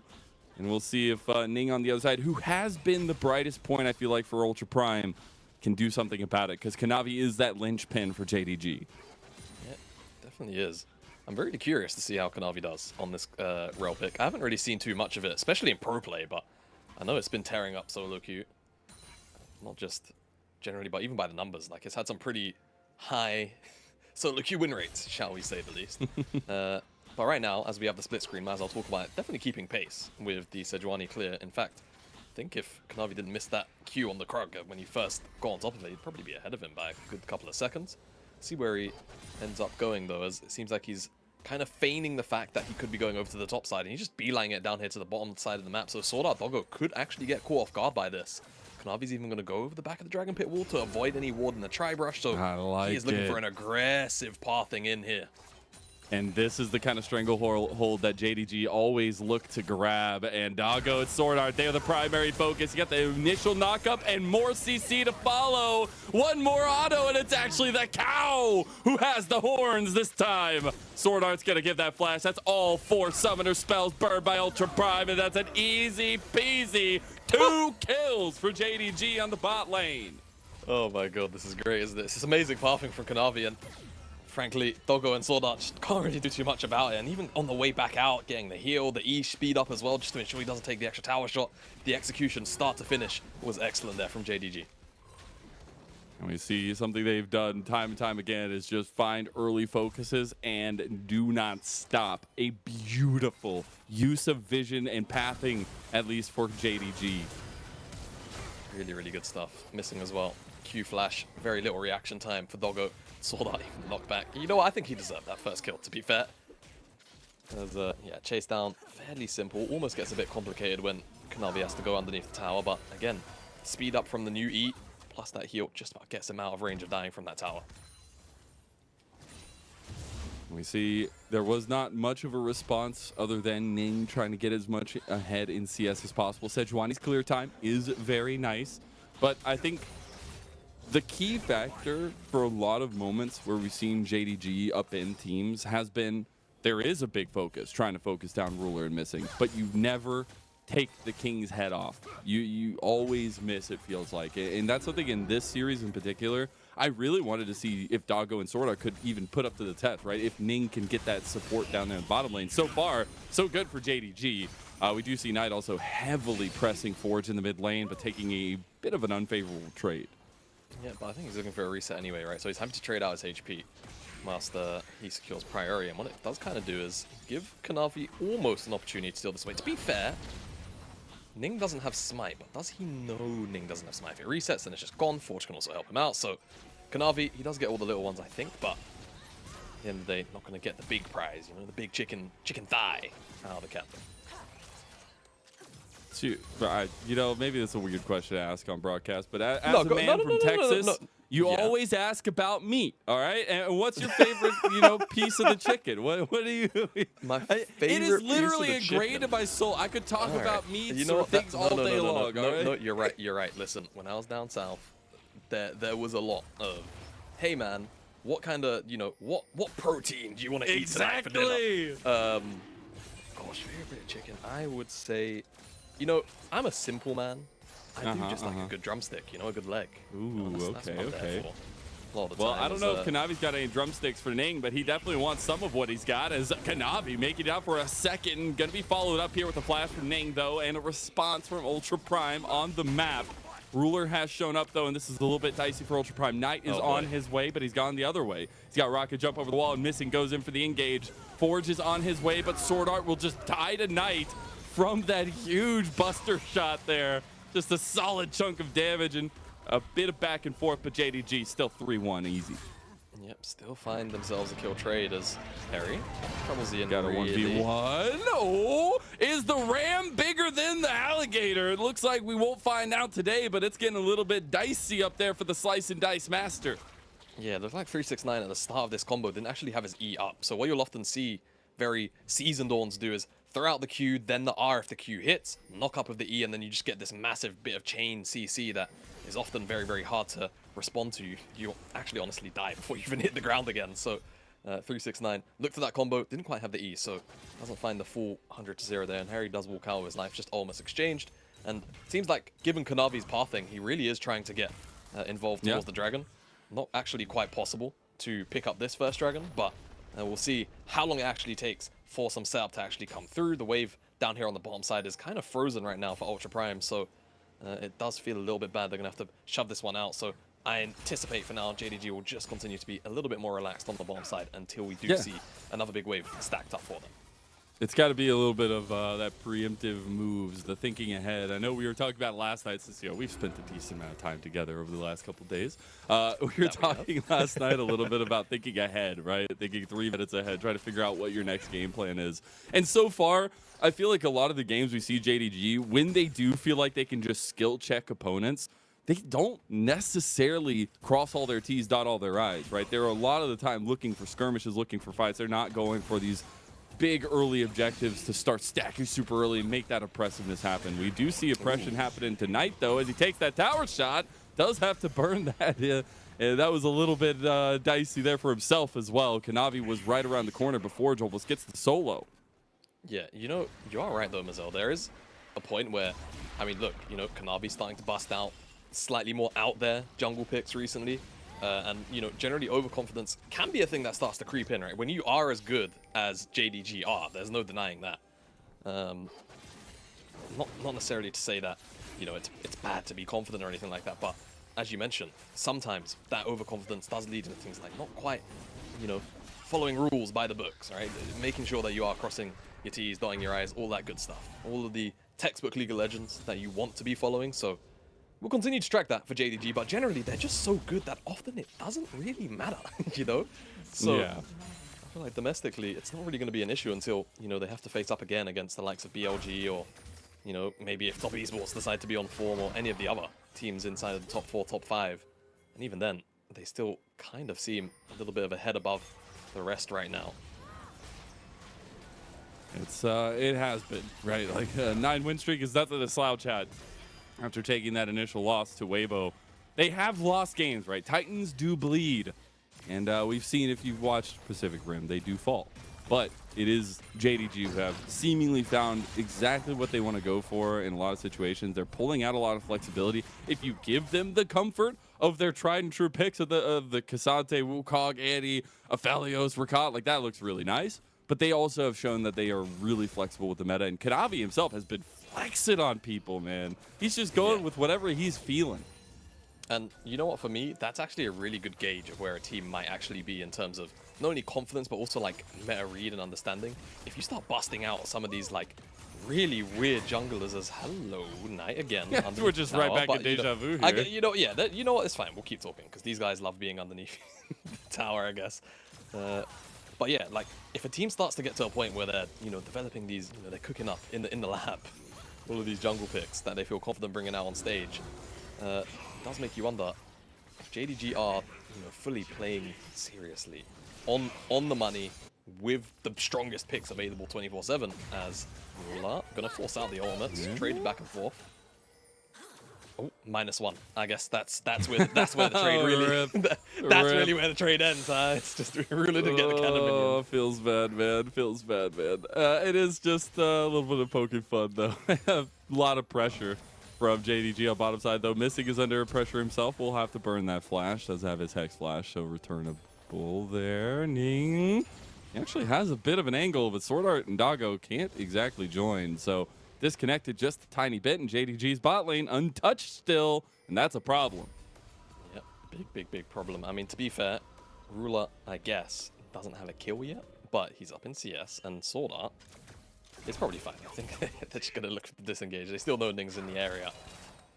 Kanavi can definitely make it down here in time if Ning opts to try and make this some kind of aggressive play, and Knight also has first move, so I think Ultra Prime need to get the hell out of dodge before the demons come a knocking, and it seems like for now they will do just that.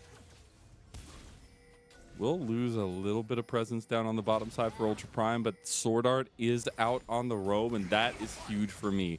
The connection between Ning and Sword Art is always important, but Missing is right there behind Kanavi, and their engage is definitely stout, as we haven't really had much since that early blood, but we have a lot of positioning around this bottom side of the map. And Ning constantly trying to hover here, knowing that this is a primary focus, but he is find himself a little bit out, and Kanavi stops him from taking the control. Oh my gosh. Feels just bad. Jungle gap, isn't it? Just the jungle gap. What can you say?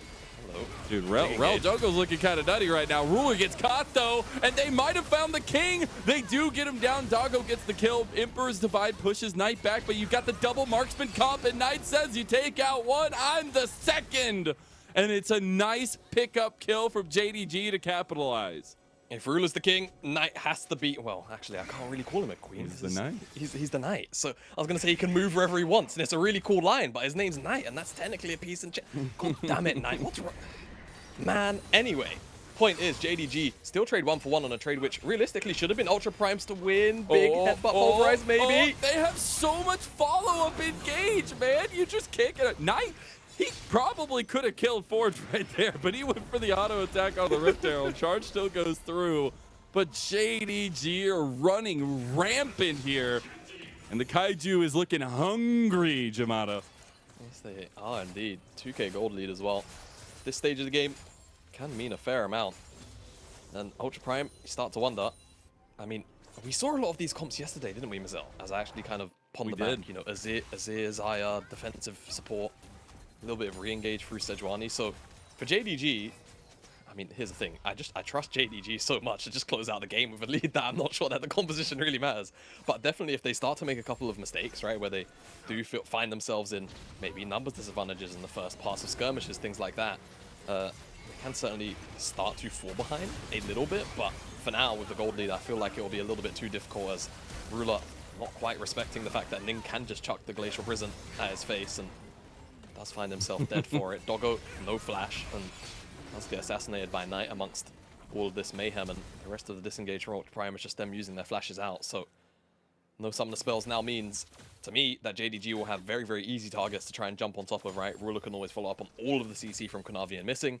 So now it's going to be about a vision game where they just kind of start to suffocate Ultra Prime out and turn small trades into bigger dives. I try to make something out of nothing here, though, but JDG want to make something out of bot lane. Maybe they're looking for a nice hungry meal here. Ruler on the back with Killer Instinct makes it huge. And there's just something about a double marksman composition when you're ahead of it just feels even more oppressive. We've seen so many times in the LPL where double marksman comps don't work out or it's hard to execute. Right now, it's looking easy. This is ridiculous. This level of execution for JDG is just crazy. You're cooling down 369 to keep the minion alive so they can kill the tower whilst also diving Forge at the same time.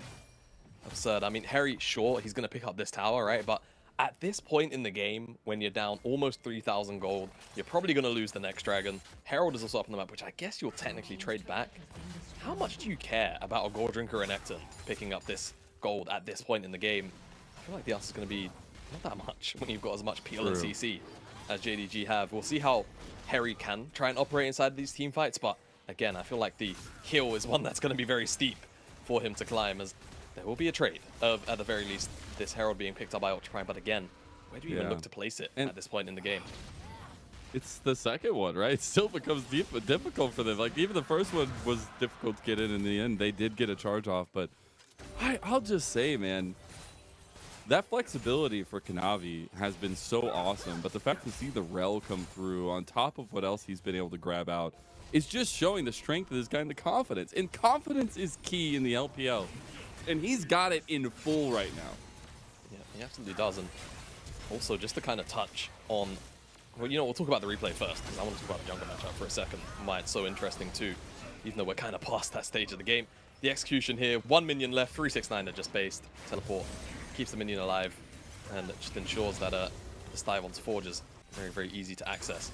But the other reason why I expect that Kanavi has picked up this Rel here in this game was that they saw the Sejuani first, because don't forget the passive of Rel is that when she auto-attacks champion, she steals, I want to say it's 3% of the target's magic, resist, and armor. So that stacks up 3, 4, 5 times, I think.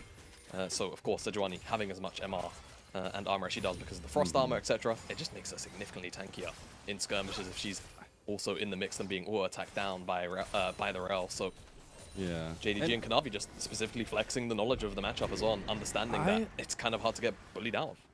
It is. And I'm actually looking at, there's a high chance it's just not updated or some of the things are in the wrong positions. But I'm looking back and I don't see right now a competitive Rel jungle that has come through yet. Maybe so if you see it and you find it, at me on Twitter, please, at Mazelkez, because it's actually really interesting to me. If you want to spend some time looking at that, because I would love to double check that, because that would be huge. But secondly, globally, it has to have been go ahead. But continue. Yeah, secondly, not only this Rel jungle is the connection, but it's also that engage, the forward engage that JDG can play with the rest of their members around. That's why this composition works so well. You are working with 2 marksmen that want to go forward, right? Ruler can pick you apart from the back line. Knight's going to be taking you from front to back. And that is what is so terrifying when you don't have anything to speak of, even only with a 2,000 deficit. It doesn't seem like that much, but JDG are just that oppressive. Yeah, it seems like this is actually... I see it all support, unless they're in the wrong category. I went through and like hovered all the names too to see if they had support or jungle, and I don't see a jungle on there, which is actually incredible. Wow. But it's already been so damn good. Like, this is insane. He has been so persistent already. There have also been, gosh, since Rel's been reworked, there's been such a long list of changes that I can't recall. I think this is the patch where they slightly overbuff Rel jungle and on live. I think it was 13-13, yeah. I think 13-13 is where they bring it back down. I think this is the patch where it's actually quite strong. Not gonna lie, just because I was also away, it's been kind of hard to track some of these patches as Forge has to use his ultimate to disengage. Feels like he's just not been able to play the game at all. Anytime he gets any member of JDG within like 200 units of him, he just has to press his R key because he's in fear of dying. You see, Harry right now is an advantage in the side lane, and that'll be something that Ultra Prime can build off of. But right now, in all these big picks, it's not happening. Ruler flashing away from the engage there, and Harry might have found the backline access. JDG will force the TP, and they're just trying to take this fight as slowly as possible. Here comes 369 to try to save the day. He's got the big Orin, but Ruler will fall yet again. 369 now has to flash over the wall, but Ultra Prime are on the come up. Ning in some trouble here. Does have a bit of tankiness as a Sejuani trying to huddle in JDG on the bottom side, but Knight has been taking turrets in the top side. Yeah, so for JDG, how bad is this really? Your Tristana just got 600 gold, a couple of waves as well on the top side, so sure, you lose out on, what, Ruler, maybe one other life as well, but do you really care? Again, is kind of the question I have to ponder, as we didn't talk about what Soul and Dragon we have on the map. It is Cloud, and honestly, in a game like this, for JDG, that's going to kind of be it's going to be an irritant. Having that much movement speed, getting away as Ultra Prime might be a really, really big problem. But this collapse here from Ultra Prime, really, really solid. As Harry couldn't quite find his way onto Ruler for a little while. Almost kills Missing, and then eventually locks down Ruler long enough for the rest of Ultra Prime to show up. And JDG just a little bit scared here on this fight, right? Not quite expecting the angles here from Ultra Prime, and again, potentially not expecting the angles. Oh, but Kanavi with a big bag of Storm. He's stuck, though, and an Emperor's Divide from Forge pushes them in. Knight's trying to rocket jump out here, but this is a dangerous position because JDG are in one fell swoop and a powerful one. Ning is trying to run away, but he'll just fall, and the double marksman comp comes alive. A triple kill for Knight, and Ruler even gets himself one. My goodness me, JDG, it felt like, we're watching a boxing match and this has just been, one fighter has been rocking the other fighter the entire time, and then the fighter that's been losing gets that one hit and that kind of gets you a little bit daisy, a little bit off your feet, and then JDG just immediately rock them back. And yeah, I feel like Ultra Prime just don't really have an answer right now. Their composition is not designed to necessarily play the game just yet outside of their Renekton. And for JDG, full skirmishing power online, 2 items for both the AD carries as well, I think, whilst this fight was going on. And yeah, the initial part definitely, again, Missing Kanavi a little bit far ahead, but as soon as Knight's here, this ultimate from Kanavi is huge. 4 members, he is actually stuck. I think he was pulling them in so close, he couldn't move. So that just shows how powerful that ultimate was. Forge ends up in the hands of Knight, and beyond that, there's just not really too much that Ultra Prime can do on any side of the map, as Ruler dealt a ridiculous amount of burst damage to Harry and gives him the thumbs down for good measure. And Ultra Prime, I think you just have to throw everything at the wall and see what sticks now, because if you try and turtle, I think you're just going to get, this is going to happen, Marcel. The combo comes through. Ooh, but they're fighting on the other side. Ruler, who now is just a target dummy, so they can distract from the golden left hand of JDG. You swing the right, you look into the left, and it's Knight tearing you a new one. Ning goes down, and the resets have come alive. A triple. Are we about to get a second penta here? Ultra Prime don't want to give that one away. Knight wants it, though. He's looking for it. Featherstorm comes through. Blade Collar not going to connect there. And the penta has long gone now, but JDG do not want to give up the momentum. You can always see when those potential penta moments start to happen in front of your eyes, but Doggo having the Featherstorm actually kept Knight at bay for a really long time, so good discipline from Knight to not just immediately jump in, get a little bit too overhyped. As JDG just turned this into a Baron, apparently, Ning is still dead, and they have a ward on the back, so once Harry walks up, it's not really going to matter too much. Ultra Prime will know, but they can't really stop this from happening at all, so JDG will now pick up the Baron 23 minutes into the game, and they can go up towards the base of Ultra Prime and take whatever they want, as the initial engage pretty much just starts from Missing, finding this flank and setting up for Kanavi to find a 4-man gravity well. Maybe it was 3, no, just about 4. And Ruler, to be fair, steps up to the wall. Ning, back to back, has found him with good Glacial Prisons, in all fairness. Knight potentially just underestimating. Why is he not running cleanse? Actually, now that I think, you know what, he's Ruler. I'm not going to question him. Either way. Yeah, I was going to say, I don't think we have the right. Yeah, we don't have the right. And you know what, it's fine. My bad. We do not have the right. But yeah, not having that cleanse has definitely got him killed once or twice. Ning has been abusing that fact. He's got to learn to die sometimes, okay? He doesn't die very often. All right, you know, so maybe this is one of those. He's like, Knight, you go unkilled. You go 11-0, maybe make it 12. No, Kanavi, he ends up getting that one. But it's JDG putting the final touches on this first game, and a dominant one here. They want to be the quick Nell to Ultra Prime. They also want to lock themselves into the summer playoffs and try to make a berth, as this will be a nice little in for JDG. They might be able to clean up the rest of the members here. Looks like they want to try to go in the Nexus. Knight is looking for more, but he shouldn't die, because then it'll be his first death, even though his KDA wouldn't change. But he wants some more kills, and the Nexus is the next target. Oh my god! Oh! He gets another one. It's just stalwart, stoic faces from JDG as they put the finishing touches on this game number 1. And it's a Ultra Prime who are reeling now. Goodness me, JDG. That was graphic. Can we have that on stream? That was pretty well executed from start to finish. There wasn't really too much to hit on there for me for JDG. They were confident, they were concise, and they were ruthless, to be honest with you. And for Ultra Prime's perspective, I just don't know where do you even start from that game? I'm just saying. We set the kaiju. Like, the defenses are gone. The civilians are just running rampant around the buildings trying to find safety, and the kaiju's just ripping out the buildings, man. I don't know what to say. Yeah. There's no more Pacific Rim suits. There ain't nobody to save you. You ain't got nothing. We've run out of resources. We can't make BLT anymore. are gone. LNG are gone. Weibo are gone. Everybody's just gone, man. Yeah, you know, hey, who in the Pacific Rim was leading that program? It was NA, right? You know, I guess that maybe NA have to come in and say. Let's not even get into that conversation. I'm not gonna do it. But yeah, that was a beating. I think there's no other way to put it. And for me, I just want to continue to see realistically JDG's evolution in terms of the confidence and the picks and the flexibility, like you started to highlight, right? If Kanavi's pulling out, you know, he's pulled out things like the Belveth display, he's pulled out now the rail. How deep down this rabbit hole is he willing to go in terms of some of these more, you know, kind of, how would I describe it? Not necessarily even niche, but, you know, treading the line, could be in the meta, but not quite in the meta. But if you have the right spots for it, it can be very powerful. I'm not sure what the double numbers were, but the damage looked good. Yeah, damage looked good.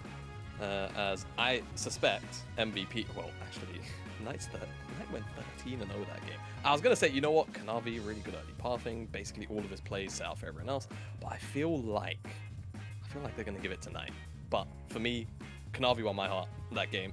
Yeah, pretty much start to finish was really, really insane throughout. And yeah, I do want to know exactly, because again, to me, the sign that a team has things figured out is when they allow their jungler to start playing more of these very, very, very out there picks. And if we start to see more, right, now that we've seen the unveiling of this realm, I will. No, okay. I was about For to say, clarity, the reason why I started cracking up is in my ear, I heard from our producer, MVP ruler, and I was like, hold on a minute, that sounds really This suspect. man has the MVP earned is actually a little bit of stay over. The MVP is actually Knight. Yeah, I think it does make sense, obviously, right? Oh my god, you almost said 40% of the team established this game. Did, man. Yeah, obviously very well earned. Honorable for me, still Kanavi for sure. But this guy was taking over the team fights because of the frontline setup that he was afforded throughout this game. It was an incredible performance from him. Again, the golden left hand of JDG really working out with the Tristana pick. It was the fact that you had to deal with two punching fists every time. I don't know if I've ever seen this combo pulled off in this way. A couple times it didn't go Ruler's way, but the fact that in an instant you have the rocket jump forward, but as well as the killer instinct on the back to set up a double flank, like, that's just awesome. And if you're in a point of power, makes that a lot easier to execute. But really, really good to see that they did feel confident with that kind of style of picks. They felt confident to give Kanavi a lot of the reins. And we saw what happened in game number 1. Ultra Prime, they've got to find an answer. Can anyone stop this kaiju that is just rampaging through the LPL? We'll find out as we come back from a little break in just a bit.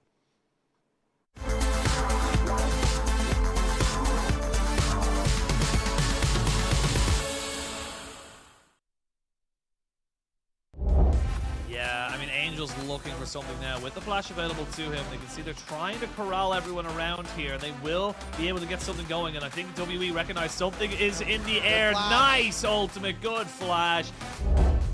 Not going to come and steal plate gold. Just going to keep on mentioning that. Lien is Fofo. He's found Baolan, and we know he's going down. Fofo grabs a kill. As Lien re-engages it, Mako has to flash away, Strive with a chain as well. Fofo the target for now. As Uzi is kind of alone on the top side, but they don't really focus him, and Strive's in trouble instead. Uzi's just charging at them, and Strive forced away. Assume now under the tower on his own. Root goes wide, but the minion wave is moving on in, and Uzi's behind him. Featherstorm comes out, and the pull's gonna be good. Uzi is surfing on RA. It is brutal. Gonna pause though, because Forge in a bit of trouble. There's the flash. Oh my god! A level 2 solo kill. Scout does it again. 3K gold lead for 4 FPX. They've had full map control for the past 10 minutes. Okay, hang on. Why is Cam? What? Just solo kill Jojo in front of the team and he's out. Oh, they're just going to pull him in. He can't ult if he's dead. That's what the LG say. But they all die as well. Scout doing so much work as Gala jumps in to finish off that double kill for Gala as he looks for Bin as well. That's GA, but no reset to try and get onto On. He can just auto him though. The Hex Splash is too slow. But Bin turns them into shreds. Triple kill instantly on the Renekton, and that's going to be game.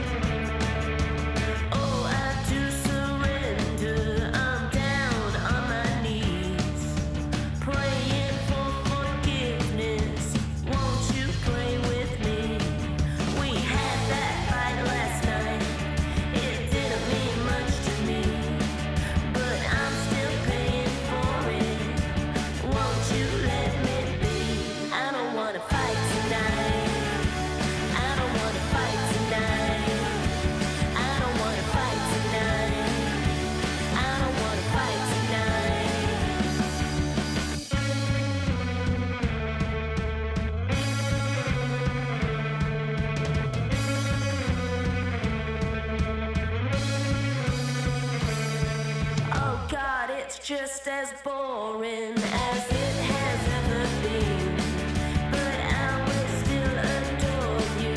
It's what you mean to me. Do you want me around? Is it all just too late now? Do you want me around? Is it all just too late now? I'm here waiting for you. I'm lay across our bed. I'm still spinning out all your words in my head. I don't wanna fight tonight. I don't wanna fight tonight. I don't wanna fight tonight. I don't wanna fight tonight. I don't wanna fight tonight. I don't wanna fight.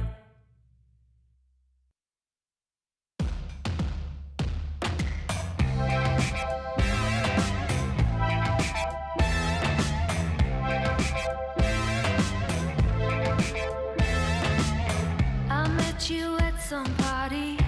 You were talking about your band. You bored me with your stories about your tour in Amsterdam. But you spoke so politely, drinking gin out of a can. I knew that you liked me from the way you touched my hand. But I don't care if you play guitar like Johnny Marr.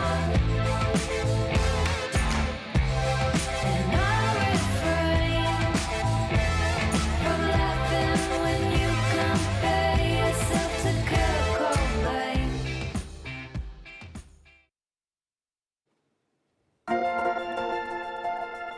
Welcome back, one and all, to Beijing, where JDG have run rampant as the giant monster in the room with the LPL. Ultra Prime are reeling after game number 1. I am Mazel, I'm joined by Jamada, and we are going to be getting into game 2 very, very shortly. Again, if JDG win here, they lock playoffs for them and for BLG. And that is something you love to see as we're getting a little bit closer. Isn't that a lovely They bit beat of them all the time, so you hand-holding? got to give them into playoffs, right? Lovely bit of hand-holding between the new rivals here in the LPL, right? Yeah, obviously, like we're saying, JDG win this, playoffs, and I guess, you know, little bonus that BLG get in for themselves. And I mean, after game 1, I don't know what to expect from game number 2, to be honest with you. How confident will JDG come into it? Because, yeah, you know, we were double checking in the break, and Mazel informed me via, I can't remember the name, so Glaywith. Glaywith. Thank you so much. Thank you very much. First rel on the tier 1, or rather world qualified. He's playing Ivan. Okay, man. Yep. Just finish your point. We'll get to it. Finish your point. We'll get to it. I can't finish it. They're gonna kill Dogo. Okay. Well, you know what? It happens. All right, never mind. They're not gonna do it. They're not gonna do it. So first rel on the world qualifying region in the jungle.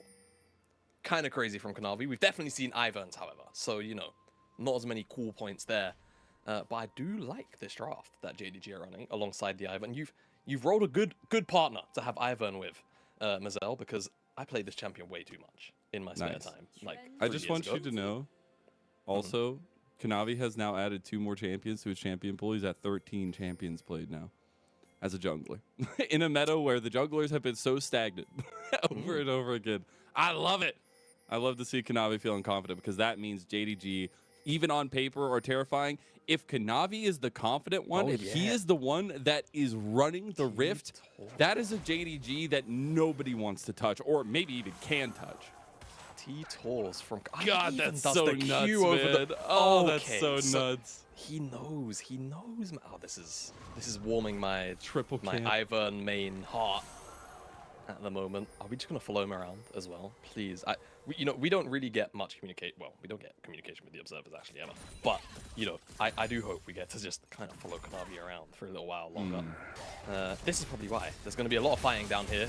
2 melee supports that love to butt heads, and 2 AD carries that are equally as aggressive on the CCs, respectively. So we'll see how volatile this bottom lane matchup ends up being, because yeah, Rel, Samira, and other way around. Kai'Sa Rel and Samira Nautilus certainly love to try and snowball over one another. Kanavi with this pathing, by the way, could actually make it down to the bottom side super early. I literally mean earlier than... Oh, he even knows the inst... Oh, I'm so impressed.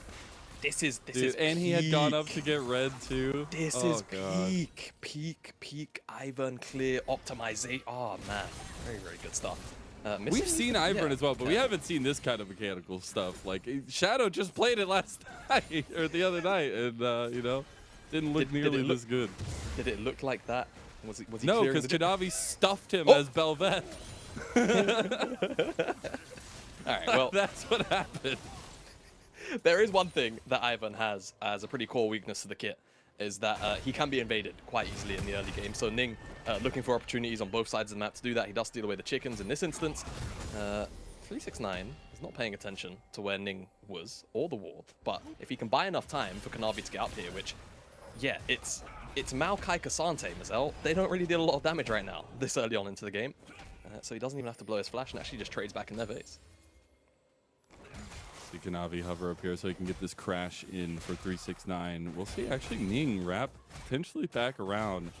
I would like to see Ning continue being that kind of aggressive stance. We've seen him actually try to invade as decently often as possible, because I would hate to see Kanavi get ahead like he did last game on the Rel and just kind of control the jungle. But you do have a lot more spatial control for Ning.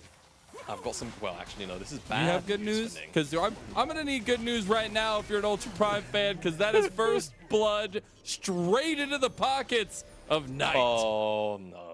And he's stealing the blue buff. Oh, Kanavi. the Rel. Sword Art in trouble. He had to get that flash. Luckily, he had a lot of distance covered with that. Did burn the Ignite, too. You got the Ignite and Flash from missing. So Summoner Spells on support's down, but Sword Art survives. Yeah, Sword Art survives, and Knight should be able to disengage this one, but he's actually taking the trade aggressively. Ooh. He wants it. Maybe a little bit zealous. The Conquer is there to go, but Forge taking the positive trade out of that one. I'll definitely say he was taking the more positive side there for sure. As Missing and Rula. I mean, Sword Art was about to go back to base, but I think wants to just stick around to, at the very least, soak up some of this XP. Already a little bit further behind, which has allowed Doggo to soak up a little bit of solo XP, but it's not necessarily ideal. But the good news I was about to say was, you know, it's kind of hard to take over a game as Ivern, right? In the earliest stages, because he's not really like, by nature of what you'd expect when you hear this champion is a good snowballing champion. He doesn't really do that. But what he can do is he can enable his lanes to very quickly become oppressive, especially for me. What I think the big misconception around Ivern used to be was that, like, you know, he came out during the Ardent meta, so it's like, man, you know, he's so good at helping his AD carry stay alive and da-da-da. He is, but he actually enables the bruisers far more. Any shorter range champions is just going to force Ning to flash out of the river there. Let's pick up the Skull Crab for his troubles, but still not ideal. So when it comes to buffing up the frontliners and keeping them alive, that's where Ivern also actually really does, you know, shine, to be honest with you. And even in dives like these, where just the extra layer of CC and the shield burst can really be helpful. We'll just force Ning back. He won't actually be able to take the Krugs, of course, but with Knight rotating over, this is obviously the end goal of the turnaround here as the Q connects. Oh no, Ning, he's gonna go in, but he dies. Knight gets a second kill. Forge is here though. Sword Art missing that dredge line is so huge. Doggo tries to go in, gets the cleanse, but he's out. No, we can't find a way. A double kill to Knight and one straight to Ruler. Throw up that questionable kitty because this is sus. Man, it was the thundering blow from Knight, which actually sent Doggo back to the start of his dash. If we get a replay, I'm sure we'll get the slowdown on that specifically as well. But JDG just absolutely dismantle Ultra Prime on the bottom side of the map here. They're going to miss out on 2-3 waves of XP and Golden. As the replay comes through, we'll talk about it because it's just Ning being bullied out slowly. And you know what we said? So if you're Ivern, you can struggle and you can be invaded. Well, I guess Kanavi just needs to not get invaded and will invade himself. But let's get a slowdown here because I think it's Knight. Sends Doggo back to the start of the dash. Yeah, with the E. So it just means that he's never really in a position to, at the very least, try and get some AoE damage out. But at this stage, Samira's not even really doing that. But it just feels bad to get sent back to the start of the dash, doesn't it? We didn't really get a chance because we've been trying to catch up to the games here. We didn't really get a chance to set up stakes either side, right? But I honestly, going into this game, really appreciated Doggo and Sword Art's approach here. The Nautilus Samira is something that Doggo can be a bit aggressive on in the 2v2, but now you look 7 minutes in, you're like, well, crap. And you figure out what can go forward because now it is a bit of a situation where Knight will be fully unlocked from the mid lane and you're going to struggle to find answers for him. Yeah, I feel like... Oh my god, Sword Art, you don't have a way out. You've already used the dredge line and an easy kill for Ruler. 2-0 now, 369. That's an answer. Harry, he gets the kill with a little bit of help from Ning, so Ultra Prime, they will not go quietly into the night. No, but I think Doggo might. He's still got flash, but how much can he really do through this dive? Man, he's trying to get Missing down. He does have the blade whirl, and Doggo gets one back now. He's got the resets, but Ruler shuts him down. 3 kills as you can't kill the king. Yeah, Ruler presses his R key in kind against Doggo and just says, calm down. This is my bot lane. You might have killed Missing, but you won't kill me. And you'll continue to fall slightly further behind as Ning has started up this Herald. And with the first move, I guess, from Harry, who's technically out of mana. This feels a little bit awkward, yeah, because 369 is going to come back. Not only that, but Missing, having just died on the bottom side, can actually rotate up here as well. I need to see where exactly Sword Art. All right. Both Doggo as well. So JDG will respect the fact that Ultra Prime can have numbers and Ruler still being in base means that they definitely won't have 5 here in time. We'll just let the Herald go over. Drag it up yet. So there's going to be something I suspect JDG will try and trade in kind, or we could actually see them just try and cut off the rotation here. Vision being denied away. Doggo's by himself, but Ivern, you can see on that ward there, should give Doggo and Ultra Prime as much information as they need to safely rotate back down to the bottom side. Actually gonna rotate back around because why not use this deadly duo here? As Sword Art gets caught, Daisy comes out, and you got a lot of damage on a level 5. Ooh, nice little weave of the dredge line. Gets Sword Art out of there. Yeah, we'll see Sword Art just about keep his flash as well. I think the more important thing, not just his life. Very cheeky from Harry. And the timing is perfect. All right. And they had, of course, on the opposite side of the wall, Kanavi on that ward as he was resetting, so that's what the timing was for. And unfortunately, Kanavi didn't quite stop his base in time whilst the start of that play was going on. JDG, however, despite losing that top side play, plus of course the Herald, will pick up this first dragon. And it's a Chemtech Soul. Or a Chemtech Dragon, rather, not Soul. Yeah. Which, just one, feels pretty good, you know, that 6 or 7% shield power and healing power. Once the Echoes of Helia come online, or... Actually, I've seen a couple of different, you know, priorities here for first items for Ivern. Obviously, Echoes of Helia kind of operates as, like, old Athene's Unholy Grail, which is, of course, like, that used to be his bread and butter item. Moonstone obviously got changed, and Moonstone is actually not that bad, but I feel like for pro play, you're either looking at that Helia or you're looking at Shirelia's, right? The movement speed is always super, super valuable if you can get it on top of your carries. What do you expect the outlook for an Ivern as we approach mid-game to really be, and especially one that has so much advantage through mid and through bot? So it's again, it's about just propping up your very, very fed carries, right? As JDG, you're gonna get reverse ganked here, but that's a big magnet storm as well. Doggo gets locked down, but that's the Infernal Trigger. He's got the resets now. Kanavi has the flash, and Missing is on the wrong side of town. Ruler had gone down, so they don't have the damage. Luckily, you got the mount up and a fast Horsey for Missing. He's got to try to find a way. Oh, he's going to take that sapling, and that is all she wrote. Ning finds the advantage, finds the counter gank, and that's what you love to see for Ultra Prime. Definitely is. 369. Ooh. Let's have that leap strike right back. But that is a lot of plates going over to Harry. He's going to have a huge advantage from this Cassante top lane. Certainly is. This is just by himself. This wasn't like the Herald was dropped earlier on. You can see that Ning actually still has it. So, really, really good stuff from Harry. Winning out on this side of the matchup quite handedly. JDG 369 will have the Divine Thunder though. So, that's kind of where the matchup can start to turn around in his favor. So we'll see how that development continues. For now, speaking of plates, Knight will pick up one of his own.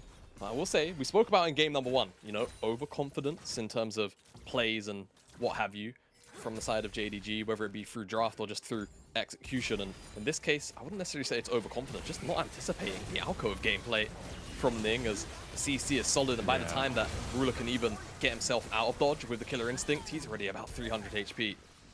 Forces Kanavi back as well, Doggo does, and Doggo does have himself a Duskblade. Oh, I think we're on... I can't recall if we're on the patch where Duskblade interaction is fixed or not, but yeah, with Duskblade Samira, you can be in untargetable, I think, whilst you're inside your ult.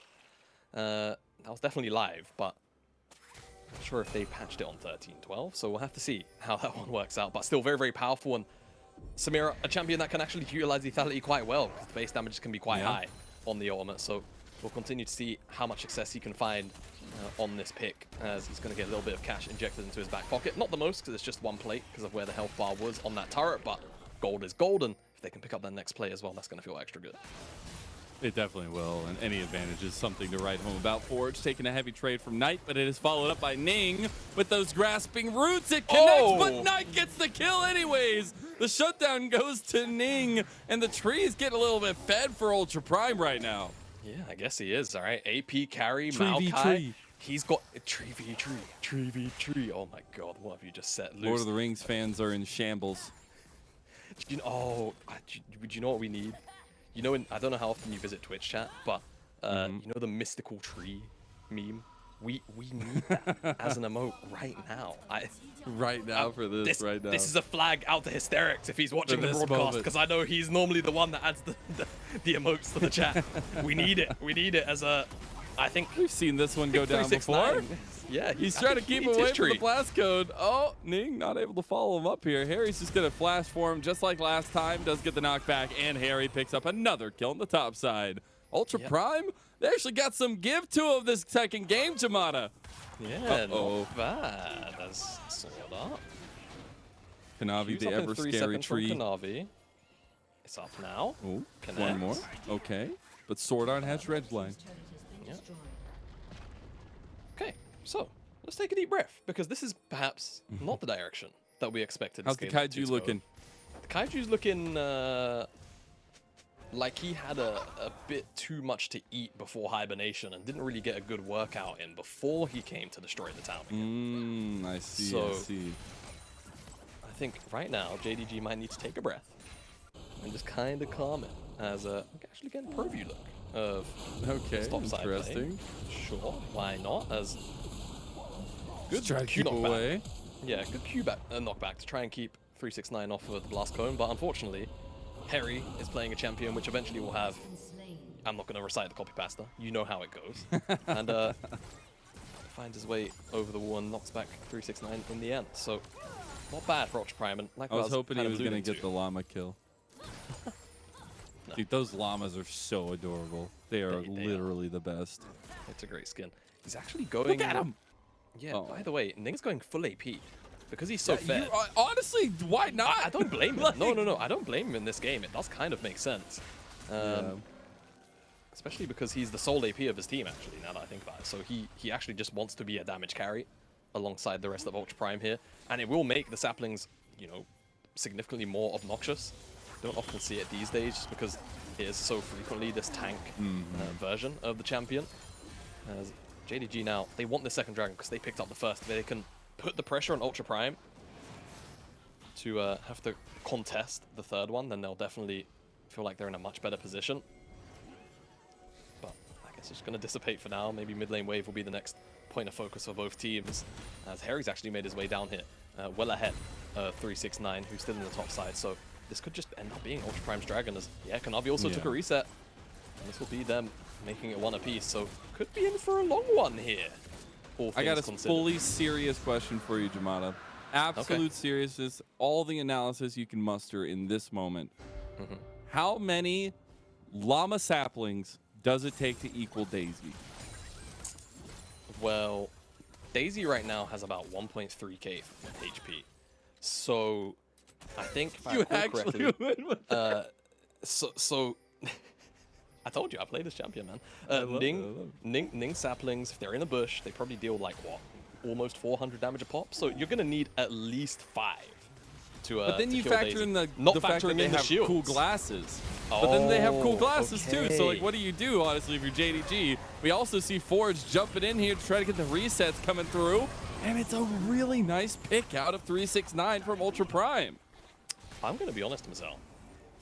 I think JDG might be in a hole that I'm not sure they'll be able to overcome unless they. Okay, well maybe Knight's Jace could be could be the ladder back out. I mean, they still have a 4-1 Knight and a 3-1 ruler. I think those you know, nameplates on, it's gonna be a little difficult. Sword Art trying to go with the flank though. He is completely disconnected though. Gets knocked down. Daisy is doing work as a bouncer for JDG.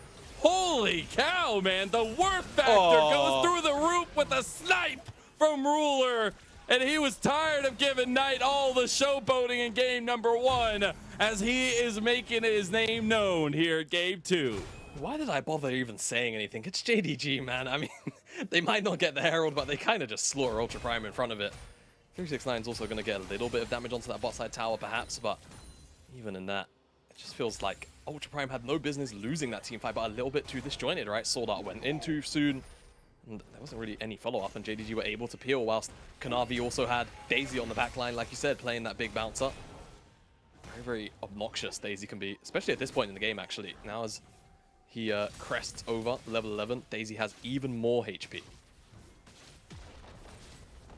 Yeah, you've got to be a little bit careful with some of those factors, especially. But now also just looking at proactivity for Ultra Prime. Maybe trying to get Doggo, try to get Forge any of this Rift Herald gold that is being held in Ning's pocket. It is still difficult to find much, as we'll actually take a look back at the replay and the attempted flank of Ultra Prime.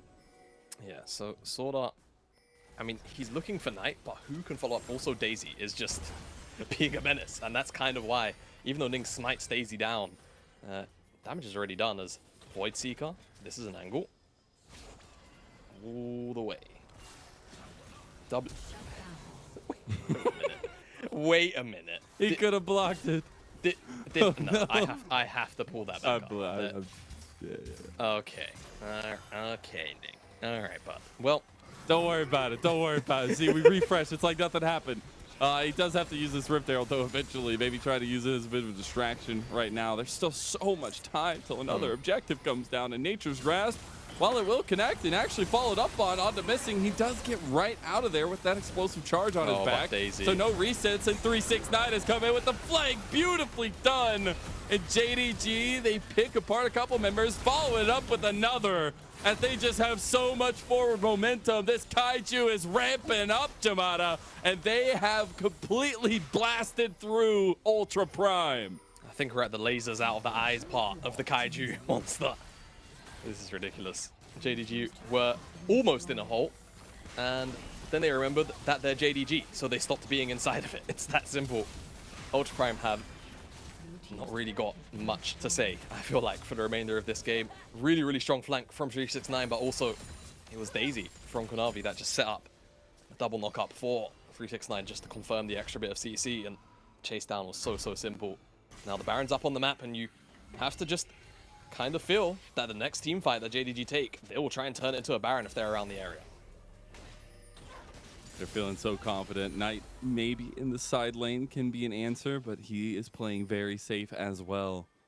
Really nothing there as JDG get resets on both Knight and Ruler. You're wondering what can come into their inventories here as well.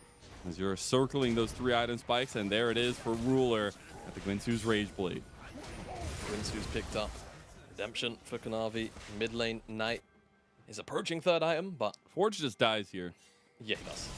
Oh, my God. Oh, and then he gets buffer stopped. Oh, They gotta be quicker than that with the hands as Knight just shuts him down. Harry gets locked down, CC'd to hell. He goes all out into the ground as JDG take another life from Ultra Prime. Konavi gets his first kill of the game.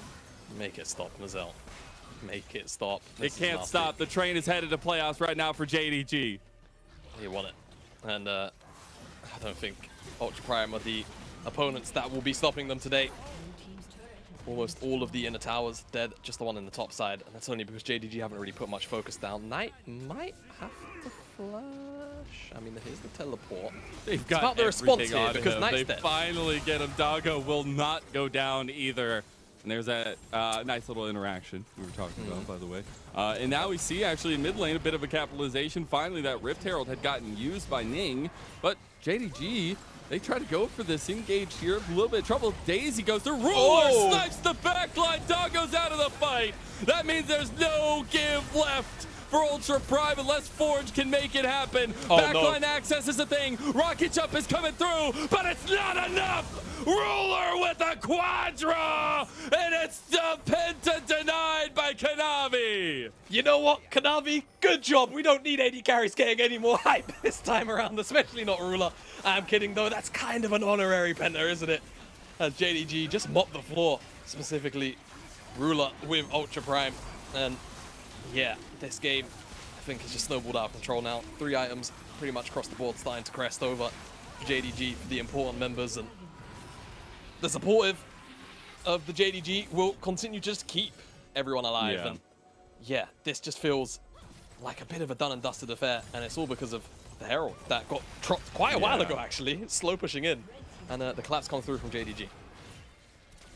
JDG are terrifying, man. Like, they have found ways to not have an MSI slump, right? They might have lost their first series of the split, but they are looking at 10 wins in a row if they close out here. They're looking at a playoff for this team has all eyes in front of them, and they are feeding off of the momentum of literally destroying the LPL, destroying their opponents, and destroying Harry in a side 2v1.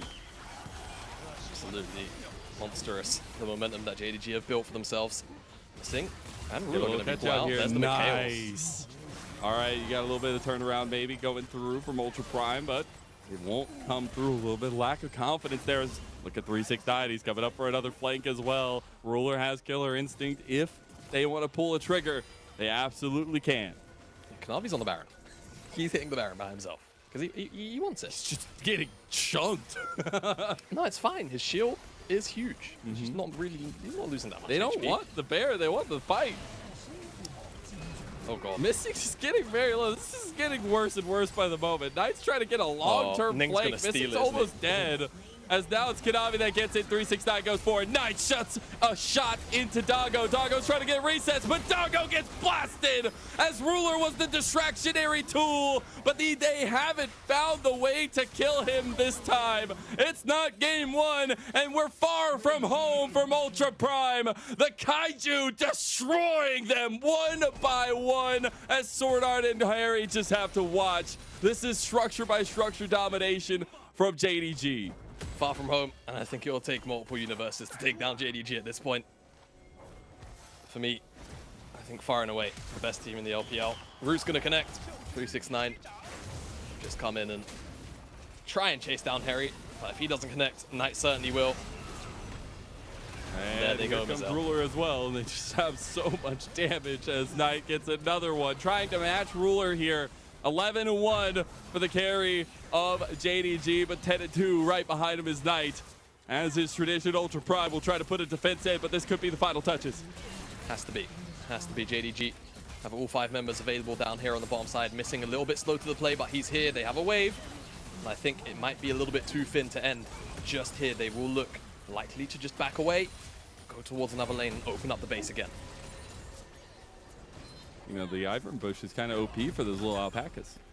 Yeah, it definitely is something you have to be a little bit wary of when you play Ivern. There's only really 2 matchups like that. Look at him run! He is pretty adorable, isn't he? It's just Maokai and occasionally Rengar, but often Rengars kind of get themselves killed. They get a little bit too excited. Oh my god, there's a bush in the middle of mid lane, and then you just, you jump into like 5 people and die. That's what we see very, very frequently. No. But That's I a don't feel like Rabadon Kanavi for cares. Ruler. Yeah. I feel like Ning's gonna feel that the most if he's And going that's in. just now second item for Forge. There's a little bit of a gold diffy going on. All right. I don't want to say there's a gold gap going on, but what you might be seeing is a bit of a wallet diff very, very soon. JDG just have to siege in the mid lane. Supers are already approaching the bottom side of the map, and they've got 45 seconds to work with, and that one wave that they have in the mid lane might on. Okay, Oh, Ning! Wow, that's that Rabadon's diff right there. 2 sticks make a hat, and also make Ning dead. Goodness me, JDG. How much can they get from this? That's Supers just on the it? bottom side. 369's down there as well. This should just about be it, Mazel. It's last chance saloon for Ultra Prime.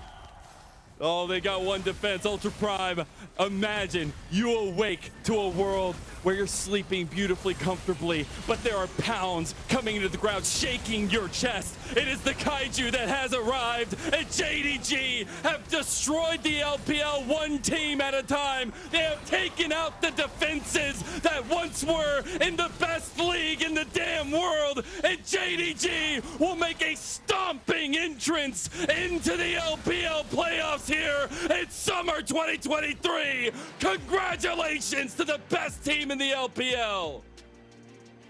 Domination. Nothing more to say than that. Game 1, Game 2, same kind of deal. This one here, they had a little bit more fun. And as you say, congratulations to JDG, first team to qualify into the playoffs, and they also, of course, qualify their brothers in arms in BLG to the top. Well, I was going to say 2, but at the very least, into playoffs. Ultra Prime just had no answer, Mazel. There was nothing that they could do about this onslaught. And JDG just look confident, and they feel like they understand where they are, and what they want to pick in the meta, what they want to do. And it does also just make you wonder when we start to approach these bigger ticket matchups for them again, right? You know, you start to take on the likes of, the BLGs again, the OMGs right behind them, top esports. If they're not playing these more funky champions and they're on the meta picks, how much more decisive are they even going to be as well? Yeah. It's the picks that are coming alive. It's the play that's coming alive, and JDG are stomping through the competition. I just can't stand here but be awed by what we've seen from them, the styles we've seen, the flexibilities, but also just the kind of triumphant return from MSI. I love to see that come through. I love to see consistency come through, and it's a team that just feels like they're firing on all cylinders. And while you can do up all of this, and congratulations to JDG, they also gave entrance to another team who they know extremely well, and at least at this point is the rivalry in the LPL for this year. It's BLG, who also make it into playoffs. So we have 2 of our top teams and 2 extremely demanding teams on the Rift that come into fold. Yeah, exactly. And I'm excited to see I don't even know. Like, it's hard to even say the continued evolution because it feels like they've already kind of evolved. They're the first team to start picking up all of these weird and wacky and wonderful champions. And you know, I guess that's when we start to talk about the compares at this point. Because I think we kind of already understand where JDG are, and it seems like the ceiling is even higher than where they are as well, which is it's a very terrifying prospect to think about. And then it just comes to, all right, well, what about BLG? What about the top esports, your OMG? Maybe Weibo if they get their stuff together, LNG as well. Yeah. Who will be able to actually come into the fold and reasonably contest this team now that they're back on form? And you've even heard from interviews from BLG consistently. They're like, "Yep, you know, I think we're gonna get second. It's gonna be great because JDG is still in the lead." But I think over Evolution, that matchup, if we do end up getting a rematch yet again, will be intense. But right now, we have to look back into JDG Ultra Prime. Ultra Prime definitely heads held a little bit low. Weren't able to really get the fight that they wanted. I seriously wanted to see a 2v2 go their way. I love that Sword Art and Doggo tried to bring out the Samira combo. It just didn't work. And now you're trying to find out how to approach the next parts of your season because they will still be in contention for playoffs, and they're still trying to find ways to make this composition work. And I like that they went for a double marksman comp, even though it didn't necessarily look great. Yeah, I like that they tried to take it to JDG here, especially in the bottom side, right? Doggo, Sword Art, Rail Nautilus, very, very aggressive, looking for 2v2s, but they couldn't quite, of course, actually make it across the finish line. Once Kanavi got involved a couple of times, it just felt a little bit done. There were a few instances, though, where some counter punches came through, and you started to see that Doggo and, you know, the fantasy of this lethality Samira could potentially happen, but unfortunately, the fantasy was one where Ruler was the king, and the crown laid firmly on his head. He will get the MVP of this game. No real surprise there. Does Knight hold it over his head? Does I say I got better stats than you in game number 1 on Tristana? Just saying. True, because Ruler actually died this game. Yeah. Okay, yeah, I guess. No, congratulations to Ruler. Definitely deserved. Again, even in game 1, that is what enabled Knight to do so well, is Ruler just punting himself into the back line and trying to find picks and give so much distraction. So I love to see that, you know, on the Kaisa game number 2, he tries to hone it in as well. That is it for our second series of the day. A triumphant victory from JDG, locking them into playoffs as well as their opponents in BLG. So we'll see what happens in the future for them. But now we have our first 2 teams locked into that top 10. And we will take a small little break while we jet set over to Xi'an, or we'll see EDG versus WE. You don't want to miss it.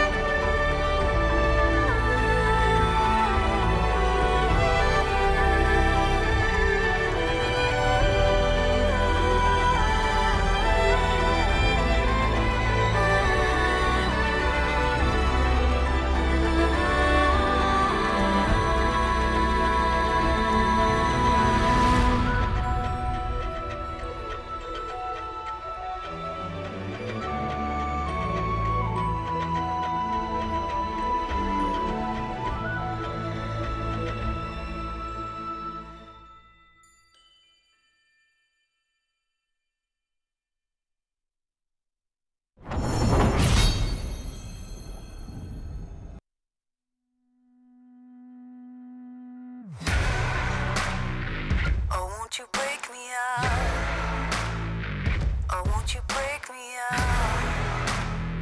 Oh, won't you break me out? Break me out, break me out. Under lock, under key, and I'm doing time. Someone to save me, turn on the light. I don't know what is wrong, but it just feels right. Won't you break me out? Won't you break me out? Like a bad dream, but I can't sleep. Seems like I just can't get past me. Oh, oh, oh, oh, oh, oh. Won't you break me out? You're the chain, you're the lock. Won't you hold me down? You're the key to the door. Won't you break me out for my freedom? For my freedom. You're the chain, you're the lock. Won't you hold me down? You're the key to the door. Won't you break me out for my freedom? For my freedom. Won't you break me out? Oh, won't you break me out? Oh, won't you break me out? Oh, won't you break me out? Break me out, break me out. Oh, won't you break me out? Oh, won't you break me out? Oh, won't you break me out? Break me out, break me out. You're the chain, you're the lock. Won't you hold me down? You're the key to the door. Won't you break me out for my freedom? For my freedom. You're the chain, you're the lock. Won't you hold me down? You're the key to the door. Won't you break me out for my freedom? For my freedom. Oh, won't you break me out?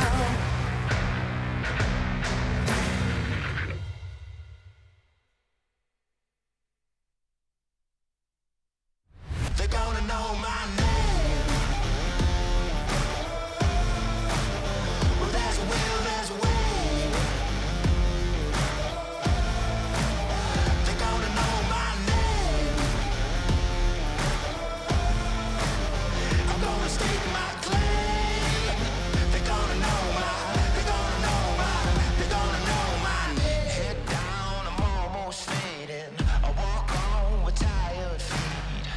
No time for hesitating. The world's coming after me. But I got no time to be bitter. No doubt I will succeed. I ain't got no faith in you. There's only one thing I believe. They're gonna know my name.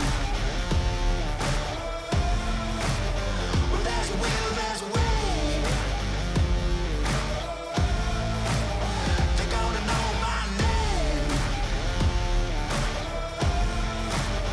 I'm gonna stake my claim. They're gonna know they're gonna know my name. They're gonna know my name.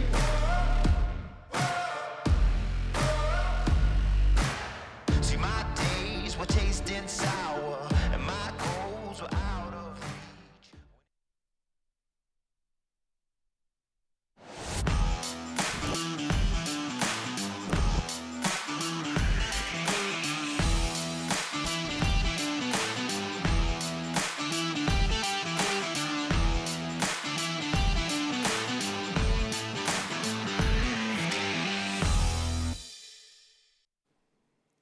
Welcome back to the LPL Summer Split. Did you miss us? Because now we're in Xi'an, where we'll be covering EDG versus WE. I'm Mazel. I'm joined by Jamada. We had a heckin' fast first series. JDG handled business. They got playoffs. They walked away. I'm sure they're eating good tonight. But now it's EDG, WE. A bit of a different story, Jamada. A bit of a different setup because both these two teams are trying and fighting it out in the pits to make it to playoffs. Yeah, they need these wins, right, to make it in. W, of course, have quite a few games in hand over EDG, but thing is, they still have quite a few tough games left, so they need to pick up these wins where they are against teams that are fighting in the exact same pit as them. On the side of EDG, you know, we've kind of spoken a lot about the very turbulent season that they are having, but for the most part, they've got this game and then 3 games in a row where you would expect an EDG of Spring to take down those opponents, and then it's OMG and Weibo to round out their split. So right now, they need to try and build up some momentum and actually run into this final week of games for them in a few weeks' time on form and on fire. Otherwise, they could find themselves on the bottom half of playoffs, or worst case scenario, not even making it into the top 10. Yeah, they got to make every moment count, right? They do have a bit of a bumpy road, but a solid one ahead of them. Some opponents that definitely are in the win category if you're thinking about them on paper, but things that you need to execute on. You need to continue relying on the experience and momentum for EDG as a whole, where at WE, they came back for week 4. It was rough, man. It was up and down. They were angry after their loss against TT, and they slapped Top Esports, man, in a 2-0. But then right after that, they lost 2-0 to LNG. So trying to find consistency for them is also important when you look at this EDG roster they're going against. Yeah, it's quite interesting that we have 2 rosters back to back of one another who are kind of trying to seek consistency, right? For EDG, it's just about trying to regain strength lost from Spring, and then for WE, it's about trying to just find the pre-Asia Games or Road to Asia Games form that they had themselves in on that 4-0 streak. A very good, I suppose, gauge for one another, right? Considering where they are in each other's stories. And I think, to me, I look, honestly, more over at WE than I do to EDG, which might sound strange. I think it's more because as viewers and as generally even like pundits, right? We are more familiar with EDG. We know where exactly they are going to be looking to play. We know their strengths. Whilst we do know the same of WE, it's still more about the fact that they had such a strangely high at the start of the split, and it does make us wonder, okay, how much of that lightning in a bottle can they actually recapture as they start to approach the back end now of the split, which is of course the business end. Yeah, and you do look at the competition. That's why we're talking about the schedule a little bit. Like, WE still have the toughest dogs in the fight to go up against for the rest of their season, right? They still have to face JDG. They still have to face BLG. They still have to face Weibo. And I think those are tough tasks and tough asks for WE. But tonight specifically, it's about finding that momentum, finding traction for both sides. But now specifically honing in on Uzi versus Hope, 2 long-standing ADCs in our league, but also some of the very best. Yeah, very much some of the best, right? Hope, so much achieved under the JDG banner. Why did it take me so long to get that? And of course, do we need to talk about Uzi's career? Like, he's, yeah, like, if you are perhaps newer to League of Legends, then we will. This guy has been around forever, right? It feels like since the... talk about Uzi. You talk about Uzi. I mean, like, come on. You talk about Uzi, you talk about some of the most, you know, not only just story players in the world, but just kind of a trailblazer, I guess, for the ADC role, and how the development of that role in competitive play actually worked for some time, right? The funneling of resources into the bottom lane, RNG back in the day, under Uzi, that was one of the first teams to just, like, give one role a whole bunch of gold and just say, hey, man, go have fun on the Rift. Like, that was in part due to this guy. So, you know, we're talking about 2 AD carries, one with a wealth of experience, right, from nearly the start of professional League of Legends, very shy of, and Hope, of course, who more in recency, obviously under the WE banner, hasn't necessarily been finding as much success as we'd like, probably, but with JDG, of course, was one of the best AD carries, not only just specifically in the LPL, but also, you know, touching ceilings at the World last year sometimes. So we are looking at a very, very high bottom side match. And I think Uzi is so interesting to me, not only because he's my favorite player, he's why I kind of got into competitive League of Legends, but it's also his mindset. You hear a lot of the interviews, you see a lot of the content online, and he's like, I know you know me from before, especially to Western audiences. I don't want you to associate that with me. I want to carve a new legacy in my new momentum with EDG. And he shows the grind, right? We saw an interview the other day where, you know, they're calling him day and night because he's literally playing all day, all night, trying to grind as much as possible. He says, yes, he's tired, but it doesn't matter if there is improving, if there's things to be gained, it is worth it. Yeah, and it's inspiring, I'm not gonna lie, to hear a player as experienced, that you don't get much more veteran than Uzi, right?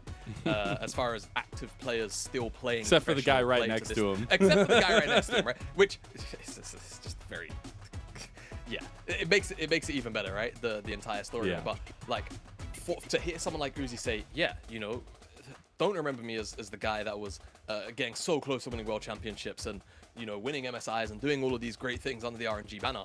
Remember me as the guy who, or like, think of me now as the guy who is, you know, still very, very experienced, but on the block now to continue to grow and learn in, you know, a very different version of the game to what, you know, he was at his very, very peaks of. So I'm very excited to, again, keep on seeing where Uzi goes, because it feels like even in his mind, even though we will always refer to him as one of the best to ever do it, he is still in a growth mindset. He is still in a position where he wants to continue to grow and learn and evolve with, you know, the players who have come in since we knew Uzi as one of the best in his time to, I wouldn't even say catch up, but realistically just be relevant with these players again.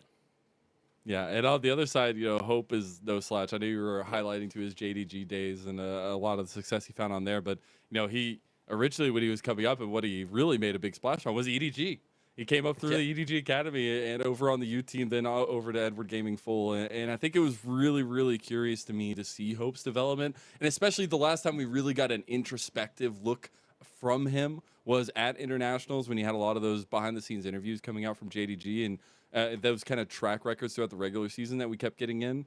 And it was a conversation about he wanted to try to lead from the ADC position. Now, that was last year. Maybe it's a little bit different on WE, but it's specifically a moment of growth where Hope is still, even as a developed player, even as a guy who spent a lot of his growth on EDG, who he's facing today, is still growing to this day, is still in that same mindset and in the grind set that, you know, Uzi we were talking about so much of. So it's really impressive to see these two guys clash, and especially because they themselves have been opting into confident matchups, into 2v2s that work out in aggressive fashions, and I just want fireworks, man. Yeah, and that does make me wonder how WE are going to approach today's drafts, and not only like specifically the drafts, but focuses in terms of gameplay, right? Because you can still technically, though you don't see often, draft very aggressive things and kind of just leave it on an island if you know it's going to win out, right? But I anticipate for them that I will see, you know, Hong pick up something super aggressive in the jungle role and look to just permagang towards the bottom side, right? Set up Hope and Iwandi for success and try and put Uzi and Mako behind, because, you know, we saw, especially last time out for the side of EDG, that Uzi was feeling like he was on fire. He absolutely was. He's going to need to be on fire tonight as we're headed to WE's home arena in Xi'an. We are getting the light show that you could dream of here in a beautiful arena to take place of competition. We got EDG versus WE. Again, all eyes on the bottom side, but it's also about facilitation, right? We have seen for EDG, JDG, if he can find his arm around your neck in any of these jungle matchups, he will literally choke you out so fast you can't even know what happened. So I'm really looking at WE to find stability through Hung and through Shanks in this mid-jungle duo to support a carry style from Hope and Iwandi in the bottom side. Yeah, I entirely agree with you. That's how I feel like WE, they need to play to try and shut down EDG, right? We recall EDG specifically in spring, but they are starting to return to that form as Uzi takes stage. Big smile on his face as, you know, JJ and Mako pairing up and, you know, being that platform to kind of continually move around the map and make sure that Fofo Lead back then had resources. This time around, it's about Uzi, of course, and I think it's a little bit harder for me, and I've seen a lot less of it since we've had the minion changes where the minions are all coming out at the same time. We see a lot less roaming in my mind from the supports, but the same style of play can still be implemented, and you still see junglers come down towards the bottom side and try and make dives work simply because. So yeah, I feel like for me, WE, you try and shut down the game through mid-jungle, and then you just kind of play that very textbook game of denial of vision and try and ensure that Uzi and Mako feel as uncomfortable as possible whilst you're getting as much gold and resources into the pockets of Hope.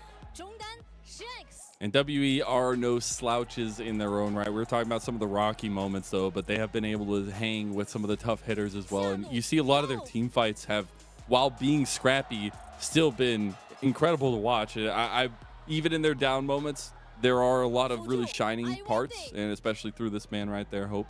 And I think that's where we have to look at tonight, because on paper, you look at WE and you see a lot of developmental pieces that have come from other orgs, but also homegrown developmental pieces for WE. And you're trying to find, you know, how long does this project need to take when you're trying to input some success and find that success for W yet again. And they have so far, but the question marks have remained, right? It feels like a lack of confidence in W just because they haven't played as many games, because they have a 4-series week coming up in week 6, and those question marks need to be kind of silenced.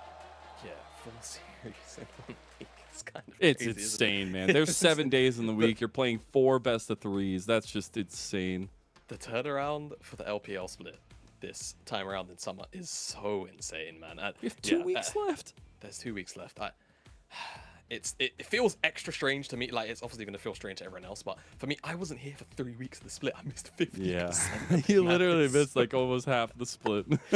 It's so crazy to think about, but yeah, WE, they need this win. I think it can't, you know, be understated enough, especially because they have so many strong teams left in the remainder of their schedule. Whereas for EDG, I recall it still being, you know, it's basically just being easier than WE's, but still, of course, I think rounding out with a couple of those heavy hitters. So this is a series for both where I feel like tensions will be high, and this is even arguably a series where you kind of see mistakes based off of those tensions, potentially, right?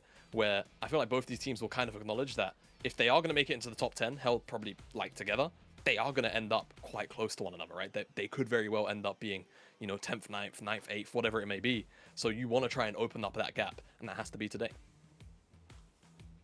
Gotta try to find every way possible. There's that man that will find the crack in the armor of EDG. Gotta find it for WE as well. And honestly, been really liking the combos of Iwandi and Hope. Also, the flexibility that Iwandi's been having, right? The Jannas, the Blitzcranks, things like that. But specifically just trying to find things that work in the 2v2. So that's all eyes for me early on in the draft. Specifically, what kind of bans we get, if we get, you know, Uzi's Lucian banned away, something that he definitely loves to go for if he's looking to get a hands check in bottom lane. But specifically, does Melio make it through? Do we get supportive bottom lanes? Do we get a lot of connection between Mako and Iwandi and the rest of the team? Yeah, I do want to see that from both sides. I feel like systematically both these teams kind of want to play identically. So I think draft in terms of counter picks are actually going to be quite important. We've seen a lot of support counter picks, specifically from red side, start to kind of become a bit of a popular trend too. And I do actually suspect that that could dictate a lot of early power, a lot of who can make first move, who's more available to skirmish first. So keep an eye out for that as we do slowly approach draft. Can I just say, I'm sorry to cut you off. I just am seeing the patterns on their jackets. Those jackets are so darn cool, man. They like dragon scales or something on the EDG jackets. They do look. They're so cool. We need another look. I think you're right. I think they are dragon scales. I want an EDG jacket. Anyways, it's still, you know, hey, you see no jacket there. But yeah, really, really cool stuff from EDGs. God, I can't stop. I can't look at it. It's so cool. They are really cool. Dragons are cool. I think it's dragon scales. I'm probably wrong. No, you're right. I think you're right. I'm sure it is. Anywho, jackets aside, maybe, I don't know, are you about to say, is it going to be drip diff? You know, they've got cool jackets. WE just have, I'm not saying nothing. I'm not being held accountable, all right? I'm not doing nothing. Hands up. Okay. As long as you're staying neutral here, mate. All right. Here we are. We're into picks and bans. We'll see whether or not the jackets help secure EDG. Solid looking draft moving into If you game like red, you could be a WE fan. You know, their know. jackets are very red. Red's not. I'm not a fan of red. What's your favorite color, Mazel? We're doing this before we get to draft. Blue? Are you a blue guy? Okay, yeah, that's fair enough. I'm a blue guy. Yeah, Any variation of blue. Yeah, what about you, real quick? Purple. Purple's my favorite color. Ooh, I like it. All right. They're pretty solid color combos. You got blue and purple here. All right, so we got the Tristana, the Azir, and the Cassante banned by EDG on blue side for game 1. It's the Renekton and the Melio so far, so trying to take away that flexibility. Again, I haven't gotten to see it since they did it before, but EDG love to like first pick Lucian and keep Nami and Melio open so they can play with your minds a little bit, but WE not falling for the trick this time around. We do also want to see this kind of continued focus, maybe towards Mako. No, it's going to be the Wukong towards JDG. All right, well, there's one big pick that's up, and it starts with N and ends in Eco. So I suspect EDG will pick it up first, unless they really I don't want know to what buy champion more. could possibly be talking about. Yeah, me I have neither. no idea. You've seen how powerful it can be time and time again. Oh yeah, the LeBlanc is also up. Okay, so that's priority for EDG over the Nico. So W. All right, make an anagram with this one. I don't think that's an anagram, but make your little thing with this one, huh? Champion that starts with an L, ends with a C, Honk? but it's C? not because it's two words. It is 2 words. What are you gonna do it's now? The blank, you know. So yeah, what can we say? Also Either about way, to blank these side lanes with a static shiv. So you know. Oh, okay. We need to stop. We need to get out of the silly goofy mood. First pick Jax. Okay, I like this. So Sejuani alongside it perhaps to make sure it doesn't get snatched up. You want a strong top side, and then you look to secure Nico on 3. I don't mind this if that's what W want to do. It does mean that you could. Oh no, Renekton's banned away, so that's obviously what the idea is, I imagine. We'll see what WE have cooking up though, because if you do go down this route of going towards Sejuani now, then Nico on 3, you do leave your bottom lane potentially exposed, or jungle in general. Okay, it's going to be the Maokai ahead of the Sejuani. Objective control, vision control as well, very easy to achieve with this champion. If you start to pull ahead, it gets obnoxious, but EDG themselves can still find a counter matchup, I'm sure, on the top side through Arla and his extensive champion pool, especially in the duelist, right? Arla has things like a Fiora, has other tanks that he can lean on if he wants to neutralize this Jax, so it's not going to be impossible for him to do. EDG go towards the Kha'Zix. Hey, let's go. Okay, so a lot of spacing, a lot of control so far from WE. Also a bit of a side lane answer there with that Jax. But right now it's EDG looking for kills and looking for snowball. And I actually appreciate that in game 1. They are looking to hands check so far, at least with the first 2 picks. And we'll see what they can get with this rounding out of the first phase for them, because I do expect them to continue to try to grab a lot of priority in the top side of the map.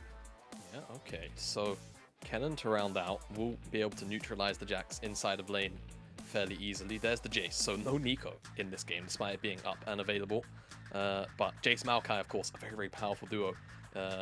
We saw it at the very start of the year. I'm sure we're all very familiar, but objective control paired up them with Jace's ability to basically chunk out very squishy members for upwards of 600 damage with those accelerated shock blasts can be a very, very disgusting combo to deal with. So now, if WE start to pull ahead in the early game in particular, things can start to get out of control for EDG, so they need to try and secure as neutral and as strong a lane matchup as they can, I feel like, and try and keep that afloat as EDG. The only issue for me, Mazel, is when you go towards something like the Kha'Zix, he's not going to really be the strongest and the best at kind of supplementing some of these early lanes. In fact, it's often the opposite way around. He wants strong lanes to supplement him until he gets to that level 6 mark, and then he can actually start to kind of fight for himself. For now, though, away from that, we're at the ban phase number 2, and Alistar for WE has been removed away as Mako was showing a lot of priority on that, and Varus on the other end alongside the Braum, so there isn't as much disengage available for EDG as well. And right now, looking over at Shanks, it's all about trying to keep Fofo as much as possible in that mid lane, not let him get that connection with JDG, and keep the pressure up, right? And that's where Hung might be on a little bit more reactive pathing earlier on, but some good preemptive pathing could also help you try to stop this snowball that EDG are fully opting into at this point. I do wonder if they are going to try to whittle down this champion pool bot lane a little bit more. They do take away the Aphelios, so they have been willing to try to dwindle down these carry picks towards Hope. Yeah, they definitely have been, but I feel like this is probably a Kai'Sa angle if I had to wager a guess here from Hope.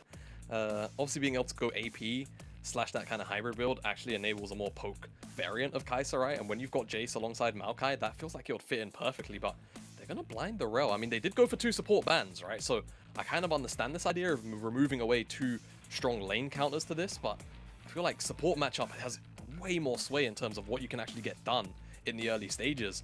So holding that to 5, I feel like could have been higher value, but this is the option for WE, and we'll see how it pays off as EDG now have the opportunity to pick up their priority AD carry and the counter pick support into this round. I'm sorry, I know you're trying to be serious, but by God, that little gif of Uzi in the background there, Yeah, him giving kisses out was adorable.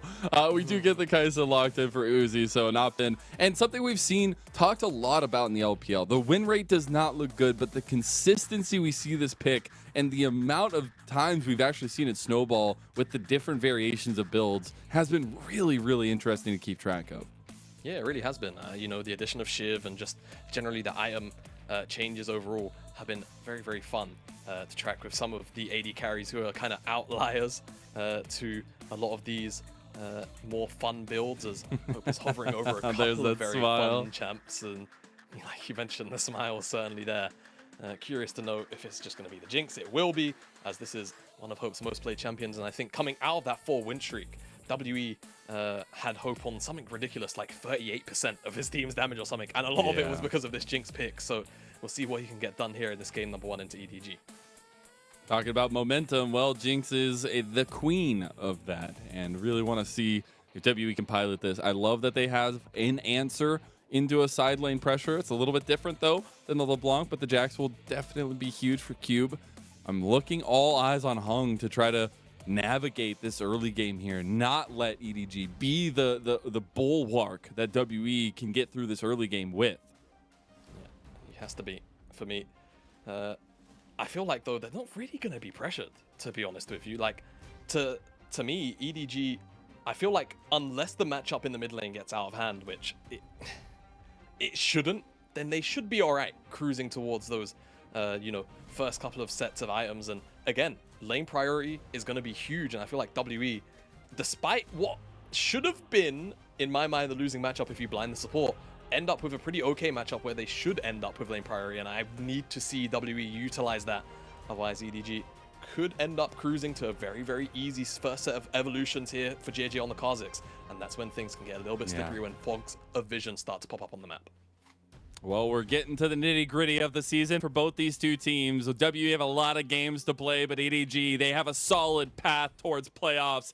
All eyes are on Uzi versus Hope at the bottom lane as we hit to Xi'an and to Summoner's Rift, and the whole arena of WE. Game 1 kicks off now. And listen to those gyos. Chills. Genuinely. Mako. Oh, Mako. Oh, a little bit of that lollipop not going his way. We'll have to burn the early flash. WE early on with this level 1. Yeah, I think not only trying to get past Iwandi, but the slow kind of almost helped him out, but he just can't risk getting stunned up by the rail. So no flash down there. Hung could make a very, very early appearance towards the bottom side of the map and really make things quite awkward.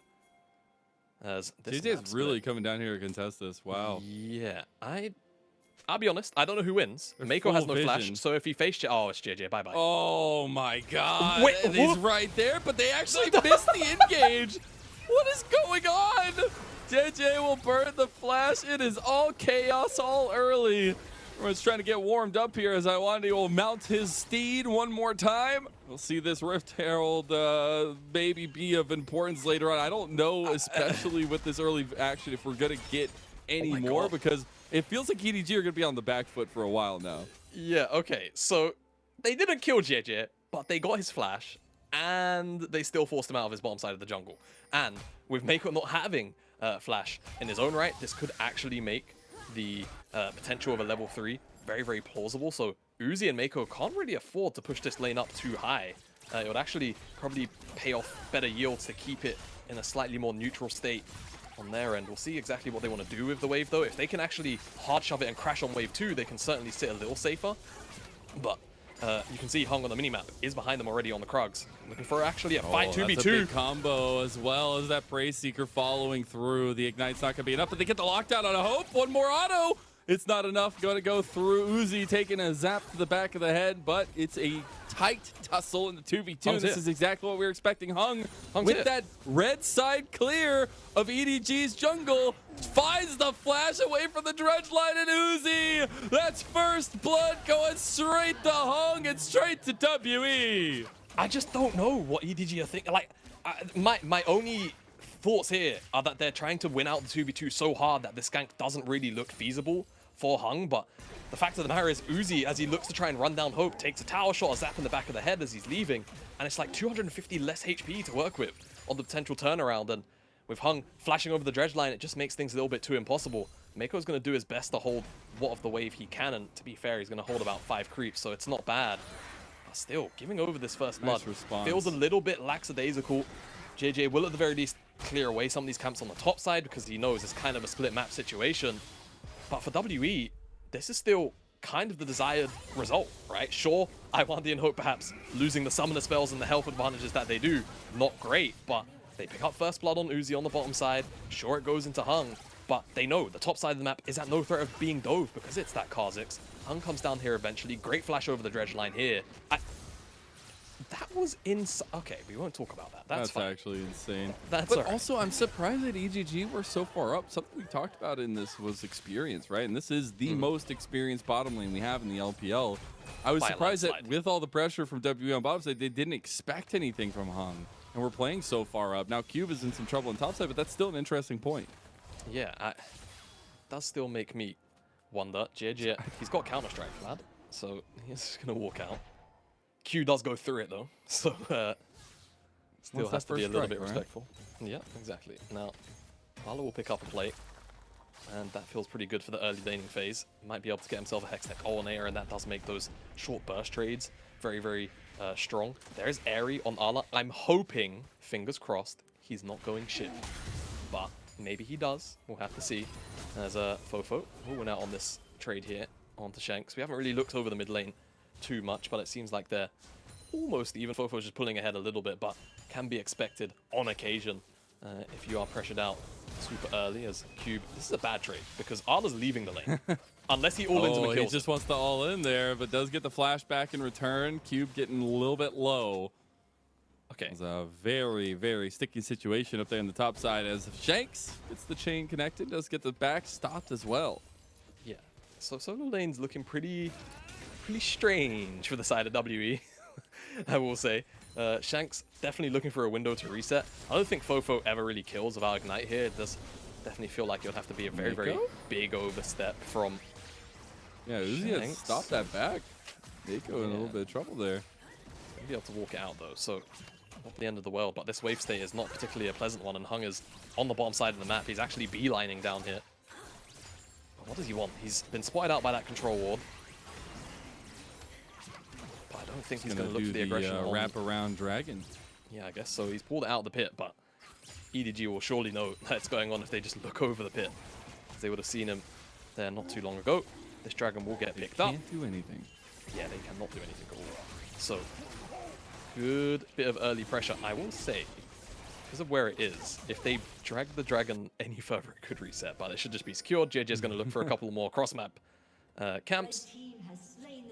And only level 5 for now, but we are 6 minutes in, so he's actually on pretty decent pace, all things considered, especially when you factor in, of course, that early invade. Hung is making his way up there, but he should just about lose out on the camp, I think. But Shanks is Everyone from W is actually going around where JJ is. We get the 2v2 going back onto the bottom side, but JJ was forced out of the jungle, was able to steal away a little bit, I do believe, but Hung responded in kind top side. Yeah, Hung did. So, Mako, dredge line. Lollipop. Ooh. So, a little bit awkward there. Because of the angle that Mako found that hook on, the terrain stopped him from going forward. Yep. It was really strange, but that's just how the whole drag That's twice system that works. the lollipop has not worked for Mako, or like has worked in his detriment, which Detriment, actually I don't feel like I ever see. Ooh. No, definitely spotted him. But it's a battle for the Skull Crab, and it's first move from Cube, but Arla's a level up, and his ultimate a little bit more impactful in a skirmish like this. And Maybe looking for level 6 here, but still halfway from it. Just wanted to try to push this wave in and get that priority for Cube. Yeah. We'll just give him a good base as well. I was going to say, Ala wants this one. Yeah, Slicing Maelstrom, that's the signal for the go button, and JJ flashes into the counter-strike there. That's a bit unfortunate as Ala can't follow it up. The damage does not stick. Huh. Very, very curious from both sides there. JJ We're warming flashes up into here, the counter-strike. apparently, He was, yeah, we are warming up apparently. He was looking to just try and execute Hung, but couldn't quite get in range, so definitely understand that one. Ala really feeling himself in that 2v1. Knew he had JJ in his back pocket and forces back Cube and Hung, and that's another plate picked up. And I've just looked at the scoreboard. Cube has 25 CS. Yeah, it's not great, man. It's already a like boy. 1,300 gold lead just in that top side, and this is coming from a man, Ala, who was literally making things happen for LNG in playoffs in their big run in 2021 as well, and even in at the end of 2021, trying to make those miracle runs happen yet again. But this is a guy that came to EDG that I was so excited for because he brings that unique play style. And we see actually Fofo bringing his own unique play style with a solo little catch out there with a bit of help from Mako, gets the kill, and that's a response from EDG on the map. Yeah, really solid from EDG to find that pick. Just pull Iwandi in rotation. He wasn't able to get back over the wall, so will just find himself in the death chamber. That is what happens when you fail to get that ward into that bush over that wall. Unfortunately, it looks worse than it is. It can be a hard ward to get, but it's not as hard as that one where you stand in the river and get it in the tri-brush. That one's really, really solid. Oh, Cube, you just stepped up to your doom. I don't think Grandmaster's going to save you today. Nope. He has I need to flash have a Q now. conversation with him after that one. He's done. Goodbye, Cube. This is rough, that topside matchup. That is more than double the CS in the hands of Arla. And now, at the very least in response, Uzi will get picked out on here. Has Flash and Cleanse? Has Cleanse? Did his Flash just come up? I think it was just kind of a cooldown maybe. Either way, I think he was dead. I think he also cleansed a little late. But it doesn't matter. It's the full aggression for WE. Everybody's still just getting the mechanics under them here in game one. But it is WE who know where to punish, who needed something to punish, and looked bot lane. Yeah, they do find it. And, you know, if we're talking about the expectations we were setting up in terms of, you know, how we wanted WE to play, this is technically right. You know, Uzi getting, you know, a lot of pressure put down onto him, and a lot of it is coming from Hung and Shanks as a bit of a duo, and just ensuring that they have a little bit of coverage through the mid lane. However, EDG are monstrously winning out the top side of the map, and if they start to reclaim areas of the map on the bottom side, just because, you know, we have such a strong Kha'Zix now at one item, and Mako is just consistently roaming around the map, pairing up with JJ, like we kind of mentioned they used to so much in spring, things could start to kind of snowball a little bit out of hand if this vision starts to be fully taken control of by EDG. And that's the thing, this comp, that's what they wanted. They wanted to snowball you out. They're pushing on first item spikes. They're trying to continue to use this lead for Fofo with the static shiv and the strength that the LeBlanc has represented to find at least a little bit of home on this bottom side as well. Give Uzi some pressure relief and actually get some plates down here as well. Yeah, a couple of plates. I think the minions will just about finish off that one. Extra bit of gold. So Uzi probably doesn't even feel that bad. Like, he's died twice, but Hope hasn't picked up either of those kills, and it's only one plate on the opposite end, so they are realistically and just he's looking at his top side like, oh, all right. Yeah, so he doesn't really care. And for me, I feel like EDG should just feel really comfortable. We said that they wanted to get to, you know, level 6 mark pretty undisturbed. They've gotten there, and not only that, they're well past it at a point where now, as the second dragon spawns up, if Arla gets teleport up in time, though I feel like WE won't give him the window, this could have also been a pretty detrimental skirmish for WE. So fortunately, they will pick up the second dragon of the game, and it will be stacked up for them. So this could be a point of pressure that EDG do have to deal with. But in terms of the gold, it does feel really, really strong for WE. And oh god, it's a Chemtech soul, so Don't worry about it. I I will just say it's actually really nice to see WE uptick in objective control, because they are not a team that necessarily has the best objective control on the map. EDG are actually the ones that are like over 50% on all of the objectives, plus first turret, plus first blood. So it's actually really nice to see WE trying to play preemptively in that avenue, but they have not found an answer to this top side. And JJ, he came knocking once before. He tries to come knocking again. Maybe third time's the charm now that the flash from Cube is down. But this turret is all worse for wear here in EDG. We're trying to get first brick. Yeah, they are looking for first brick. Quite a strange way for JJ to have approached that, but at the end of the day, he is gaining Arla. Gold over him. Oh. Yep. Oh boy. It's not getting better. I don't even know what to say. Look at Cube's face. Like, that's me right now. He's just sitting there like, This is like the equivalent of playing a tank into Darius and just getting no help and just being camped at the same time.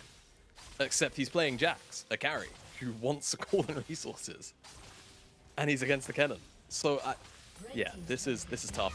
Arla's sitting the observers are just holding the gold. Holding the gold, yeah. How far can he get ahead of him? Arla has 2,000 gold in his back pocket.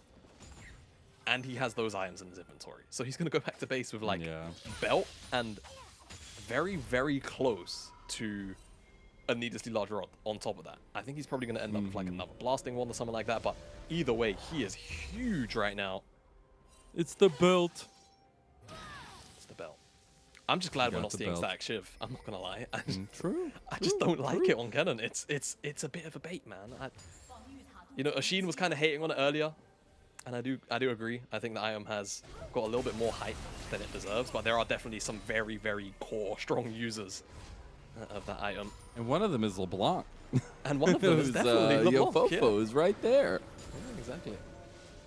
Yeah, we've seen just how much pressure EDG have put down. I also love, I was talking about WE doing stuff to get a lot of that kind of neutral objective control, map control, things like that. EDG still get first turret in this game, and they are at that 69%, I believe, just about in first turret. So they know where to go to get gold, and it's those early turrets with all those juicy plates.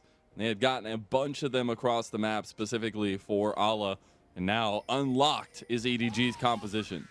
Yep, absolutely. All they need now is JJ to hit level 11, and second evolution will make him even more slippery. Cube, a little bit of poke damage. Autoing Cube cleared the wave for Fofo. Feels good, man. That's lot of skill expression inside of this build. Are you mad? No, you not angry? really. It is a silly bit. Hey, Don't talk hold about on. it. Hold on a minute.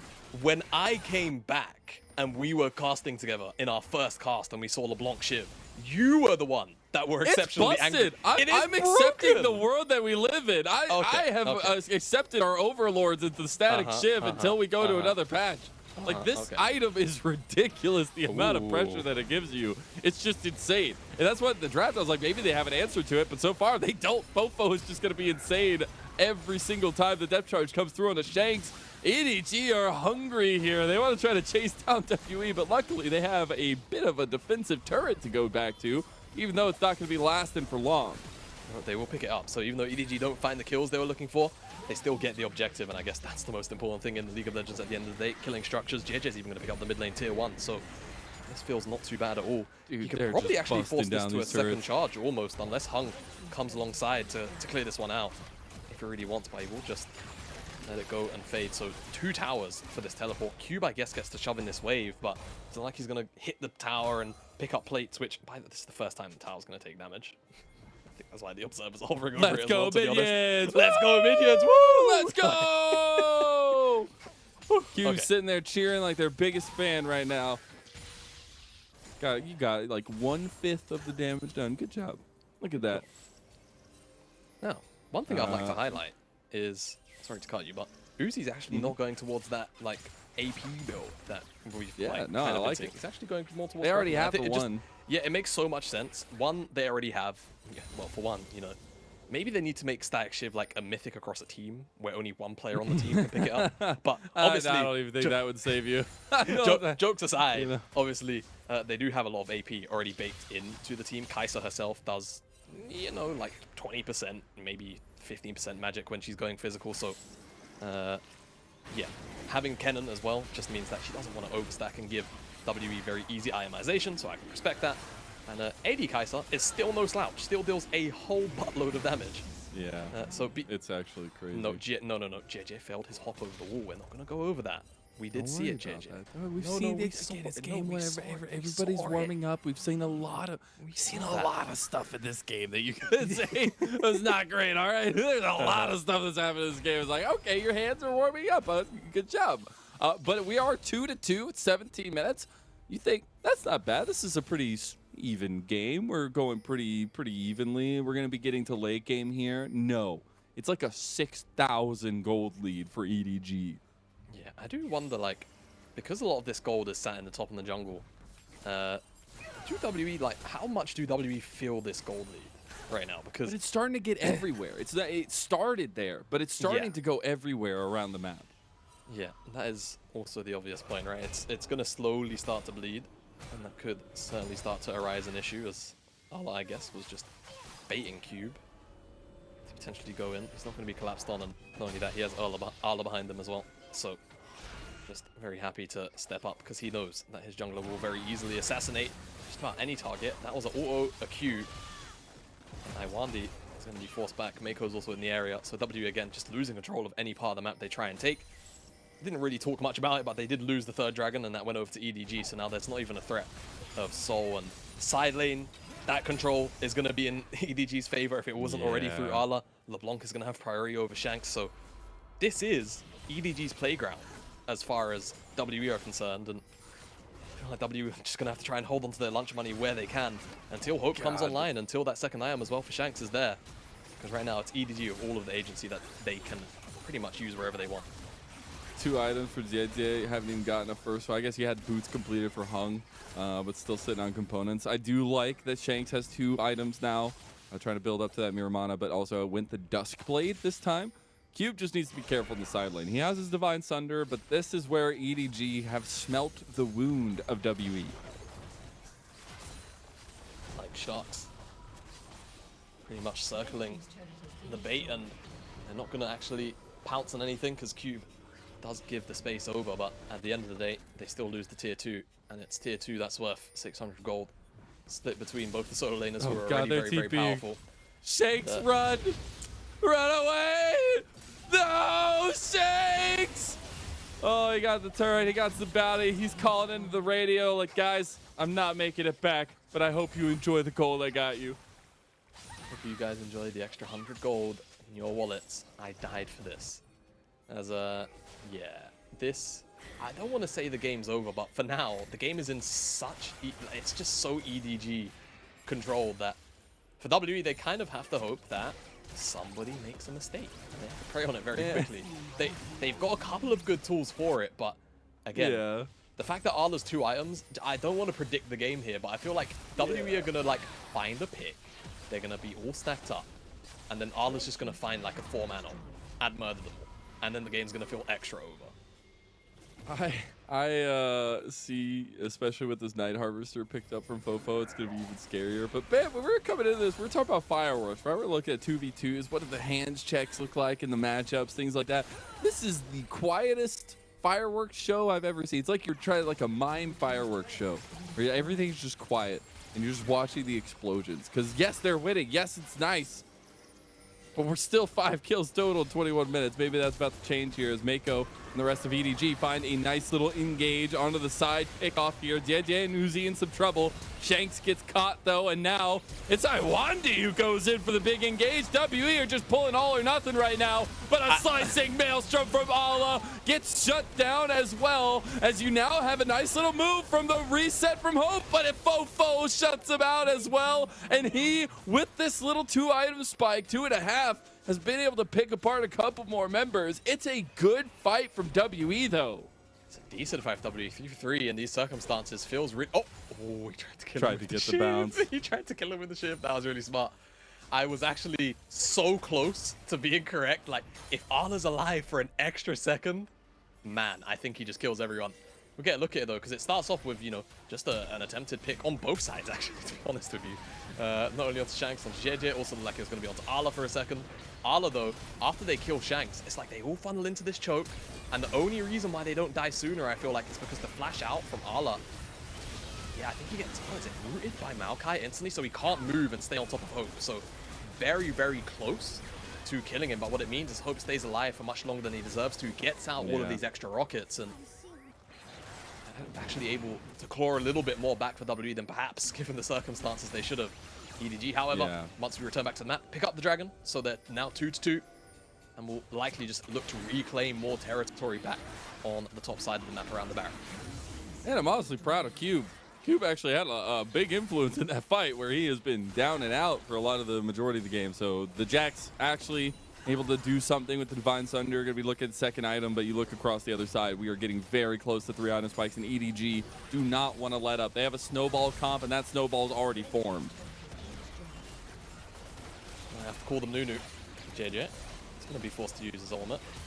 Oh, the end of the world. A little poke on the back end there. The Nature's Grasp does end up connecting on the Mako, but the Dredge line got him out. Yeah, not too bad. I mean, they still get away with what they wanted, right? In this exchange. EDG, so... I'll let dodge again, who's just taking a pie to the face there. Not bad, not bad. I mean, man. Why isn't there a pie skin for Jace? Oh my gosh. A pie skin for Jace? I don't know. Throw pies? No, that's not. See, I was going to say the whole, like, bakery Pantheon thing, but they already did that. Yeah, they already did. Very, very funny. That might be my favorite Pantheon skin, to be honest. It is very good. It's a very good one. Although, he throws butter knives as his spear. Miss him 1-2-3 Pantheon in the meta. It's funny. I know this has no bearing on the LPL. In an ACL, we have a guy that plays Pantheon, and so I get to cast him sometimes. It's kind of fun. Dude, but anyways, back into this one specifically. I won't add we got anything. look at EDG though, man. They're moving forward, all right. And I think that now that this pick comp has found a lot of confidence on the map, I want to see them continue that because I do still feel like entrance into objectives is going to be something that can be difficult. I'm not saying it's going to be difficult, but can be difficult given the WE composition as well. Yeah, it certainly can be. I feel like the big thing for me is that WE's composition really wanted to be ahead through mid jungle, right? So you can take control of vision here. As Cube actually might This is win. the ultimate comeback. Oh, nope, not anymore. Oh, never mind. Oh, my That's not God. happening, and he is completely surrounded. Ooh, gets out. He has the hole breaker as well that had gotten completed. He makes it out alive. They don't want to chase him because he's just slippery. And W on the other side don't get punished either. Yeah, you know, here was me thinking, Cube might win now that he has Hullbreaker. I didn't see that Arla had finished his Void Staff, so he absolutely still does not win. He is looking to try and win out on the side lane. Hope will be able to just step away from Fofo's attempted poke. And yeah, I feel like, again, more control around the top side afforded to EDG. If they want to start Baron sooner rather than later, WE will have to check into it, right? There is no getting around that. It just depends on how quickly they actually get the setup as secure as they want it to be. As for now, the pace of the game has definitely slowed down, and I feel like that is by design of EDG. But of course, the longer that you let WE scale up, the more powerful these champions innately become. And it does, of course, mean that mistakes become more punishing too, right? If you slip up now, you know, at 25 minutes, you might be able to recover. You slip up at 35 or even a little bit earlier than that, all of a sudden, you know, you're down so long that people on WE from a fight that you lost can respawn and get the Baron. So I would like to see EDG put the foot on the gas a little bit, but for now, they are still very much in firm control of this game. Yeah, they absolutely are. And again, getting really close to those 3-outer spikes. We got to see, though, a collapse on bottom side on the Cube. They're going to try to knock once again at the door, but now he has that hole breaker. Might be sitting inside the door with the shotgun. As we'll see if he can actually get this going. He will take that attack onto Ala, though, and immediately realizes the mistake that he might have made. As he gets the TP in this time around and takes the 2v1. He gets the solo onto Ala. And from the bottom, now we're here, WE. Ala did not have his ultimate up during that exchange. I think it was just coming off cooldown, so he wasn't able to use it. Oh, long journey home. Fofo gets caught here. The double CC, and Hope will be able to respond here. Fofo ends up making it out even with all the damage down. Shanks can't find that extra engage, but this is Baron for WE, and they're picking up steam. Yes, they are. JJ is here, and he will be spotted out on this ward, but will he be able to get inside the pit? He's got flash. He's got ult coming up in a few seconds. Cube's just going Cube is in. on the other side. Right now, he's trying to make up for those early sins. It's Baron for WE, and they even find the fight after. Mako's down. EDG have no response, and WE, they are clawing back this giant lead. There's actually a TP from Ala down here trying to commit onto this one, but he's all by himself. He's all by himself. Is he gonna go it? No! Opens up. They are just throwing themselves, but Uzi, he steps up to the plate and then immediately dies.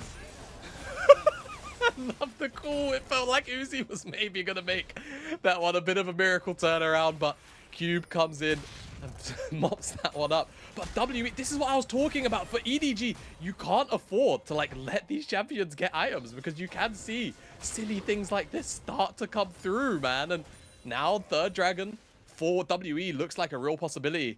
JJ is down here, I guess. Maybe he can steal it, but how worth is it really to go in for this? Right? It's one Chemtech dragon that you can probably afford to let go. Maybe if the poke starts to come through feasibly, gets but engaged on. engage. Oof. It's very, very close. Flashes have been burned, though. Dragon's still there. JJ maybe trying to slink around the side, but they immediately pull off after that initial damage goes through. WE able to get their third dragon to game and Soul Point. Goodness me. I'm just a bit taken aback by the entire sequence of plays that happened all the way from down here, too. So let's get a look at how this ended up unfolding. So ultimate from Ala still on cooldown, right? So this is why there's not as much burst damage readily available. And this is why I kind of like whispered the last time that we saw this exchange happen that Cube could maybe 1v1 Ala, but you know, we saw how that first time went. This time around, of course, with the help of having a teleport also come down to just add a little bit of moral victory to the map, Cube does win out without Ala having R. So WE now have that win condition to work with as well. Side lane slowly becoming something they can play through. 3 items across the table, though, here for EDG. They've really got to put the pedal to the metal, find those big catch-outs, get something against WE, and you can see they're hungry. They're forcing it. That last little exchange, they just forced themselves at WE, and it did not come up their way.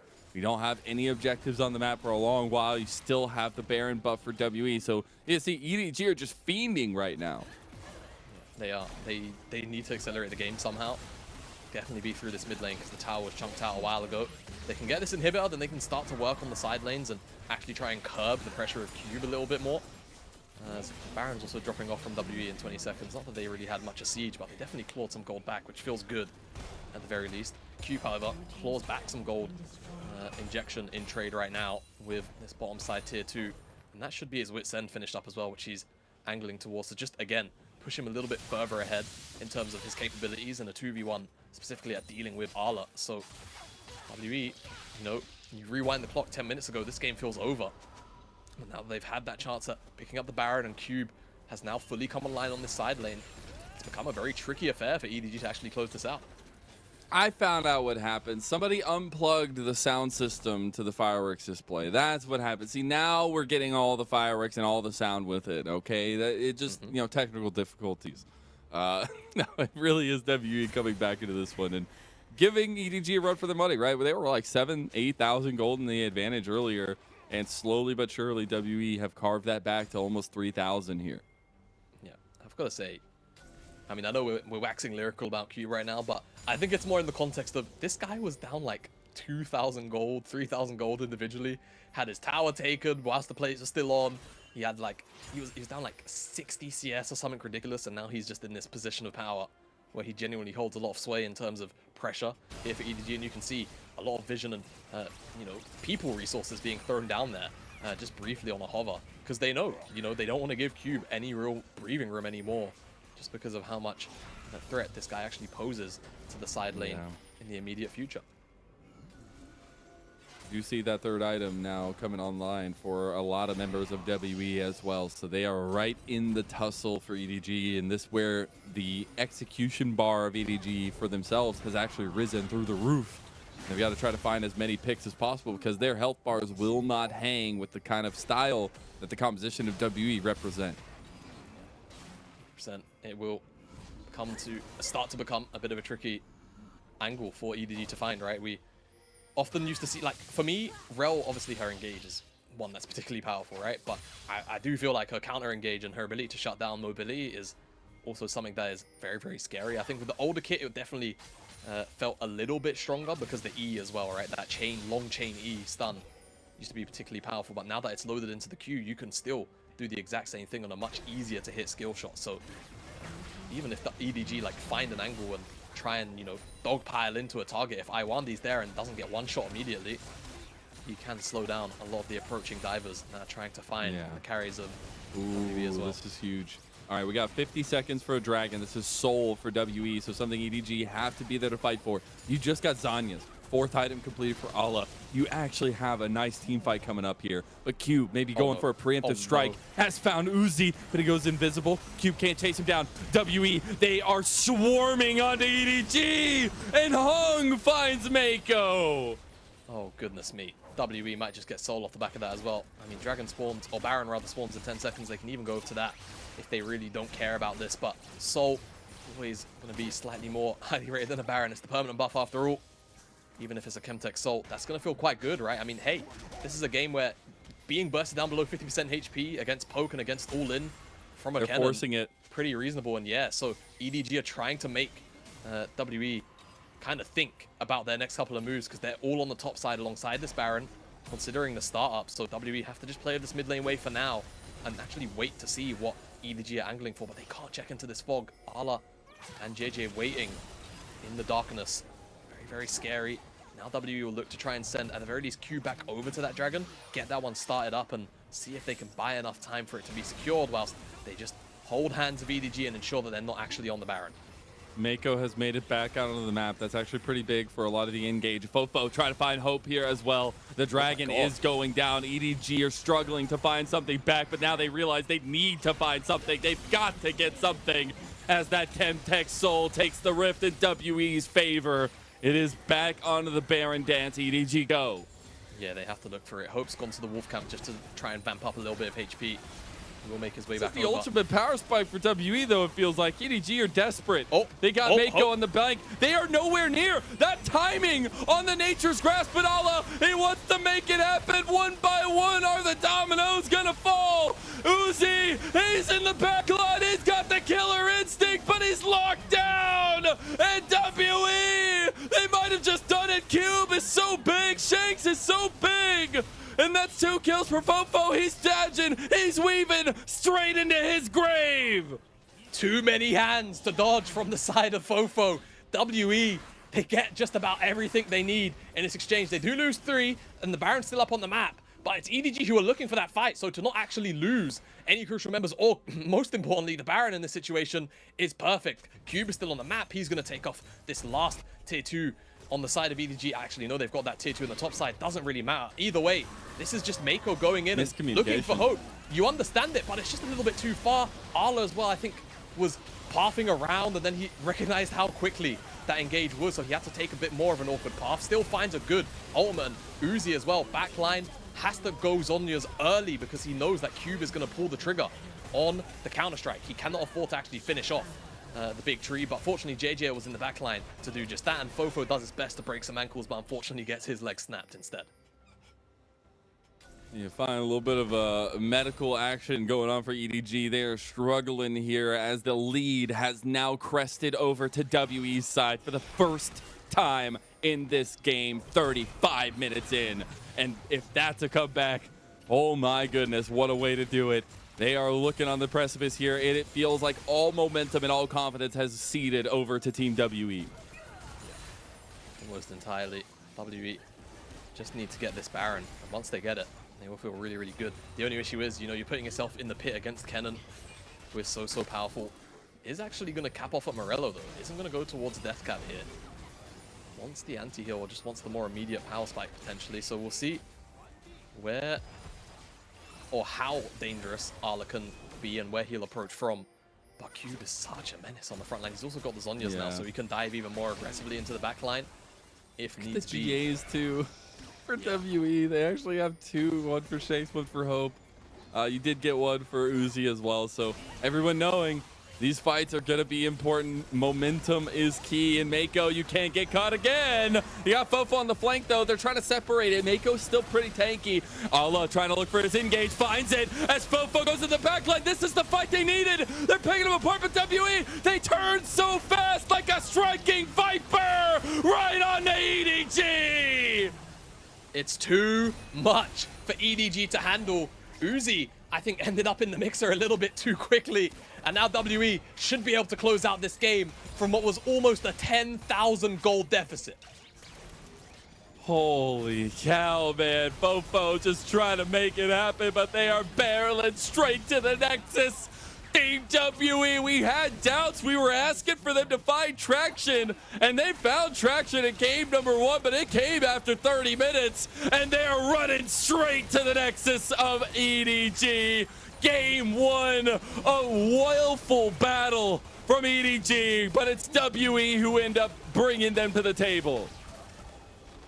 Team WE with one of the most funny comebacks I think I've seen in a little while. And I have to say, whilst we can obviously sit here and credit WE, this had to have been a game that EDG closed out. They were almost 10,000 gold up with so much ability to just stranglehold WE out, but they get a little bit over zealous, I think, on the side lane, right? Going for Cube because they felt like he was still the one that they could pick on. They go for the play, and then things just start to crumble from there. Yeah. Things definitely have to be adjusted, right? Because I feel like even down to the early game plan, it felt like there wasn't necessarily much of one, and WE was sort of running into EDG's plans and faults, right? So, yeah, there was a lot of stuff that was going on early on that was just like, oof, these all feel really bad. But specifically, we were talking about like leading on the experience, the veterancy there. There was a lot of just chicken with your head cut off moments from EDG where it's like, okay, we maybe found this one pick. Let's just throw everything we possibly can at the table and see if we can make it stick. And a lot of times it didn't. So yes, they had that giant advantage, but it was about how they piloted it in the mid game, cresting into the late game, realizing what Team WE's composition was really barreling towards. Yeah, and you know, I recall we were like 24, 25 minutes into the game, and I said, if EDG give WE any more space, these mistakes will start to become more punishing. And no less than like 5 minutes later, they end up basically throwing away a majority of that 8,000 gold lead. So yeah, I don't know. I think it's just about being clinical. It's about trying to actually pressure W, right? Because I feel like they had the ability to start up the Baron. They just never did. Now, I think we're starting to speak positively for WE. I think the early game plans around looking for the invade and actually trying to put Uzi behind and such, those were good ideas on paper. Yes, the execution, by the end of it, kind of fell somewhat short. They did stack up those early dragons. They did start to, at the very least, put pressure down on EDG in that specific facet. So I think there's good there, but man, the pounding that Cube took in the early laning phase is definitely a point of concern.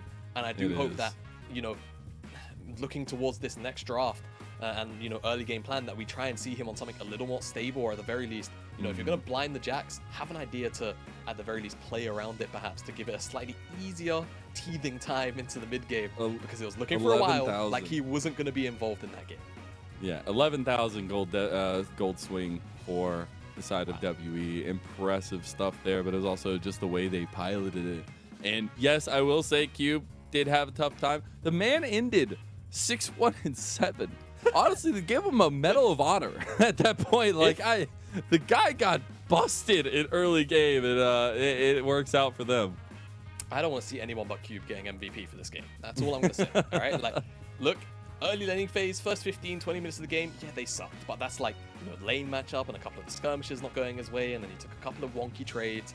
It happens to the best of us. 50 CS differential, you know. There was like a 50-60 CS difference, but look, if you play top lane, these things can just happen. You know, you experience them passively, and then you still carry the game, right? And I feel like Cube kind of did put the game on his shoulders a little bit. Once he actually hit that whole breaker mark, he was a genuine threat, and EDG mishandled it to a point where it became a situation that snowballed out of control. So I think now moving forward into a game 2, look, I think if you are EDG, you can approach the game similarly, but I think you need to change up the champions involved in this plan, right? I think that if you're going to run something like the Kha'Zix, you want stronger lanes so that you can actually get him to a point where he becomes obnoxious, because we didn't really see a JDG moment on this Kha'Zix where, you know, he was able to prey on a bad rotation or anything like that. WE didn't really give them too many kills when you kind of rack your mind back. It was just losing plates and losing towers, and sure, the gold lead was huge, but they never really lost so much map control that EDG apparently felt comfortable enough to kick off the Baron or actually force them into a bad decision. So, yeah, I think for EDG, champions that can actually put their foot down on the gas pedal harder. Otherwise, I feel like we could see a repeat of this if they don't actually close out the game in a reasonable amount of time. You could. I think this is a very EDG style, though, in a best of 3, where they will come out in games #1 and try to just hands check you. And this was absolutely that. They had no plan of late game. They're like, what, 30 minutes? What happens after that? It's the end of the world, right? Like that's nothing happens past it. But while they still had a lot of strength in that, they needed to finish out the game early on, and they weren't able to. So maybe in game 2, we see that comeback. Maybe we see a different style come out from them. We will see. We're going to step away for a short little break, and we'll be right back. A Mining, Shuhari que hace el aguante desde la distancia, está en medio del sacrificio. Ojo, teleportación. No va a alcanzar, no va a alcanzar. No hay torretas en la base Six Arma. No creo que alcance. Sería imposible que lo haga. A menos que Shuhari haga el milagro. No te lo creo. Segundo intento, Dorus. Esta es la buena. Esta es la que brilla. Ahí está Black, la gana. Ahí está. Y cuenta Valero.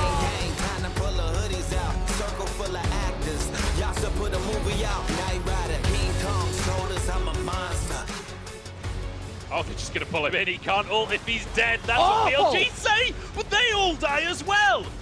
Scout doing so much work as Gala jumps in to finish off. Double kill for Gala as he looks for Bin as well. That's GA, but no reset to try and get onto On. He can just auto him though. The Hex Splash is too slow. But Bin turns them into shreds. Triple kill instantly on the Renekton. And that's going to be game.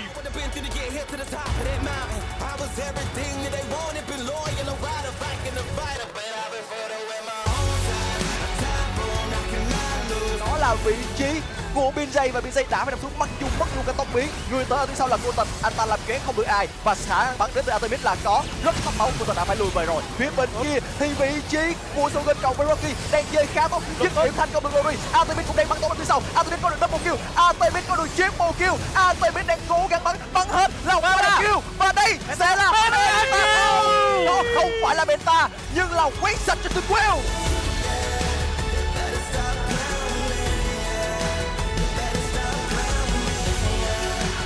Tried to strip that purple from Golden Guardians, and Hugi might lose it. Brookie goes in the back with the twisted advance, and Licorice swings away to get a lock on the Chime, who flashes on a forward. Lots of hits from Gory. The damage is good. Licorice coming out.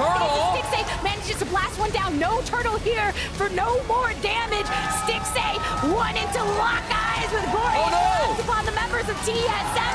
Triple kill. Stixay with the quadro overbody.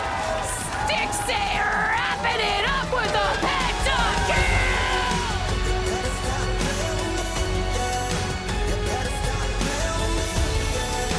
Pra buscar essas lutas, tinham condição de novo de executar isso e não fizeram. Vamos ver se vai agora. Ui, pronto, round ultimate. Meu Deus! O engage do fluxo é mortal! O Brace faz o triple! Quadra kill! Que iniciante maravilhosa do House! Conseguiu pegar todo mundo, logo em seguida o Tai Flash Ultimate, triple kill pro Brains, que conseguiu depois correr atrás.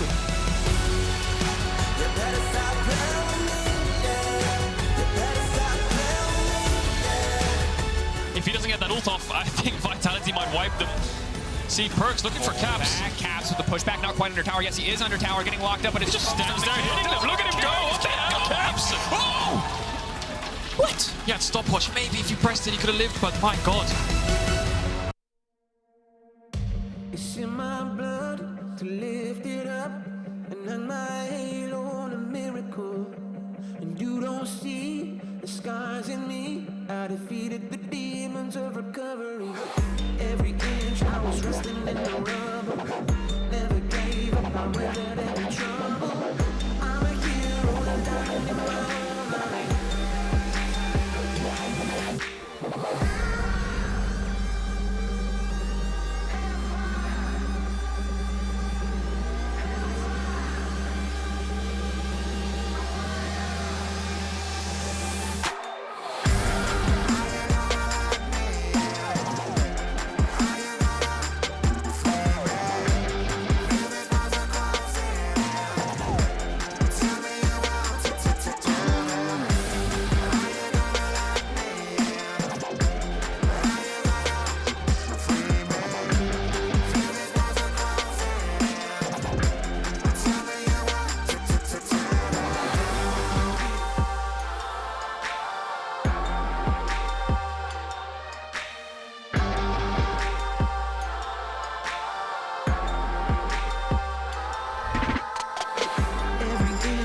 Resting in the rubble, never gave up, I weathered every trouble.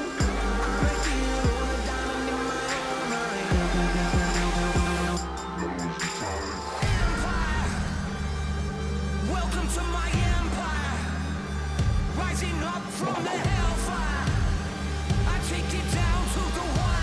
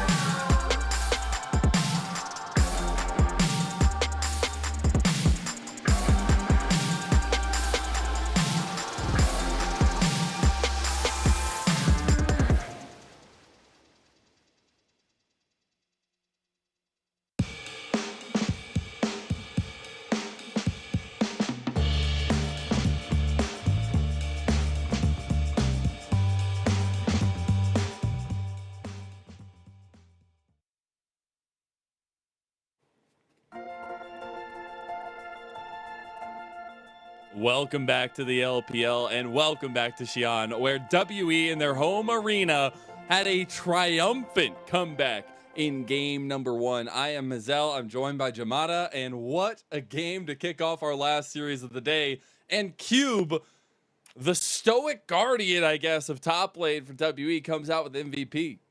The gargoyle of top lane. No emotions, ice in the veins. He is a rock up there. If you told me 15 minutes in that he would end 6-1-7 with 27% of the team's damage, I would have called you a madman. But that is exactly. Just don't look at his CS differential. Just don't look at the CS diff at 14. All right, just ignore it. It doesn't exist. But yeah, what amazing comeback for not just W, but obviously specifically Cube, who we're highlighting here for MVP. And it did, honestly, yeah, it started from this moment specifically, right? He just got picked off on the side lane before. EDG felt like they could repeat the exact same thing, but without Arla's ultimate, and they very quickly learned that it wouldn't be the case. And even though Arla found quite a few big slicing maelstroms, it was never quite enough because look at Cube in the backline, forcing JJ away, then forcing Uzi into an awkward position, and then catching him anyway. Time and time again, Cube in the team fights towards the back end of this game was too much to handle. There's just a little bit of disconnects in a lot of the team fights for EDG as well, and something that WE were able to scale into and pick apart very, very well. It also was just a lot of diving moments from EDG. You see a lot of these times like flanks from Fofo, things like that, but the decisiveness, especially in this last one, was the biggest for me, right? They were in a very chaotic fight, but you see all 5 members instantly turn and focus down. It's really, really nice to see decisiveness from WE, who have had that bit of a rocky road coming back from their stint in the Road to Asia Games, and now trying to find that traction like we were talking about coming into the finale of the split and their extremely tough run of schedule they have ahead of them. Exactly right. It's about that tough run of schedule, and it's why it kind of elevates the importance of winning this series here today. Because if you missed it when he was coming into the first game of the series, schedule goes EDG right now into LGD, not bad, should be able to take them down if they're on form. Weibo, JDG, BLG, still in their run, and they have 7 series. So that is almost half of their series consists of top 5 teams, 2 of which are likely going to be Taxman games, I like to call them, right? Where, you know, unfortunately there will be games where you have to lose. They're the expected ones, and that's how they are for me. So yeah, WE have to win this one, because if they don't, things might start to get a little bit tricky once they approach the back end of the split and they still have some of those tougher teams to play, assuming that some of those other results with the teams around them are a bit up and down as well. And for EDG on the other side, we were saying, you know, relying on experience and momentum for these guys to try to solidify their playoff run. You talked a little bit about WE's road ahead of them, and highlighting that 4 days super week in week number 6 or 4 series that they will have to play. But for EDG, they have a manageable road to get to playoffs, but it needs to come off the back of knowing your play style, which right now is very aggressive in game 1s at least. Try to get those very aggressive picks and force the hand stiff, but it's not consistent enough to say that, okay, you believe in EDG making this big run towards the end. And it needs to start by coming back into the series where you literally had an 11,000 gold swing in that first game to rely on that experience and reset that mental. Yeah, you have to definitely find some kind of mental reset here. And it does, you know, when you have a game like that, there are kind of questions you start to pose yourself as a team where you're like, okay, how much of an issue was the draft? Was it execution? You know, was it a mix of the two? How do we want to change the approach on both, right? Because if you have an 8k gold lead, let's just be realistic here. In pro play, you should close out. There's, especially at the level of LPL, when you're a team like EDG, who have hit the ceilings they have very recently too, in the grander scheme of things, you do expect that they should be looking to make this 1-0 in their favor, but they couldn't do it. So do they change how aggressive they are in terms of gameplay with a very similar draft? Do they change the draft but keep a very similar kind of pace to the game? These are the questions that we're going to have to ask of EDG, as in terms of bans, things definitely look a little bit different. Yeah, they definitely do. We get the Cassante, the Tristana, the Vi ban by EDG on the blue side. WE right there comfortable on the red side, as is their color scheme. Get the Sejuani, the LeBlanc, and the Renekton bans. Yeah, so for me, the Nico was actually ignored last time around. We'll see whether or not that trend continues, as EDG will just lock in the Jace, so they're going to take that one away from Shank. So they don't want to deal with Maokai Jace. That seems to be the first port of call. So draft already looking a little bit different, and that should also making the assumption here that EDG also won't go towards the Kha'Zix again themselves. So it should be a different jungle as well. So where do WE now want to go? Because they had a very early aggressive pick inside of the Jax in game number 1. Ala could still technically take the Jace up towards the top side. It's not something we often see these days, but into the Jax does have a pretty decent one-to-one matchup if you, you change the typical runes that you would have in the mid lane. So we'll see exactly where that Jace ends up slotting in, and we know exactly where the Jax is going to go after Cube had. They such a gave phenomenal this game in man game the 1. Jax again. I don't know. It's gonna be interesting. He does that to you in game 1, takes all that pressure. I don't know if you let that one through again. It is the Poppy, also a very nice comfort champ for Hung, and also something that can have a lot of that forward aggression in the early pathing. Yeah, it can also curb the availability, of course, of the mobility spells that EDG have. It can be such an obnoxious ability at times. So we'll see exactly how EDG potentially look to draft around it, if at all. They do secure themselves the Maokai, though. That is definitely the trade when WE pick up this Poppy. They do give over this combination to EDG, and, you know, we said execution or draft. What's going to change? If EDG can get ahead like they did in game number 1, but they've got Maokai Jace, this looks entirely different for WE in terms of looking for an actual feasible comeback, and they're still going to run into this Ala on the Kennen matchup in the top side. So, you know, you're either playing to get Cube ahead, or you're looking for a very similar early game plan last game where you did try and actually set Uzi and Mako quite far behind whilst trying to give Hope some resources down there as well. See if any of these answers really do make means happen for EDG. While the Azir did get let through here, comes in for Shanks. It's going to be his second most played champion, but also just something that's, we talked about last night, risen through the priority roof here. And I actually really like that pick compared with Shanks' kind of play style and the way that WE uses him as well. Yeah, I do agree. And Shanks just generally looks so good on the champion comparatively to a lot of the rest of his pool. So very excited to see him on so much comfort here in a series where they need to win. So pressure can definitely be alleviated off him a little bit. We know the matchup in the mid lane is going to be one where it should be relatively quiet, right? Trading health bars and mana bars at best for priority whenever each side want it.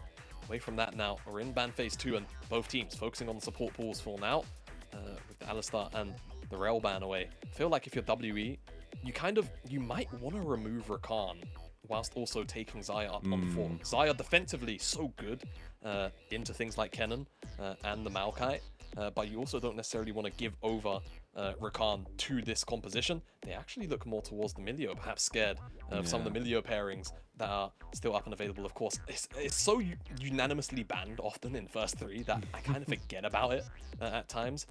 So we'll see exactly what gets left up and available now, as EDG have one more ban left, and I suspect they will also look at one of those more defensive options for WE to remove away. I don't know if it's targeting their tried and true combo of the Lucian Melio for Uzi and Mako, but you know, maybe it is. We do get that Rakan, though, banned by EDG on the other side to try and take away something from Iwandi in terms of that peel and give situation, but still a plethora of things to choose. We'll get bot lane focus for our final 2 choices on both sides. The Jinx from last game, I think, can take priority. It's something that Hope has played more than anything else here in summer in the amount of games they play, but also finds himself really able to feed off of the momentum that this pick gives in team fights. And that is where Hope is at his most lethal, when he can pick apart a team fight with a lot of backing. And right now, this Jinx is top priority for WE. Yeah, he has far more games on the Jinx than just about any other champion. He's got He has games on 9 so now. far this split. Yeah, this is going to be his 9th game. So, and I think it's like Zeri and then Aphelios or something like that afterwards. So he really has been prioritizing this Jinx, despite the Mero in. We could just see Varus Heimerdinger. Let's go! Oh man, we saw Weibo come out with a very similar composition not too long ago when they were dealing with an Aphelios. You can kind of do the same thing to Jinx as well. Ashe could be a slightly different take on it, right? Give you a little more DPS as well, as opposed to the Varus, while still kind of giving you a lot of that vision and information. So I like this as well. Ashe Heim in lane, going to be quite obnoxious to deal with. Now, and this is where things get kind of tricky for Iwandi, because like, if you pick hard engage, you die like a majority of the time. So you probably want an enchanter. Eyeing up the Karma, this will be a very interesting route to go. I think you want something that keeps at bay EDG whilst also kind of just sitting quite far back here in this one, and you're just trying to contest priority. And Iwandi is definitely the perfect kind of player to have something like this karma in his back pocket, so I like that WE. Don't just fall prey and go, you know what, fine, we'll send the Nautilus and we'll have this form of engage. They do just look to try and neutralize out with a little more enchanter kind of flavor to the composition. So now WE, comparatively to game 1, Mazel, have a lot more zone control and the ability to actually lock down areas and make things very, very difficult for WE to actually approach reasonably. So now, if they secure an early game lead, I suspect that they'll be a lot more happy to pull the trigger on something like the Baron. Yeah, a lot more utilitarian focus as well from Uzi here, actually, very interestingly enough. But it is setting eyes on Fofo, right? They said, yeah, we saw what you did on LeBlanc in game 1. Let's have some more of that, but this time on the Jace, take it away from Shanks, but also give you so much strength around these objectives and around the entrance to those objectives. We know EDG have a lot of strength when it comes to controlling the map, controlling neutral objectives, but in game 1, it was actually WE who answered a lot of that, who had a lot of control around the map, and now with Iwandi on an enchanter that he feels comfortable with, and a very interesting 2v2 in the bottom lane that will lead to curious things when it comes to objective control and spacing, like you were saying. It's going to be a slugfest in game number 2 and see if WE's home arena can help them secure a clean sweep, or if EDG will actually make this a series and prolong this night and give themselves a little breathing room in this game, Jamada. I'm sure we'll get some loud Jaios just like we did in game number 1, but game 2 will be kicking off now. All eyes on what EDG can make of it. Even louder, no doubt. WE are 1 game up. You can hear him. And the hype man specifically very Woo, loud. EDG. Whoa. My good, this is WE's home arena.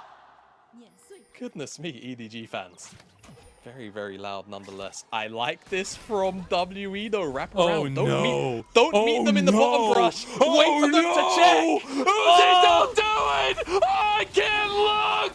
Oh my god, WE! They might have had the cheers for EDG, but it's all early game for WE. 2 straight kills. Oh, what a good read from WE.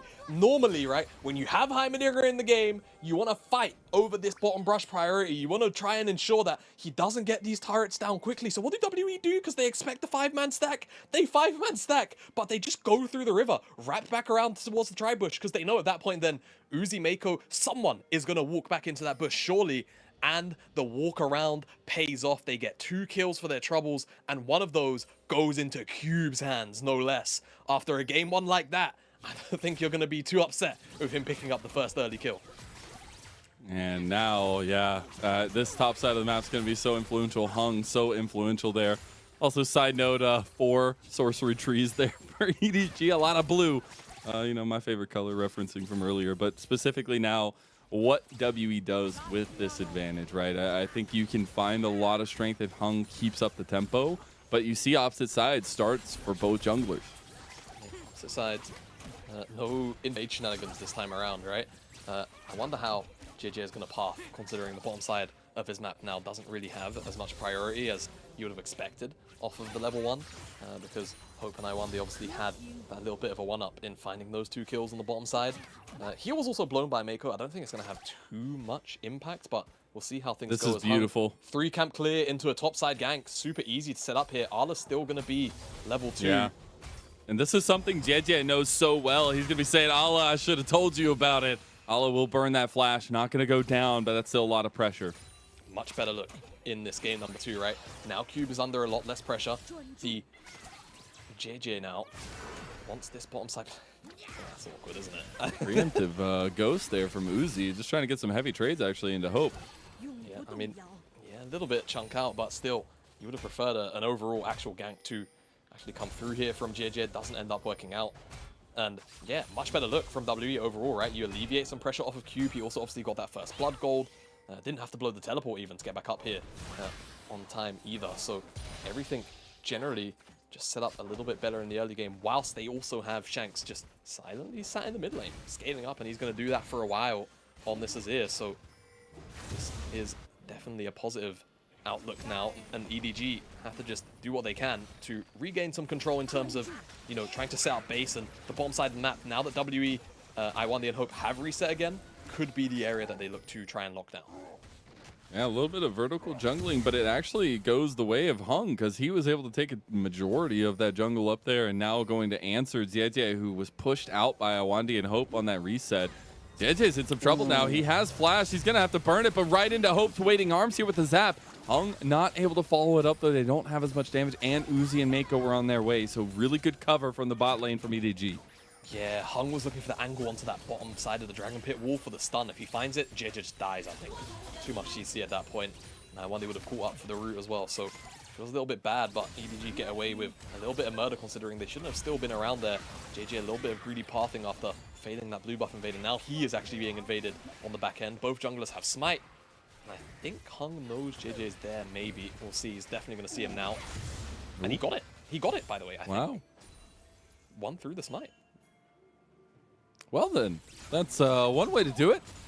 And now he's just forcing JJ away from this one. He's going to go for the engage. Fofo's right here as well. Shank's trying to actually follow up, but decent damage onto JJ means that EDG have to back away. He can keep doing this. He can keep doing that as well. You're going to see him on the minimap just constantly follow JJ around as Cube.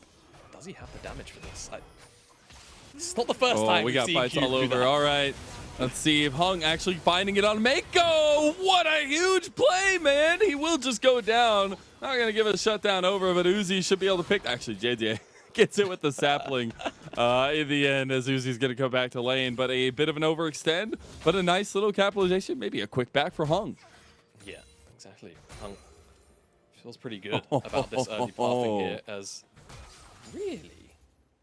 Now, again, neither me nor Nazel are literate in That's my name. Mandarin, but that looks like Jax has won 3 games into Kennen when Kennen's considered the counter pick. Anyway, Hex Flash over the wall, a little bit sketch, but does eventually find Mako with the buckle up to get to run down for troubles. Hope was still on the wave, right? Feels maybe with Iwandi straight away, then maybe they can look for a turnaround collapse and he can hold his ground, but unfortunately not the case. Does die for his troubles. Goes back to base, picks up tier 2 boots and a Ruby Crystal. So he wants to run around Mazel, and he wants to find more plays ASAP. Kind of like where EDG were last game. Need to just keep the momentum going. Will be spotted out on this top side, so some decent information for EDG, and that's where I want to check in, because it's a very different state of game than what we had last time. Yes, Cube is still losing. He's not losing by 50 CS, but EDG are in a much stabler spot than they were with their comp in last game. Do we feel the same for WE as now they're getting pressed in mid lane? Luckily, Iwandi shows up, and they won't find anything in the 2v2. Nothing for now.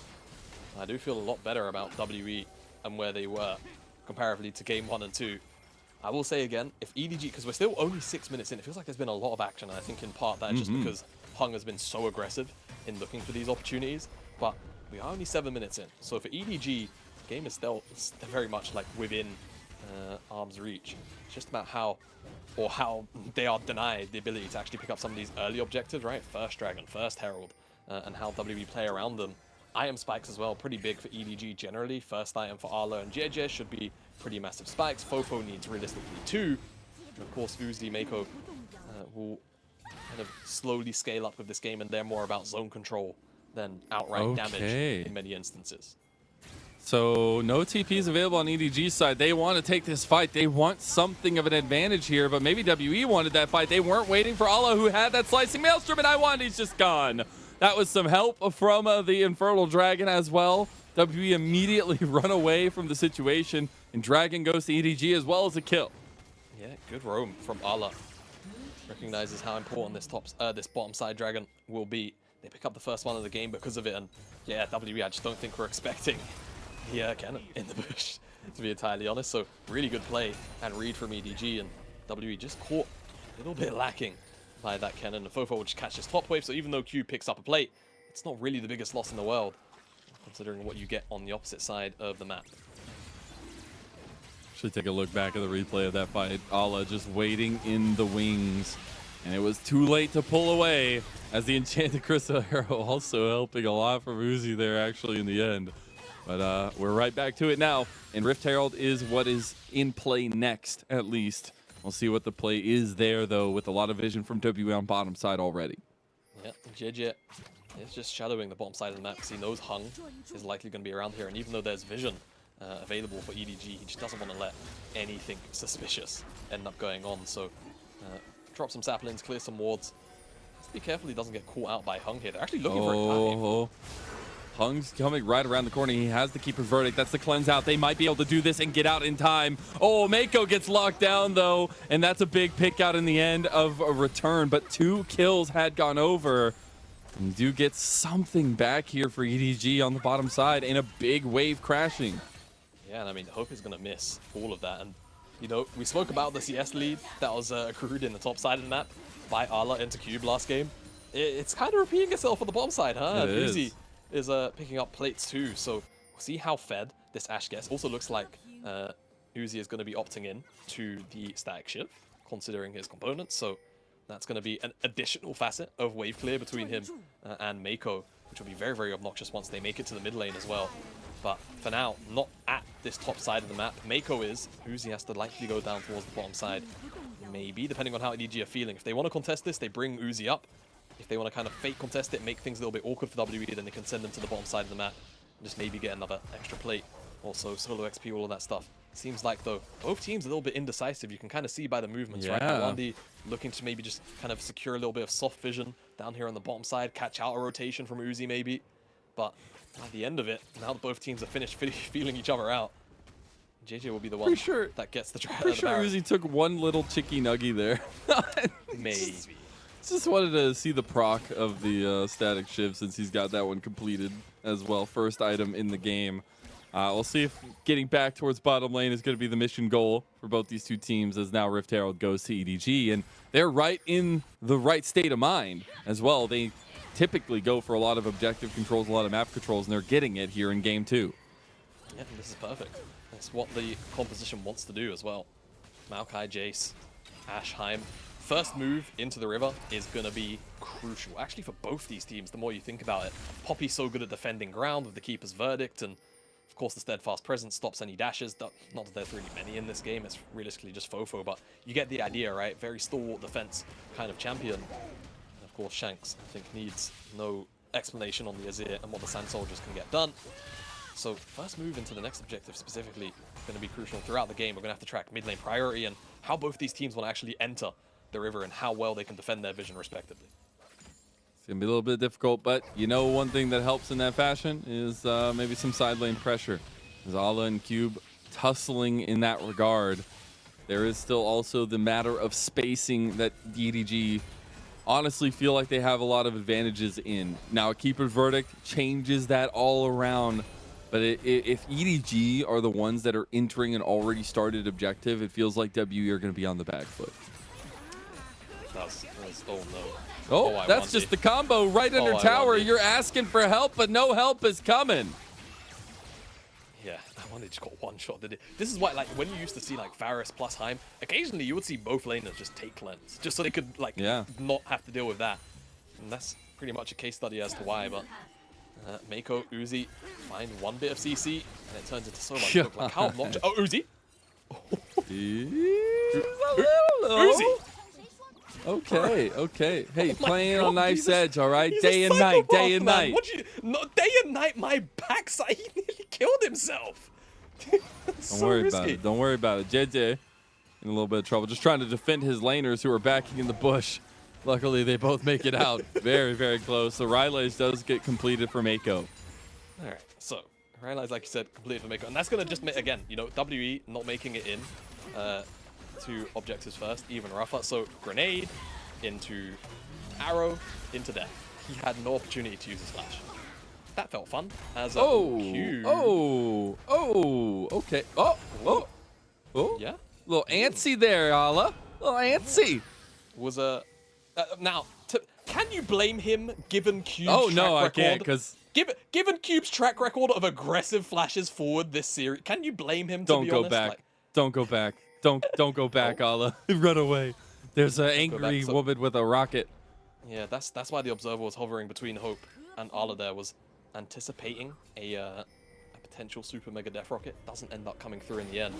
So Herald will be dropped here on the bottom side, but this is a good tempo swing for EDG even further ahead. Even though the top tower is secured, this is going to be 2 charges on a solo plate gold for the tier 1 into a tier 2, which even if it's shared by Mako and Uzi together, is going to be a massive amount of gold. So yeah, I feel like even though WE, get gold into the members that I suppose they, want in this specific exchange, is it really worth it in the grand scheme of things when you lose out on this much map control against a composition like this who want to strangle you out in vision? And you're wondering if, a little bit of sideline pressure for Hope gives him something. I do really like the Jinx still in a lot of these situations, depending on how the team fights go, but it really is going to be a situation where EDG, going off of last game, they looked good for like 90% of that game. They were in control. They were winning. And now they just feel a lot more stable, a lot more stalwart. So we get another item completion really coming across for everyone. Evan Shroud there for JDG, but more importantly, the Duskblade completed for Fofo as well. So a lot of the poke coming through and the cutout potential of EDG is starting to come online. It certainly is. And for WE, you wonder now, as EDG start to take control of, sort of mid lane pressure specifically through Uzi and through Mako, how will WE handle the vision denial and eventual shutdown that they were actually, kind of on the same end of last game, but with different tools and more defensive tools on the side of EDG. Saplings, Maokai, plus, of course, Heimerdinger. It's all going to be very, very frustrating to get through. And WE, I feel like, are kind of in a very similar boat where they have to wait, oh boy, for a long time. Hung's just going to get brought back there. There's nothing really he can do, but he's still taking up a storm. Is going to get the flash out, not able to get it is Uzi, but Hope is going to take the brunt of Uzi's ire, and Uzi comes up big. We got to get him cut out here, though, as Iwandi's trying to take him down. He's healing a lot. He takes out another, and that's huge for EDG. He can't get the third, though. Mako on the other side of dodge, but it doesn't matter because WE have crumbled to dust. Uzi just space glided on all of WE there. Even if he's the only one to go down, he just embarrassed everyone, and it gave enough time for EDG to come in and collapse. That was insane. No fear at all as he just walked forward on everyone and ran them down. That was crazy. Don't need no breaks if all you do is go forward. Starting it off with that enchanted crystal arrow and following it through. Yeah, so obviously Hung is very, very tanky. And I think the fact that JJ doesn't commit the ultimate at the very start of this fight makes things a little bit awkward. Hope tries to just cleanse and get away, but unfortunately, with all of the approach velocity movement speed in the back end of Ghost, it was a little bit too difficult. The stun here from Mako also stops Shanks from potentially flash walling Uzi, and he just one-shots Iwandi. And also, the knockback from Fofo, we didn't catch that in live, is what stopped Cube from getting on top of him immediately, but once he does get him, he obviously dies, but it doesn't matter, because he's effectively 1v4'd the entirety of WE with movement alone whilst EDG came into collapse. Look at that damage. 4K damage. Woo! Uzi is on He fire. almost did more than the entire team of WE. I was still a little bit off that, but yeah, goodness gracious. And we talked about it at the beginning. What a beautiful setup. We didn't get it in game number 1, but man, Uzi is coming alive in game 2. He does not want to give up. He does not want this series to end in a 2-0 for WE. And EDG have propped themselves up in a big gold lead here. Yeah, they have. It's loomed over 5K now, and it will continue to grow. Where before the Baron is up, so EDG, at my previous request of put the pedal to the metal, cannot quite do that just yet. But the next dragon spawns up in 45 seconds time, a little bit more. And once they pick that up, they will only have the Baron to focus on for the foreseeable future. For now, though, in the immediate, the Herald is up and they can take this, and WE certainly can't really find any contest. They'll try and cross-map this tower on the bottom side, so clawing back a little bit of gold, but at the end of the day, it still feels like it pales in comparison, but whatever you can get is always going to feel like a little bit of a win. And we do have objective bounties up, so I guess it'll be a slightly bigger injection of cash, but still nothing in comparison to what EDG are getting right now and what they are likely to pick up as well as they approach that dragon in 20 seconds. Now, we did see EDG with the lead. Now, I was saying earlier, different composition, different feeling, but We have seen them fumble the bag already, Jamada. We gotta see them continue to cross their T's, dot their I's. The theme of the day, apparently. Dragon is up. This is soul point for EDG. Textbook League of Legends is what EDG now need to accomplish. Textbooks are expensive. Textbooks are expensive. I was gonna say something then, but I'm not sure. You know what? I'm not gonna say it. It's to do with how you can get textbooks. We live in a smart age, people. We live in a society. University. We live in a society, that's for sure. Hope is gonna have to use his cleanse there. Well aimed by Uzi. It's about to start getting real meta real quick there for a second. But now with that Dragon off the map, and Dragon, or Baron rather, spawning in a little under 60 seconds time, they will put this Herald down just to secure the tower. And I mean, again, you know, tower here, what this is realistically going to do is just open up the map even more. Hung is on, well, a flank. I don't know if that's one you want to take there. I don't know if he wants it. That's obviously the difference. Now, I do have a serious question, though, because we can't shy away from what happened in Game 1. And while, yes, WE's comp looks a little different, it still feels in the same vein. Do we still see a light at the end of the tunnel where WE's comp scales to infinity and maybe makes it in to get Ala in the side lane, actually? Slicing Maelstrom does come through. This is not a 2v1 that he wins, though, and nobody is here to respond. The flash comes out, and WE will have to back away. Yeah, they just dealt no damage to him, did they? Like, there was no damage baked between Hung and Cube, so he just walks out for free.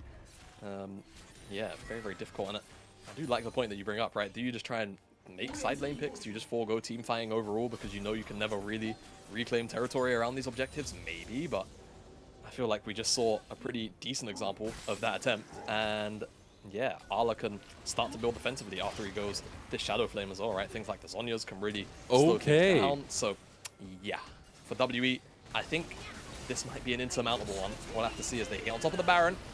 And Hung is on the top side. He's in the tri-brush, and he's been spotted out. Not going to let him get back into the game this time. Baron will not be stolen by the Super Mega Death Rocket, and we will actually see EDG with consistent control in this game number 2. Very, very hard, I think, for WE to wrest control back. I just don't feel like they have any relevant tools to do so. They just have to pray again on an EDG mistake like what we saw from game number 1. Like you said, it's on our minds because of how big that lead was. And we're almost there, Mazel. Like 500 more gold, and they have as big a lead as they did in game 1. However, it did take them a lot longer to get there. It definitely did. And they still have so much time that they need to really get anything under. They are not even close to even 3 items there for a lot of members. And we're going to be getting close for EDG as they do take a tier 2 tower in the top side. They'll get their backs off with a quick reset of the Baron buff and get back onto the map where, you know, everything's looking peachy dandy for them. And the resets are going to be huge to get that 3rd item spike for Uzi, as well as just getting back onto the bottom side of the map and get ready for their soul that's going to be coming up in 2 minutes. Yep. Again, dotting the I's, crossing the T's. That will be the chapter of this particular textbook for EDG. And they still have to do it one more time if they win out because of how things ended last game.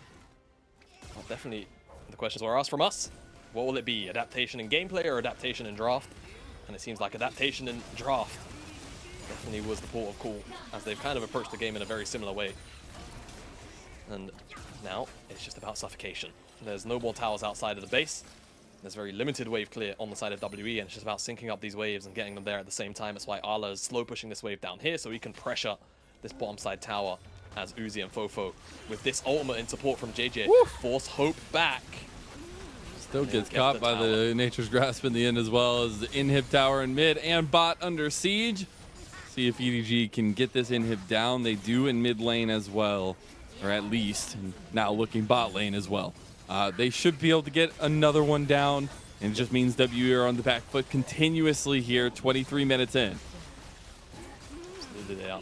This is what EDG wanted to be doing last game, but it's just so much more difficult because of the composition they had this time around. Poke tools, zoning tools, defensive tools, Doesn't matter if Cube's on the side lane. He's not going to achieve much. He's going to teleport back now, but Mazel, I feel like it's too little too late. If they can find a big Keeper's Verdict into an immediate numbers advantage, maybe? Okay, JJ's gone, but Slicing Maelstrom is still there, and point present are the EDG as a snipe comes through from Fofo. The bouncing grenade connects, and everything from WE has fallen apart in Game 2. We get a series delivered straight to our doorstep. And it's EDG who have awoken. They needed to warm up in Game 1, and boy, are they warmed up. A huge win from them.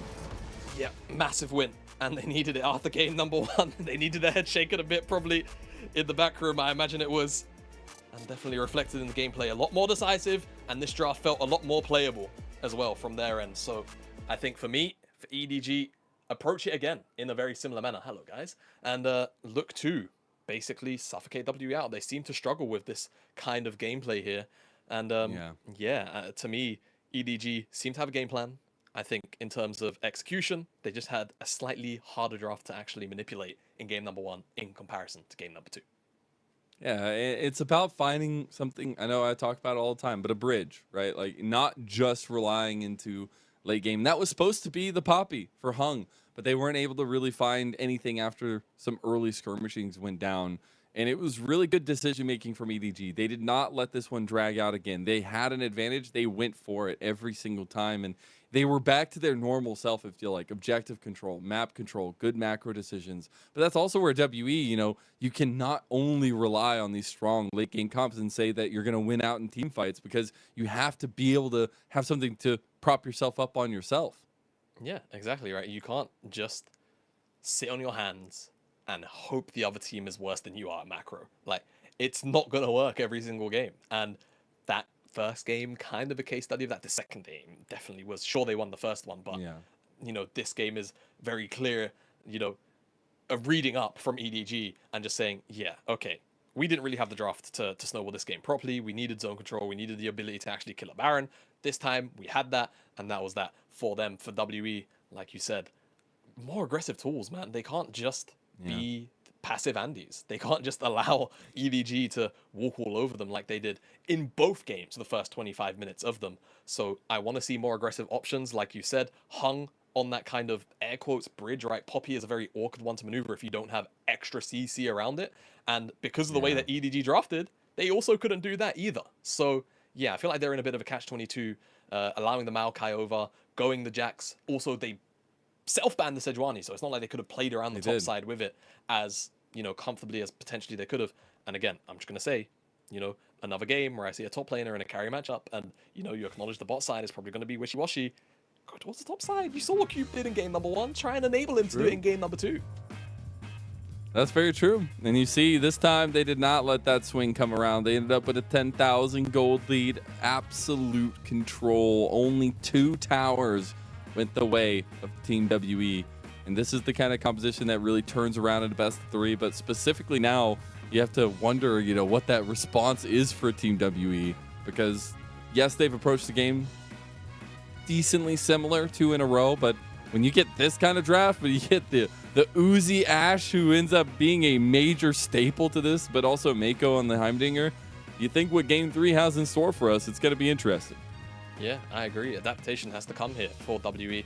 I'm very curious about side selection and whether or not that's going to change, and whether or not EDG feel like they can just replay out a very similar style of play where they just kind of say, you know what, WE, you can't play early game for Jack. We are just going to go early aggression, champions that spike on 1-2 items and just roll this game over because we don't think you have what it takes to execute to match us in the early game. 24 or sub 24 minutes for that second game. Holy cow. That is a pretty quick one. And you wonder how they did it. It was really, really good map control from JJ, but also just bot lane control. Fofo, the play around as well. So EDG, they have awoken. We have a series on our hands. All the casters are happy now. And we're going to take a little break while we get ready for our final game of the day. So make sure you go get some water, get hydrated, and we'll see you back here.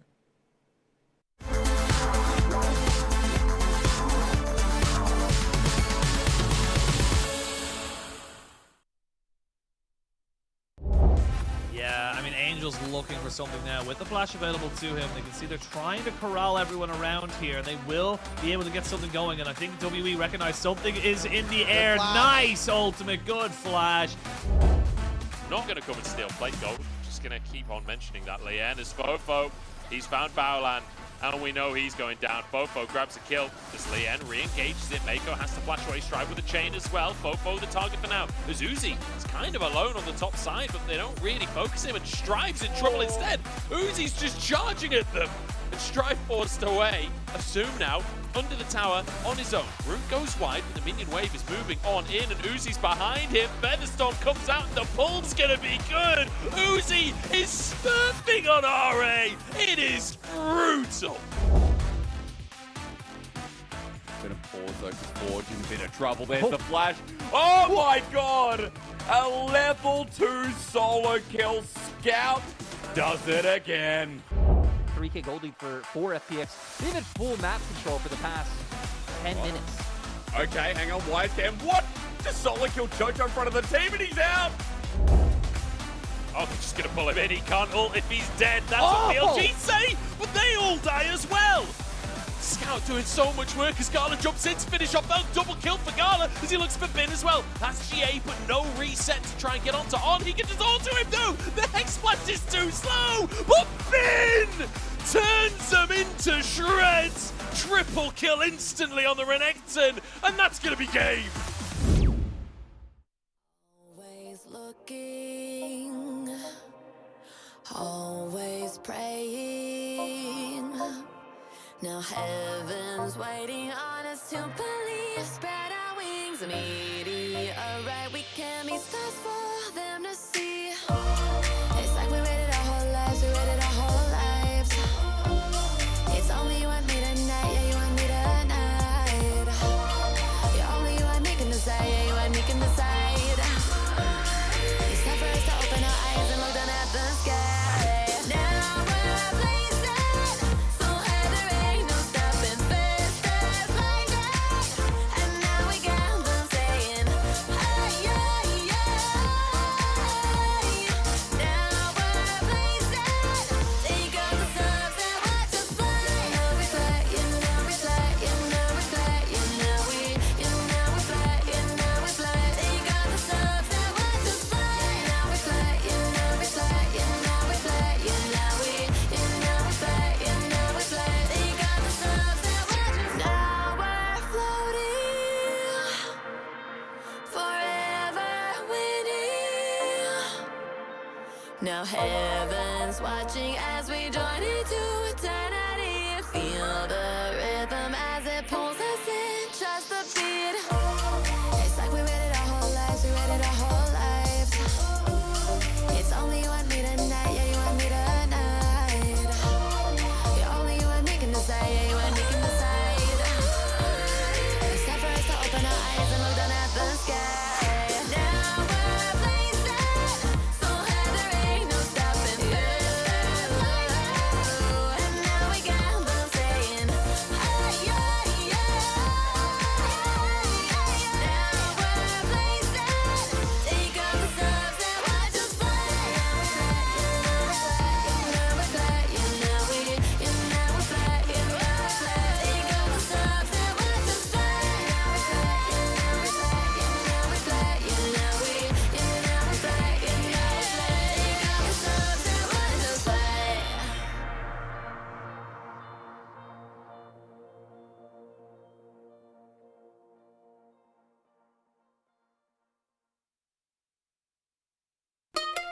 People up the back now. Everybody's looking at you. People up the front now. Everybody's looking at you. People everywhere now. Everybody's looking at you. Oh my, they're licking their lips now. Oh my, you're stealing the view. I think I know what they're thinking, trading their dreams for someone like you.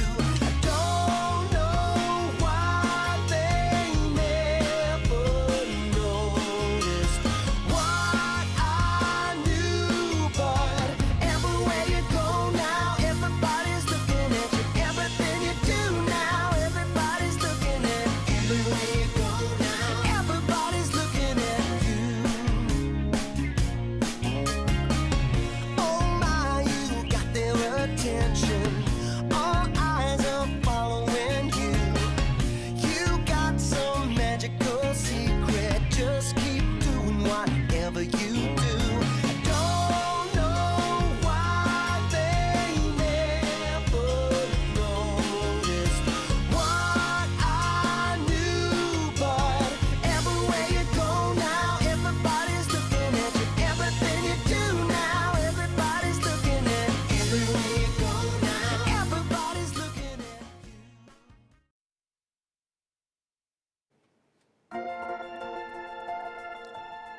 Welcome back for the final time to Xi'an in the home arena of WE, as they have gone the distance now against EDG, who came triumphantly back in game number 2. I am Mazel. I'm joined by Jamada yet again, and to finish off the day, we're about to have a slugfest. But speaking of, Uzi was swinging in game number 2 as he gets MVP on his Ashe.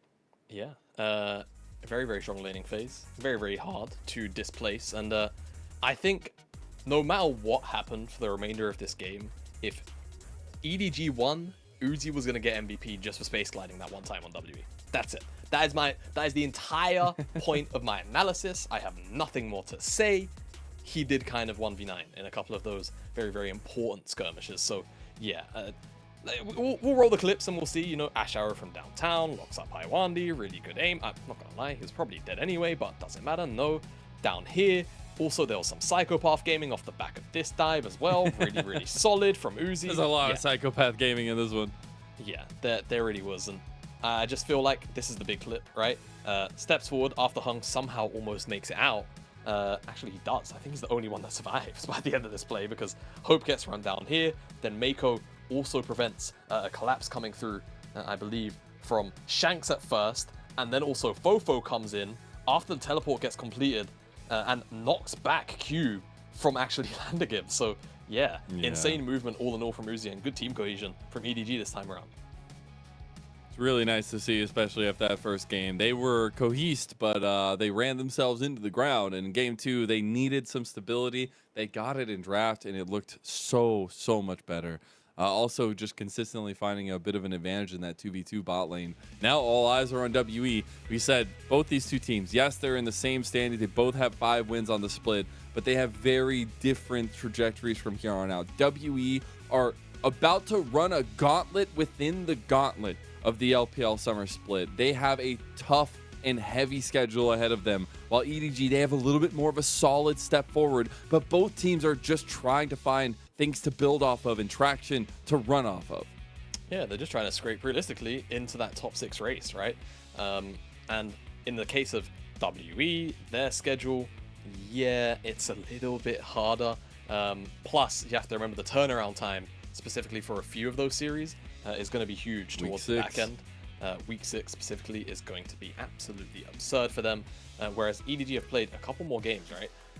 So their schedule, whilst definitely holding a few tough opponents, not only is it a little more spaced out, but they're also just playing, on average, lower down the table opponents. So if they can kind of knock WE out here, you know, even if somehow WE end up being on the same wins as EDG, and they're both in playoffs, it should be EDG who end up finishing above them in those top 10 standings. All right, well, we're getting in our final game of the day here. EDG versus WE. We won't be switching sides yet again. And it's Cassante Tristana already for EDG. It's the LeBlanc and Renekton so far for WE.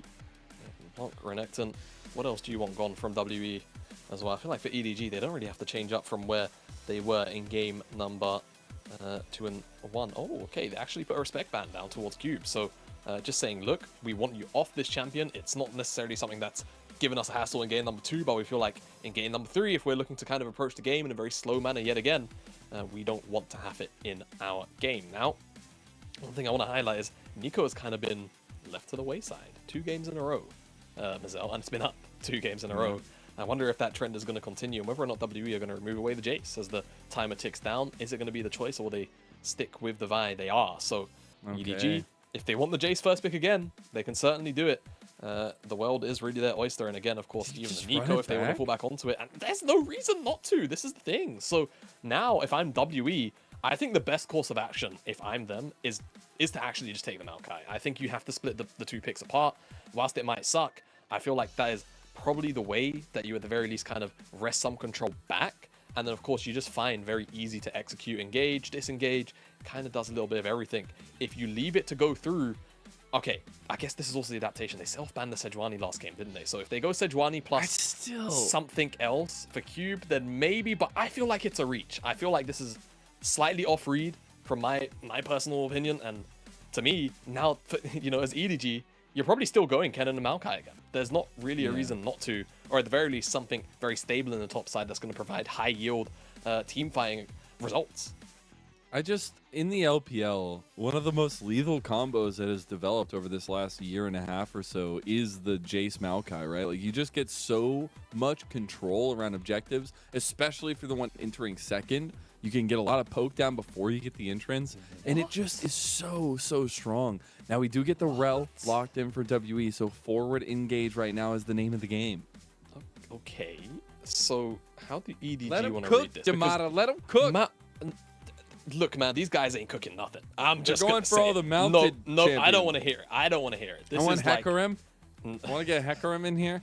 Corki. Corki's a mounted technically because he's in a copter. all right, that's enough, Nizal. We've Okay. that's Okay.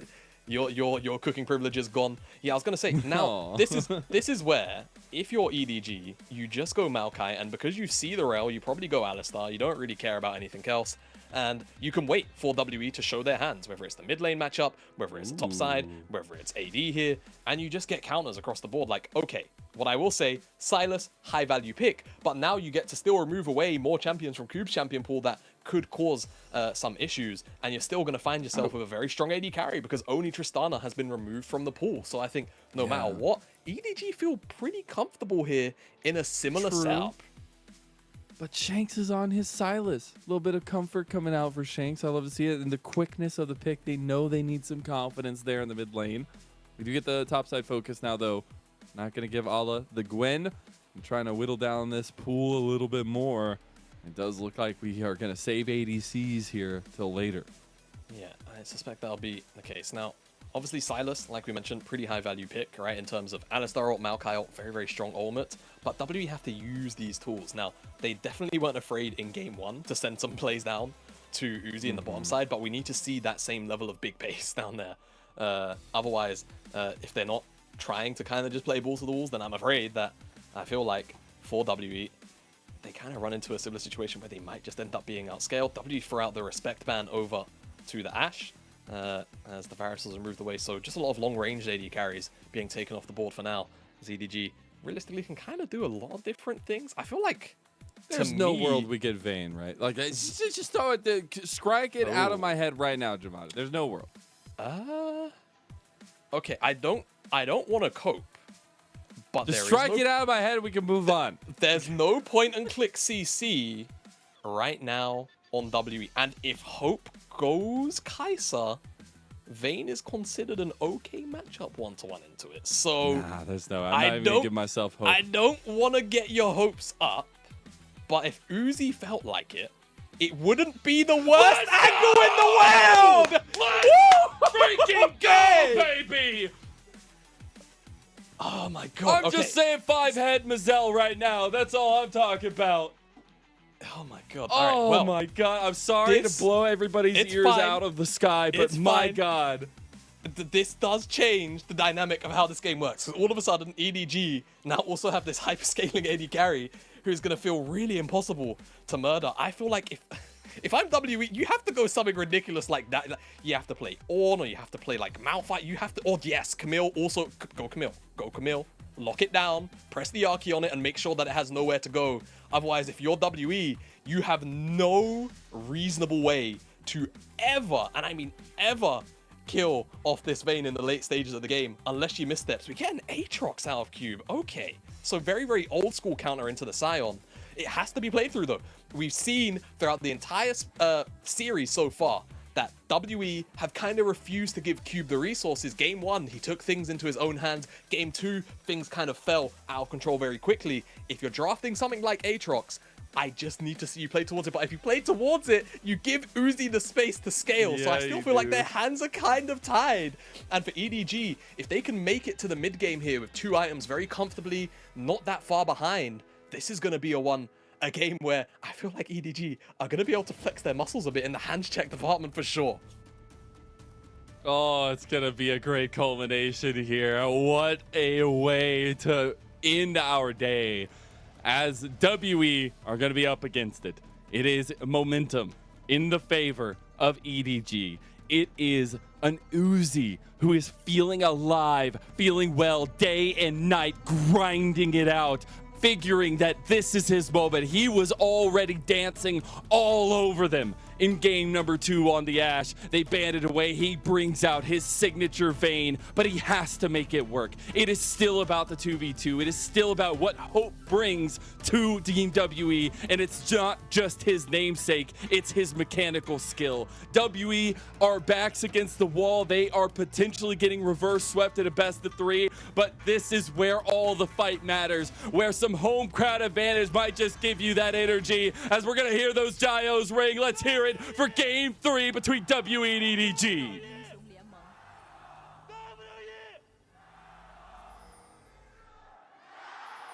Very loud, but surely we don't. Not in game 3. Not in game 3! Level 1, let's go. The double, the triple. It's the sweet spots for Cube. It's making the difference right now. Mako falls, and it's absolute chaos. Oh, God. Uzi with blood as well. He's looking for the Vayne kills here, and it's actually Ala that gets one back. They want more here. Uzi stepping forward. He's got the movement speed towards low health targets, but it's still Hope who backs them off of the wall. It is blood. It is chaos. It's everything we asked for, Tamada. Here It's in a game straight 3. up mosh pit in game number 3. Uzi walks away with 1 kill and an assist, and I think the other one went over to Ala. It did. Whilst on the opposite side for WE, it's Hope that also picks up a kill. So both AD carries returning back to lane with additional stats. Summoner spells, however, blown for Hope. No heal, no flash for Iwandi as well. EDG will certainly be tracking these things. I wouldn't even be surprised if JJ just looks for like 3 camps into bot straight away. Get this Vayne rolling. You want to get this thing ahead. It's effectively 5 very short range champions with no point and click CC. If these bits of CC connect, yes, you can try and chain CC it down, but you've got things like Mako and you've got JJ as well there to peel. So WE have to be on the money with taking down Uzi and ensuring that he falls far behind. As we get a replay in, it's very common that you see things like this occur, right? Rel over the wall on the W. But the crucial thing here actually is that for some reason Arlo was channeling Q to try and interrupt the knockback, so he doesn't actually have it ready for all of the rest of the members for WE when they come in. Beyond that though, Cube found loads of sweet spots. That was good for the AoE damage, but at the end of the day, like you mentioned, Uzi getting the passive, being able to stack up and walk forward, a little bit too powerful there for WE to handle on the back ends of the trade. As we come out of that replay and we start to see where things start to fall, JJ is looking for that 3 camp. He's on the red buff after blue and wolf, so don't be surprised if he looks for either an invade or an immediate gank down here. No summoners on either of those bottom laners. Hung has to cover this.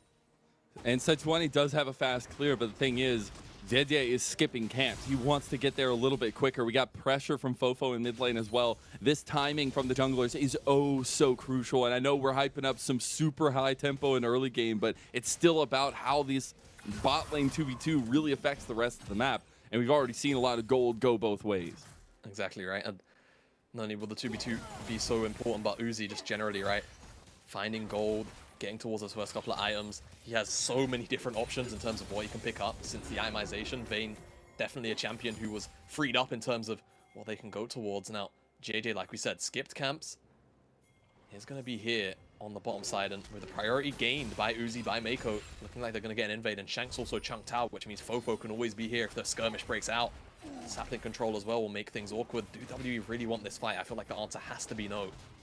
And they will just seed their blue buff, and JJ will steal that one away. So small win here on the first clear for JJ, and Hung has to find something. Mako goes in. Hung is right here though. Yeah, Mako, ooh, dodging out though from Iwandi. Here comes the crash down. Hung trying to get Mako here. He does. Uzi, the next target, doesn't really have much backup there besides JJ. Able to pull WE off of it. Iwandi was getting low, but this should be a push in from WE with Hung's help.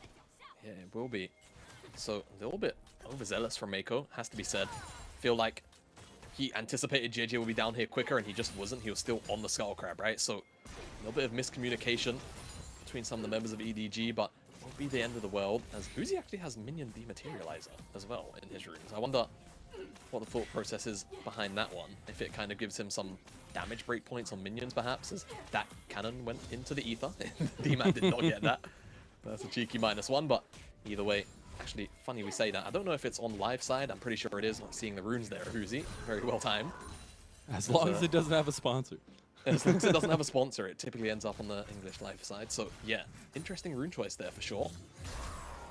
He's used them all now, so see exactly what that does for him. We see the Uzi vein, and that will be an intense focus as the game goes on. But I do want to check in on the rest of the map, right? We do get an Ala Scion, which first and foremost has been something he's been able to bring out. But in response, Cube was able to kind of get this Aatrox going. And that matchup will be very intense for later on when we get to the big team fights around the objectives that have been so crucial for both sides. Yeah, definitely will be. Aatrox, definitely not a champion we've seen in the meta for a little while. I feel like it's been, you know, sometime from the middle of last year, perhaps, since we last really saw Aatrox be in any kind of position of power. And he still kind of does very similar things. His items have been, you know, changed quite drastically. That's one thing we should definitely track with Cube, whether he's going towards the Gore Drinker, the Eclipse. You know, there are definitely still those very similar options, but the items definitely changed in some of the stats that they give. And it kind of also just depends on what Cube's role is in this game, what he feels like it's going to be, right? Eclipse for more burst damage. Fofo should be fine. The threat is always there, of course, between Sejuani and Silas, but if he's that far away, he's always going to be alright. So yeah, Cube definitely going to be a big factor in terms of that mid-game bridge, right, for Hope. Specifically, so is Shanks and so is Hung as a duo as well. They need to be on the money. So far, it's definitely been a little bit back and forth as finally a fight breaks out. Does indeed the Nature's Grasp from Shanks there as well as a nice fight back from Fofo. A big crucial carry from game 2 as well. And we'll run into the sapling, make it a little bit worse for the trade. But you have full movement from WE around this first dragon. Yeah, WE here right now. And JJ was chunked out, just considering the idea, especially with the bottom side priority they did have. But we'll just be straight away from for now.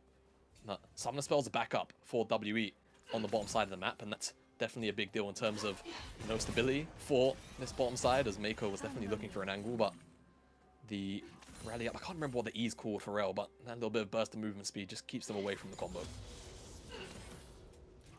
So I'm actually looking right now, sorry, because I was wanting to see that WE position so much around the dragon if they went for that early, but the problem is now you just have to get this kind of pushback in the bottom lane that has led to a movement from Ala coming down here and EDG full focusing on these early objectives. Yeah, really interesting that Ala's come down here. It's not the first time in the series that he's done it on the first dragon, and we'll either look to ult back to the top side once he knows that this dragon is secured, or teleport to the wave. I feel like that's going to be the case here, so he doesn't miss too much. Maybe he holds on to it. He's going to hold on to it? I'd be very surprised. Maybe he catches the mid wave. No, he's going to ult up now. I'm not going to lie. If I was Shanks, I would have blocked that just for the funnies, but we'll just path up. And it's a cannon wave too, so he's not really going to miss that much. It's tanking the aggro now, so definitely a very solid roam just to cover from Ala. And even though Cube gets a couple of plates. What's up? I just got the most like awesome thought in my mind. I wish Shanks stole that ulti and then also drove up towards top side, and then we just have like Fast and Furious happening on the Rift. I need that in my life, please. I need somebody. If it's Shanks, you gotta do it. It's gonna happen. I need a race once this game. All right, they're gonna have a race. But they need to be parallel. They need to be racing next to each other, not at each other. That's just a crash. Just watching two trains go at it, go head to head. I want to see a race. I can respect that. So I like races too. Ooh, we got a race towards this Rift Herald though, as Hung is starting it up. Ala a bit worse for wear from Cube's trade in the top side. Uzi's rocking up, and we got a 5-on-5 brewing here, Jamada. Yeah, we do, but when Hope and I1D get back, they're the ones that have spent some of their gold. Hung is getting this lower and lower. It's a bit awkward. He has an engagement. There it is. Shanks uses it right in, but he gets taken out immediately by Fofo. You got the Prey Seeker coming in. Hope needs to join, needs to get in there, needs to do something. He is the hope of WE, but he can't do it because Uzi is showing up, and he gets a kill. Uzi, he's going for it. Another one goes down. No. That's 2, making maybe 3. No, Fofo gets that one, and the carries from EDG are alive and well, and Hope will no longer be that for WE as 2 kills go to both Uzi and Fofo. It's a monster fight for EDG, and 2 kills go into Fofo and Uzi's back pocket. It very well could have been a quadra kill in the extended for Uzi, but Fofo picks up a couple of kill credits for himself, wants the hard work that he puts in to actually pay out. And WE, I don't actually know, the Herald just died, right? Like, no one picked it up as far as I'm aware. Not sure who got the kill credit. We'll probably get a replay of that fight for confirmation, but... You see what I see? What do you see? Oh. I see a static shiv of Vayne. We're going back. We're going back to the days of old static shiv. No, it's new static shiv, and it's a little bit scary. We'll get back to that conversation after this replay. Yeah, we will. So, first important thing to track, who gets the Herald? Shanks dies immediately because he is not tanky enough to stand in the middle of 3 members like this, and whilst Cube does his best to get some damage into JJ, he flashes away. Good re-engage here from Mako, and of course, good counter-engage too. Who gets it? So it's WE, but they just can't get to the eye without giving their life up. Iwandi tries, but it's just not enough, and Uzi finds Condemn into the flash over the wall. Mako then buys space as well as a double knock-up, and this just means that the rest of EDG can come and collapse on top of this, as the extended trade also results in Hope's death too, and a very, I can't tell if happy or sad fan in the crowd. I mean, every time you're seeing Uzi flash over the wall on Vayne specifically, I feel like it's going to be a joyous occasion. We also do have those first item spikes that we are kind of mentioning, and that is a nice tempo advantage for EDG, as well as Uzi having a lot of wave clear on the Vayne that typically is a little bit harder to come by. And the Dusk Blade, a lot of poke from Fofo. We do have about a minute and a half till the next Dragon. Push should come through the bot lane for EDG. We also got the Demonic actually completed for JJ. So we'll get that nice little poke damage coming through from the comp of EDG next to the objective. Yeah, just looking to diversify the damage pool of EDG, right? We saw it, I think in, was it either our first series, which is the second series of the day, where Maokai went full AP because he was the sole AP threat. So we'll see whether or not JJ starts to dip into more, you know, team fight based items as opposed to straight up AP.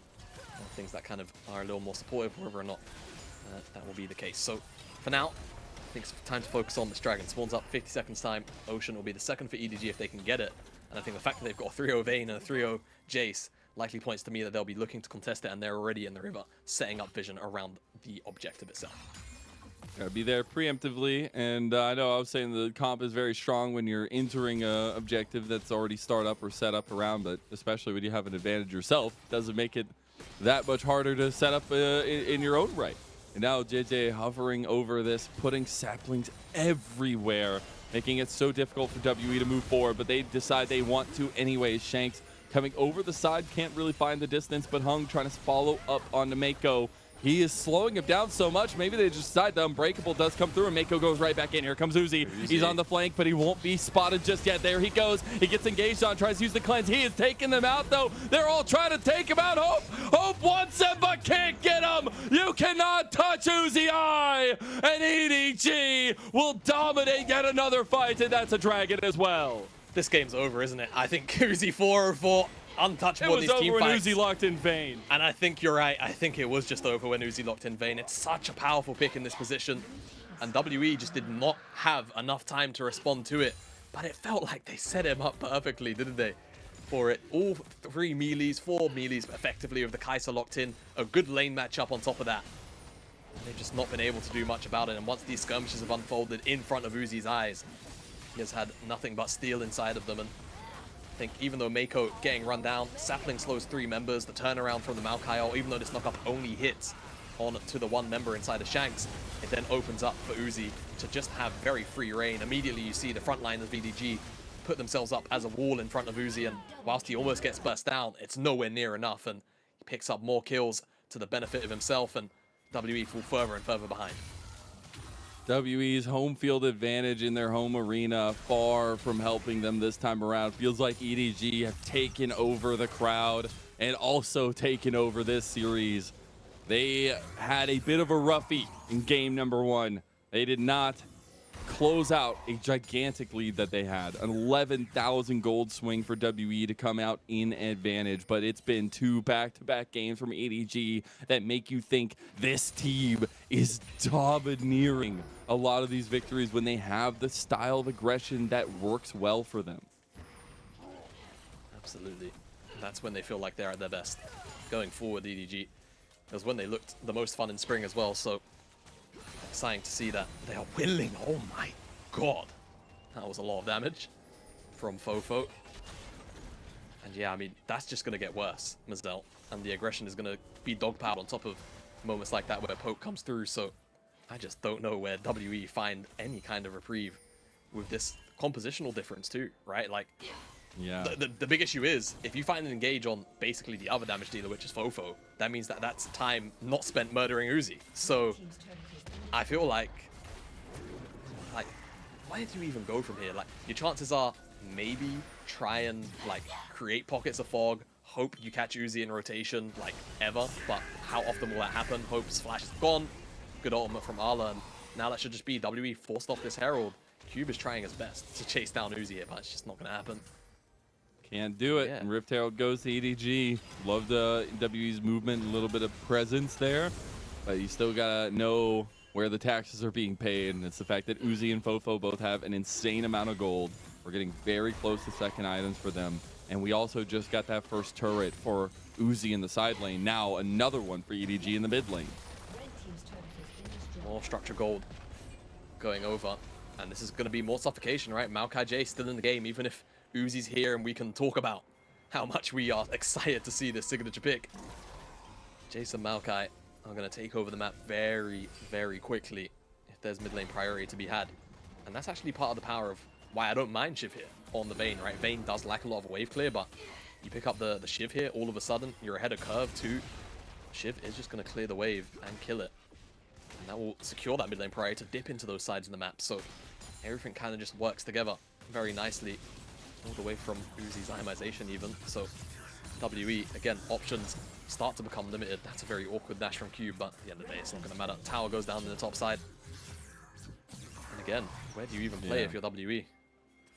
Dude, it's still just crazy to be like, what year are we in that we get an Uzi Vayne with a Alistair laning partner? Now he's looking to try to chase down Cube, give him a little bit of that medicine that Cube was trying to give him earlier, and does easily chase him down as the hunter from Uzi is gigantic. This Vayne pick has absolutely upended this series. It has. It has. And you saw the angle, Mazel. I've got to credit you for it. And as soon as you said it, I knew it was coming as well. It just the stars aligned too perfectly. It just felt right, man. Three as soon melee as I saw that champions. Alistair lock in. 3 melee champions, you have Alistar on your side, then the Kai'Sa gets locked in, and you're like, well, that's an old school counter to the Kai'Sa is the Vayne. And Uzi saw the same angle that we did. And I think no matter where WE go at this point, as Uzi recalls and I think has enough gold for the Triforce, it's just going to be a little too much for them to handle. There it is. It is. 2 items now, and if you kill Fofo, fantastic. Now you've got a 2-item Vayne to deal with. If you kill off Uzi, and that's a somehow, then you're probably going to get murdered by Fofo. So 15 seconds rather left on the respawn of this dragon. Herald's in the mid lane. WE being pulled apart on the map here. There's only 5 people on the bottom side. No one can respond to that Herald, so that's going to charge in slowly but surely. If EDG just sit here in front of them, WE will slowly lose out. So WE have to make a decision. It's either fight for this dragon, pray you win, or sit here, try and fight. If you lose, the game's over. That's the problem, though. You're just taking Pope because that's exactly where they want to thrive. Cube comes over the side. He got a nice little magnet sword, but it's Iwandi already gone. Shanks is trying to pick him apart, but look at Uzi. He's weaving. He's dodging. He's getting one, but it's EDG who's just slamming home this game. Hope doesn't have anything left in the tank. He's trying to stay still, but he can't do it. Cube is the last one, and that's an ace for EDG. Mako the only one that goes down in a quadra kill for Fofo. The carries of EDG online. The Herald is still alive. 58 HP as it charges into the mid lane, tier 3. Third dragon goes down, and that fight was probably the last hope that WE had. There was a lot of frontline damage, I think it has to be added, that did go in to JJ, into Arla, but again, it's not target focus onto Uzi, onto Fofo. And by the time that, you know, WE were able to even switch targets remotely close to the carries of EDG, it is already too late. Look at the frontline damage. It's actually quite massive here from Cube.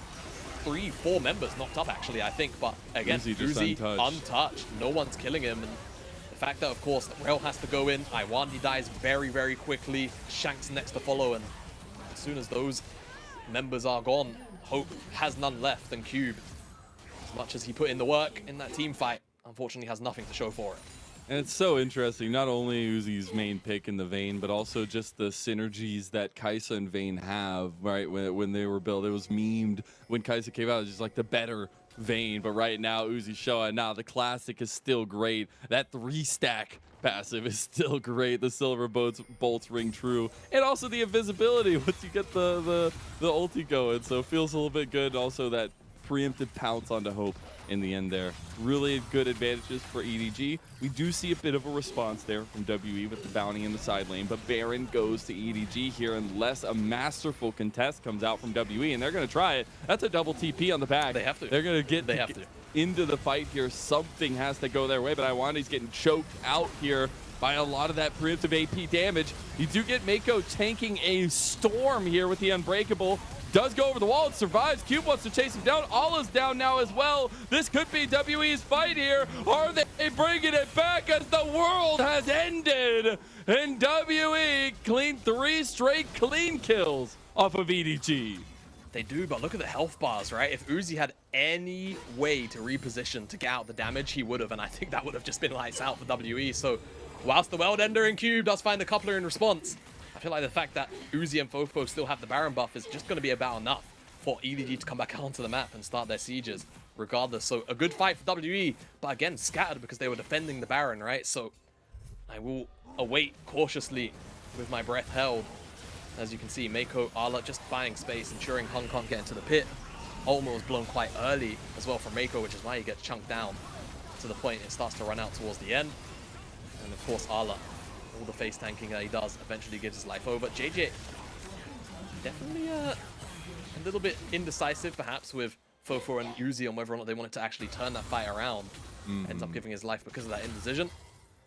WE, I guess they strip away a couple of bits of gold, right? They are actually in a negative power play, EDG technically, right? So that's 1,500 gold that went into the pockets, at least, of the WE members off the back of that fight. But how much will it mean really as now the siege starts to be set up here for EDG? Yeah, I mean, there's not going to be any relenting of the pressure here at all.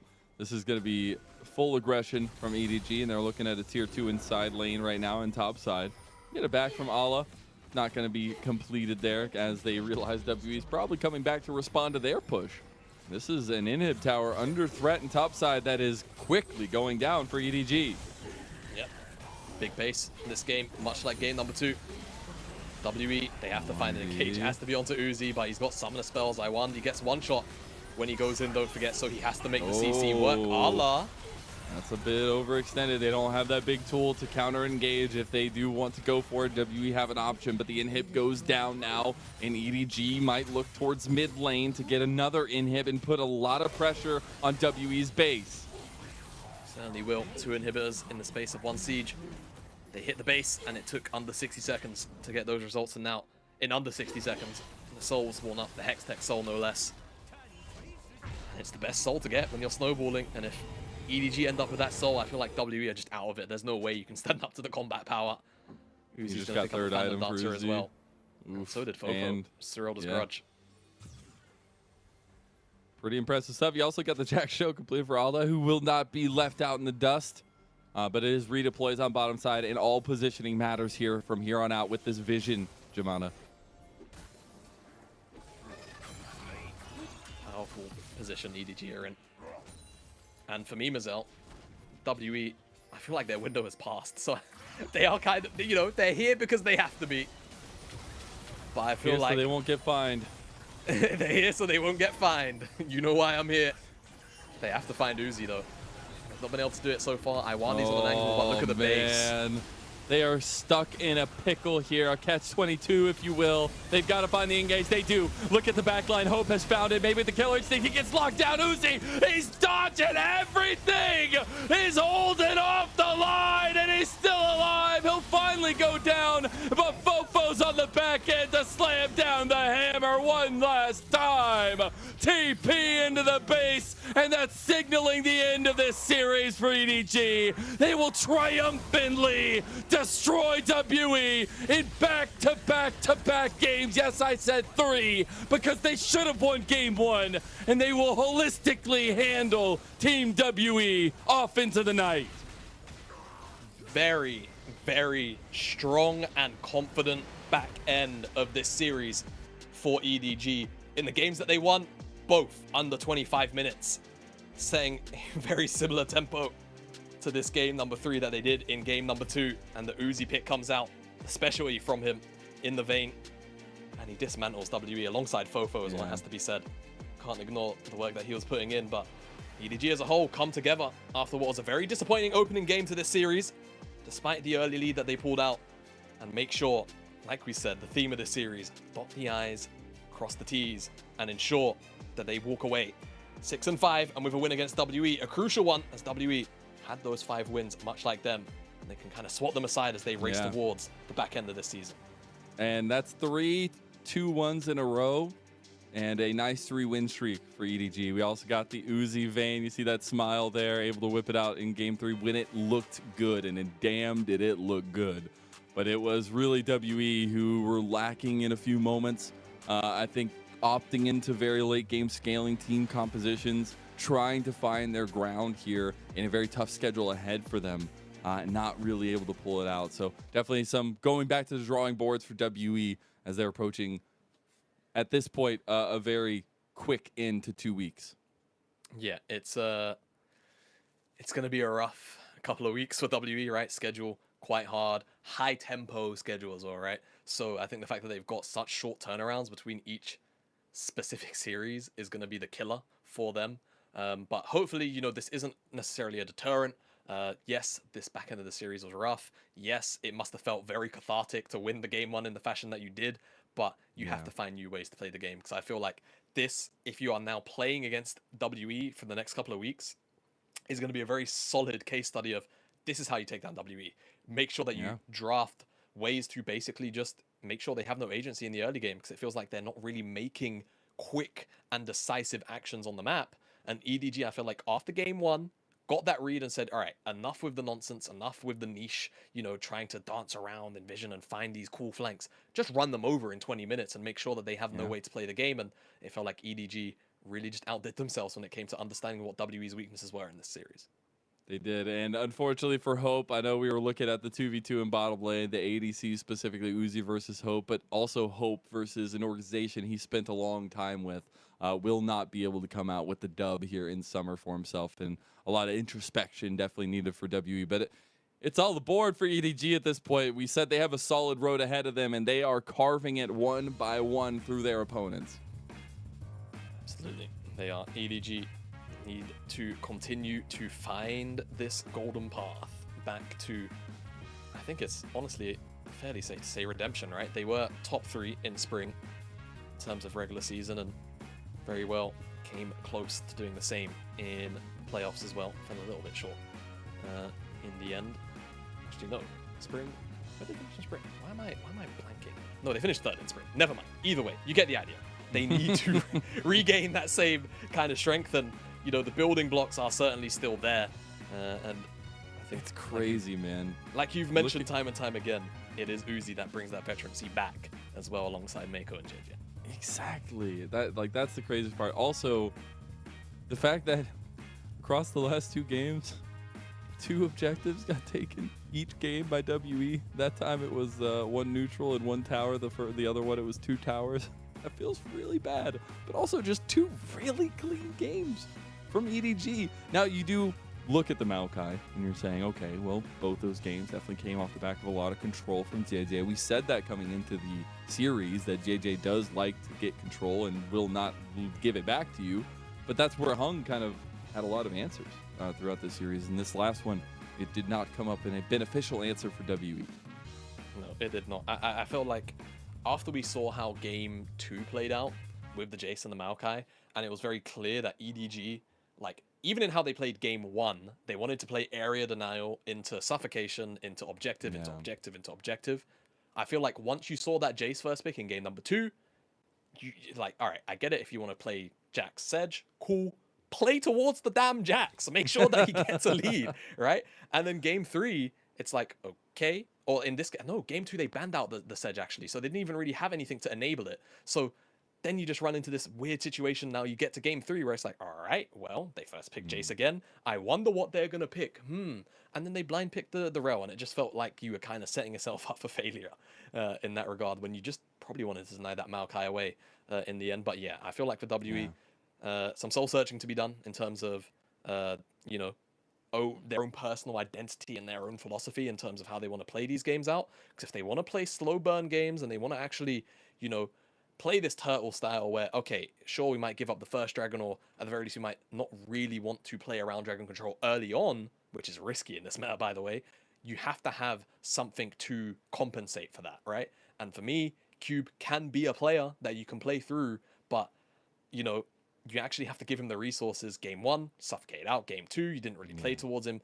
And, you know, actually in Game 1, he obviously came back, right? And that's what I'm talking about. There can be moments for him like that. Game 3, the entire map, just top to bottom, had no answer. And I feel like that was because of the outdraft. So, yeah, W definitely have a lot to think on. I think for EDG, it's good to see them this confident, and it's good to see them this damn decisive. It is. And this is kind of the cliff for WE. Like, I hate to talk about it more, but right, like this was their last ramp up before a 4-series week next week. It's going to be difficult. It's going to be something we have to keep a close eye on WE, because they had been so dominant in a lot of their wins, but now we're getting to the meat of their schedule. It becomes a little bit more difficult. We're on the other side, EDG. It can be solid, right? There's a lot of possibilities there. Yes, some tough matches still to come, but not nearly as much as WE, where you're rounding out the season against OMG and WE, or WBG, sorry, Weibo, in the last series of the split. But this next little trek here, TT, FPX, LGD, it's something that momentum, being the thing that it is in the LPL, can be super beneficial to EDG.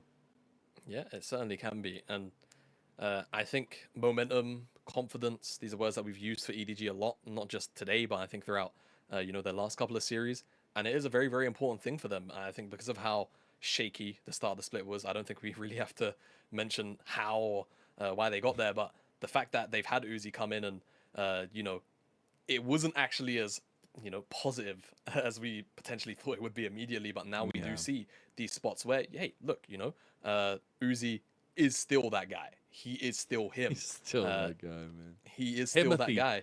He is Himothy. You know, I'm not going to Himothy Neutron. I've got loads in the trunk, but I'm not going to do it to you here. Yeah.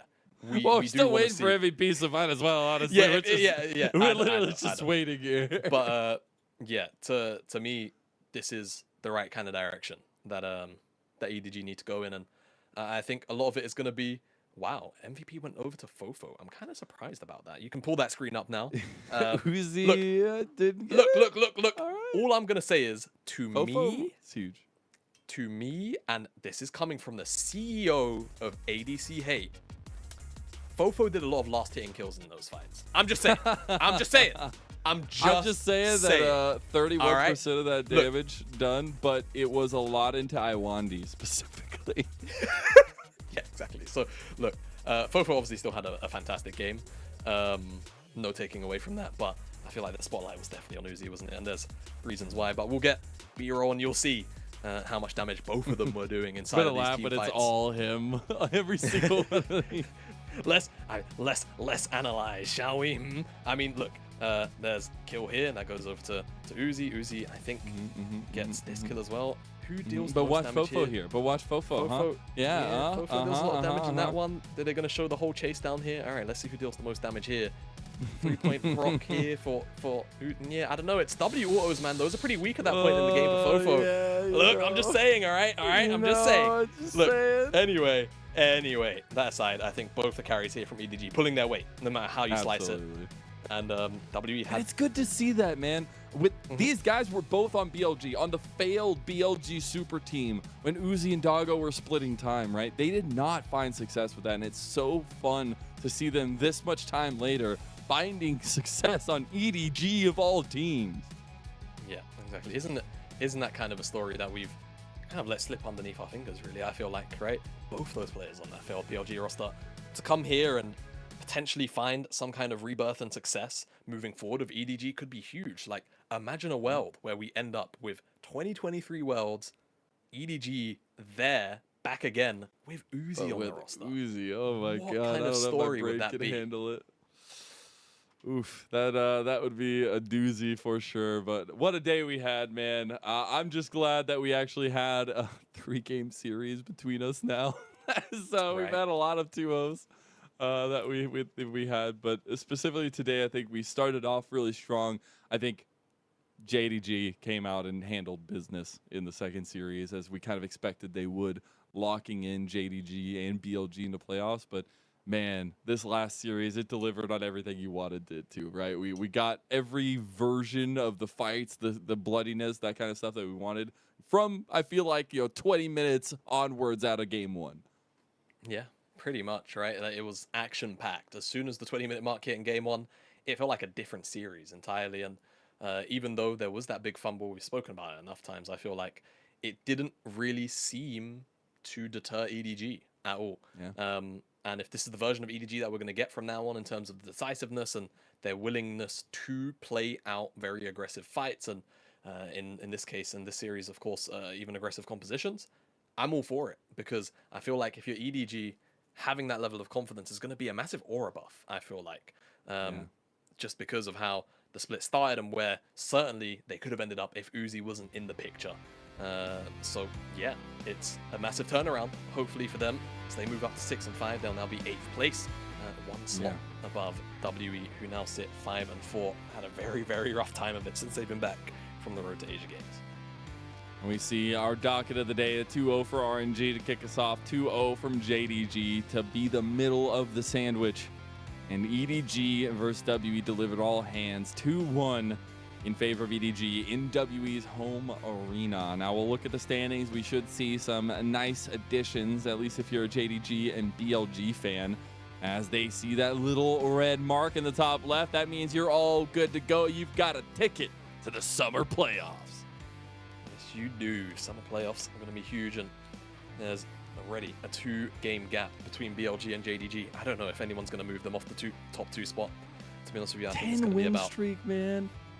Like you said earlier at the top of our show, at least coming into the second season, there is a legitimate world where our MSI champions go 15-1 at the back end of their season. And I don't want to curse it, Mazel, but there's also a world where JDG do the Grand Slam, right? Spring into MSI, into summer, into Worlds. I feel like JDG are, in their current form, the kind of team that could do it, right? You have to, of course, study over what the LCK teams are cooking up over there. Of course, a lot of strong-looking contenders in the international stage, but yeah, the fact that JDG are in that position is very, very scary across the rest of the table. Teams that definitely could look to overstep. No, it's gone. Go on, I do was it anyway. Give a shout out to anyone's legend on the 3-win streak. I know we've gotten to cast a lot of their games, and we got more coming up, but it's interesting to see their late season push here. Anyways, we're looking at tomorrow's matches. We're right back as another super day in the LPL. We got FPX versus BLG kicking us off. The newly ticketed to summer playoffs BLG trying to make their record a match a little bit there with JDG. We also got RA versus TS, where TS need to come out, handle business themselves. And then our match of the week here, LNG versus OMG, should be a banger. I know we're going to be on that one, Jamada. It's going to be fun. Yes, we are going to be on that one. First 2 series of the day will be in Shanghai. Third one will be in Suzhou. Looking forward to all of those series, to be honest with you, right? I think there's a lot of important, playoff running storylines going there. Second and third, playing against respectively the 10th and the 11th place teams, if I recall correctly. And, opposite end of the spectrum stories, right? BLG want to keep pace with JDG. Top Esports want to keep their hopes of a top 2 finish alive. And then when we get to that final game of the day, that LNG OMG, that's a battle to ensure that you finish in the top 4, right? You win that game, you feel a lot better about making that approach for your OMG specifically. You open up that gap, you make it to 8 and 2 for OMG, which would be huge for this roster, especially after such a positive spring split as well. To continue to build on that momentum would feel nice for a roster that I feel like at the beginning of the year, not a lot of people had too much, I wouldn't say faith in, but they weren't thinking they'll be touching these ceilings, and right now they certainly at all. Anywhere even near.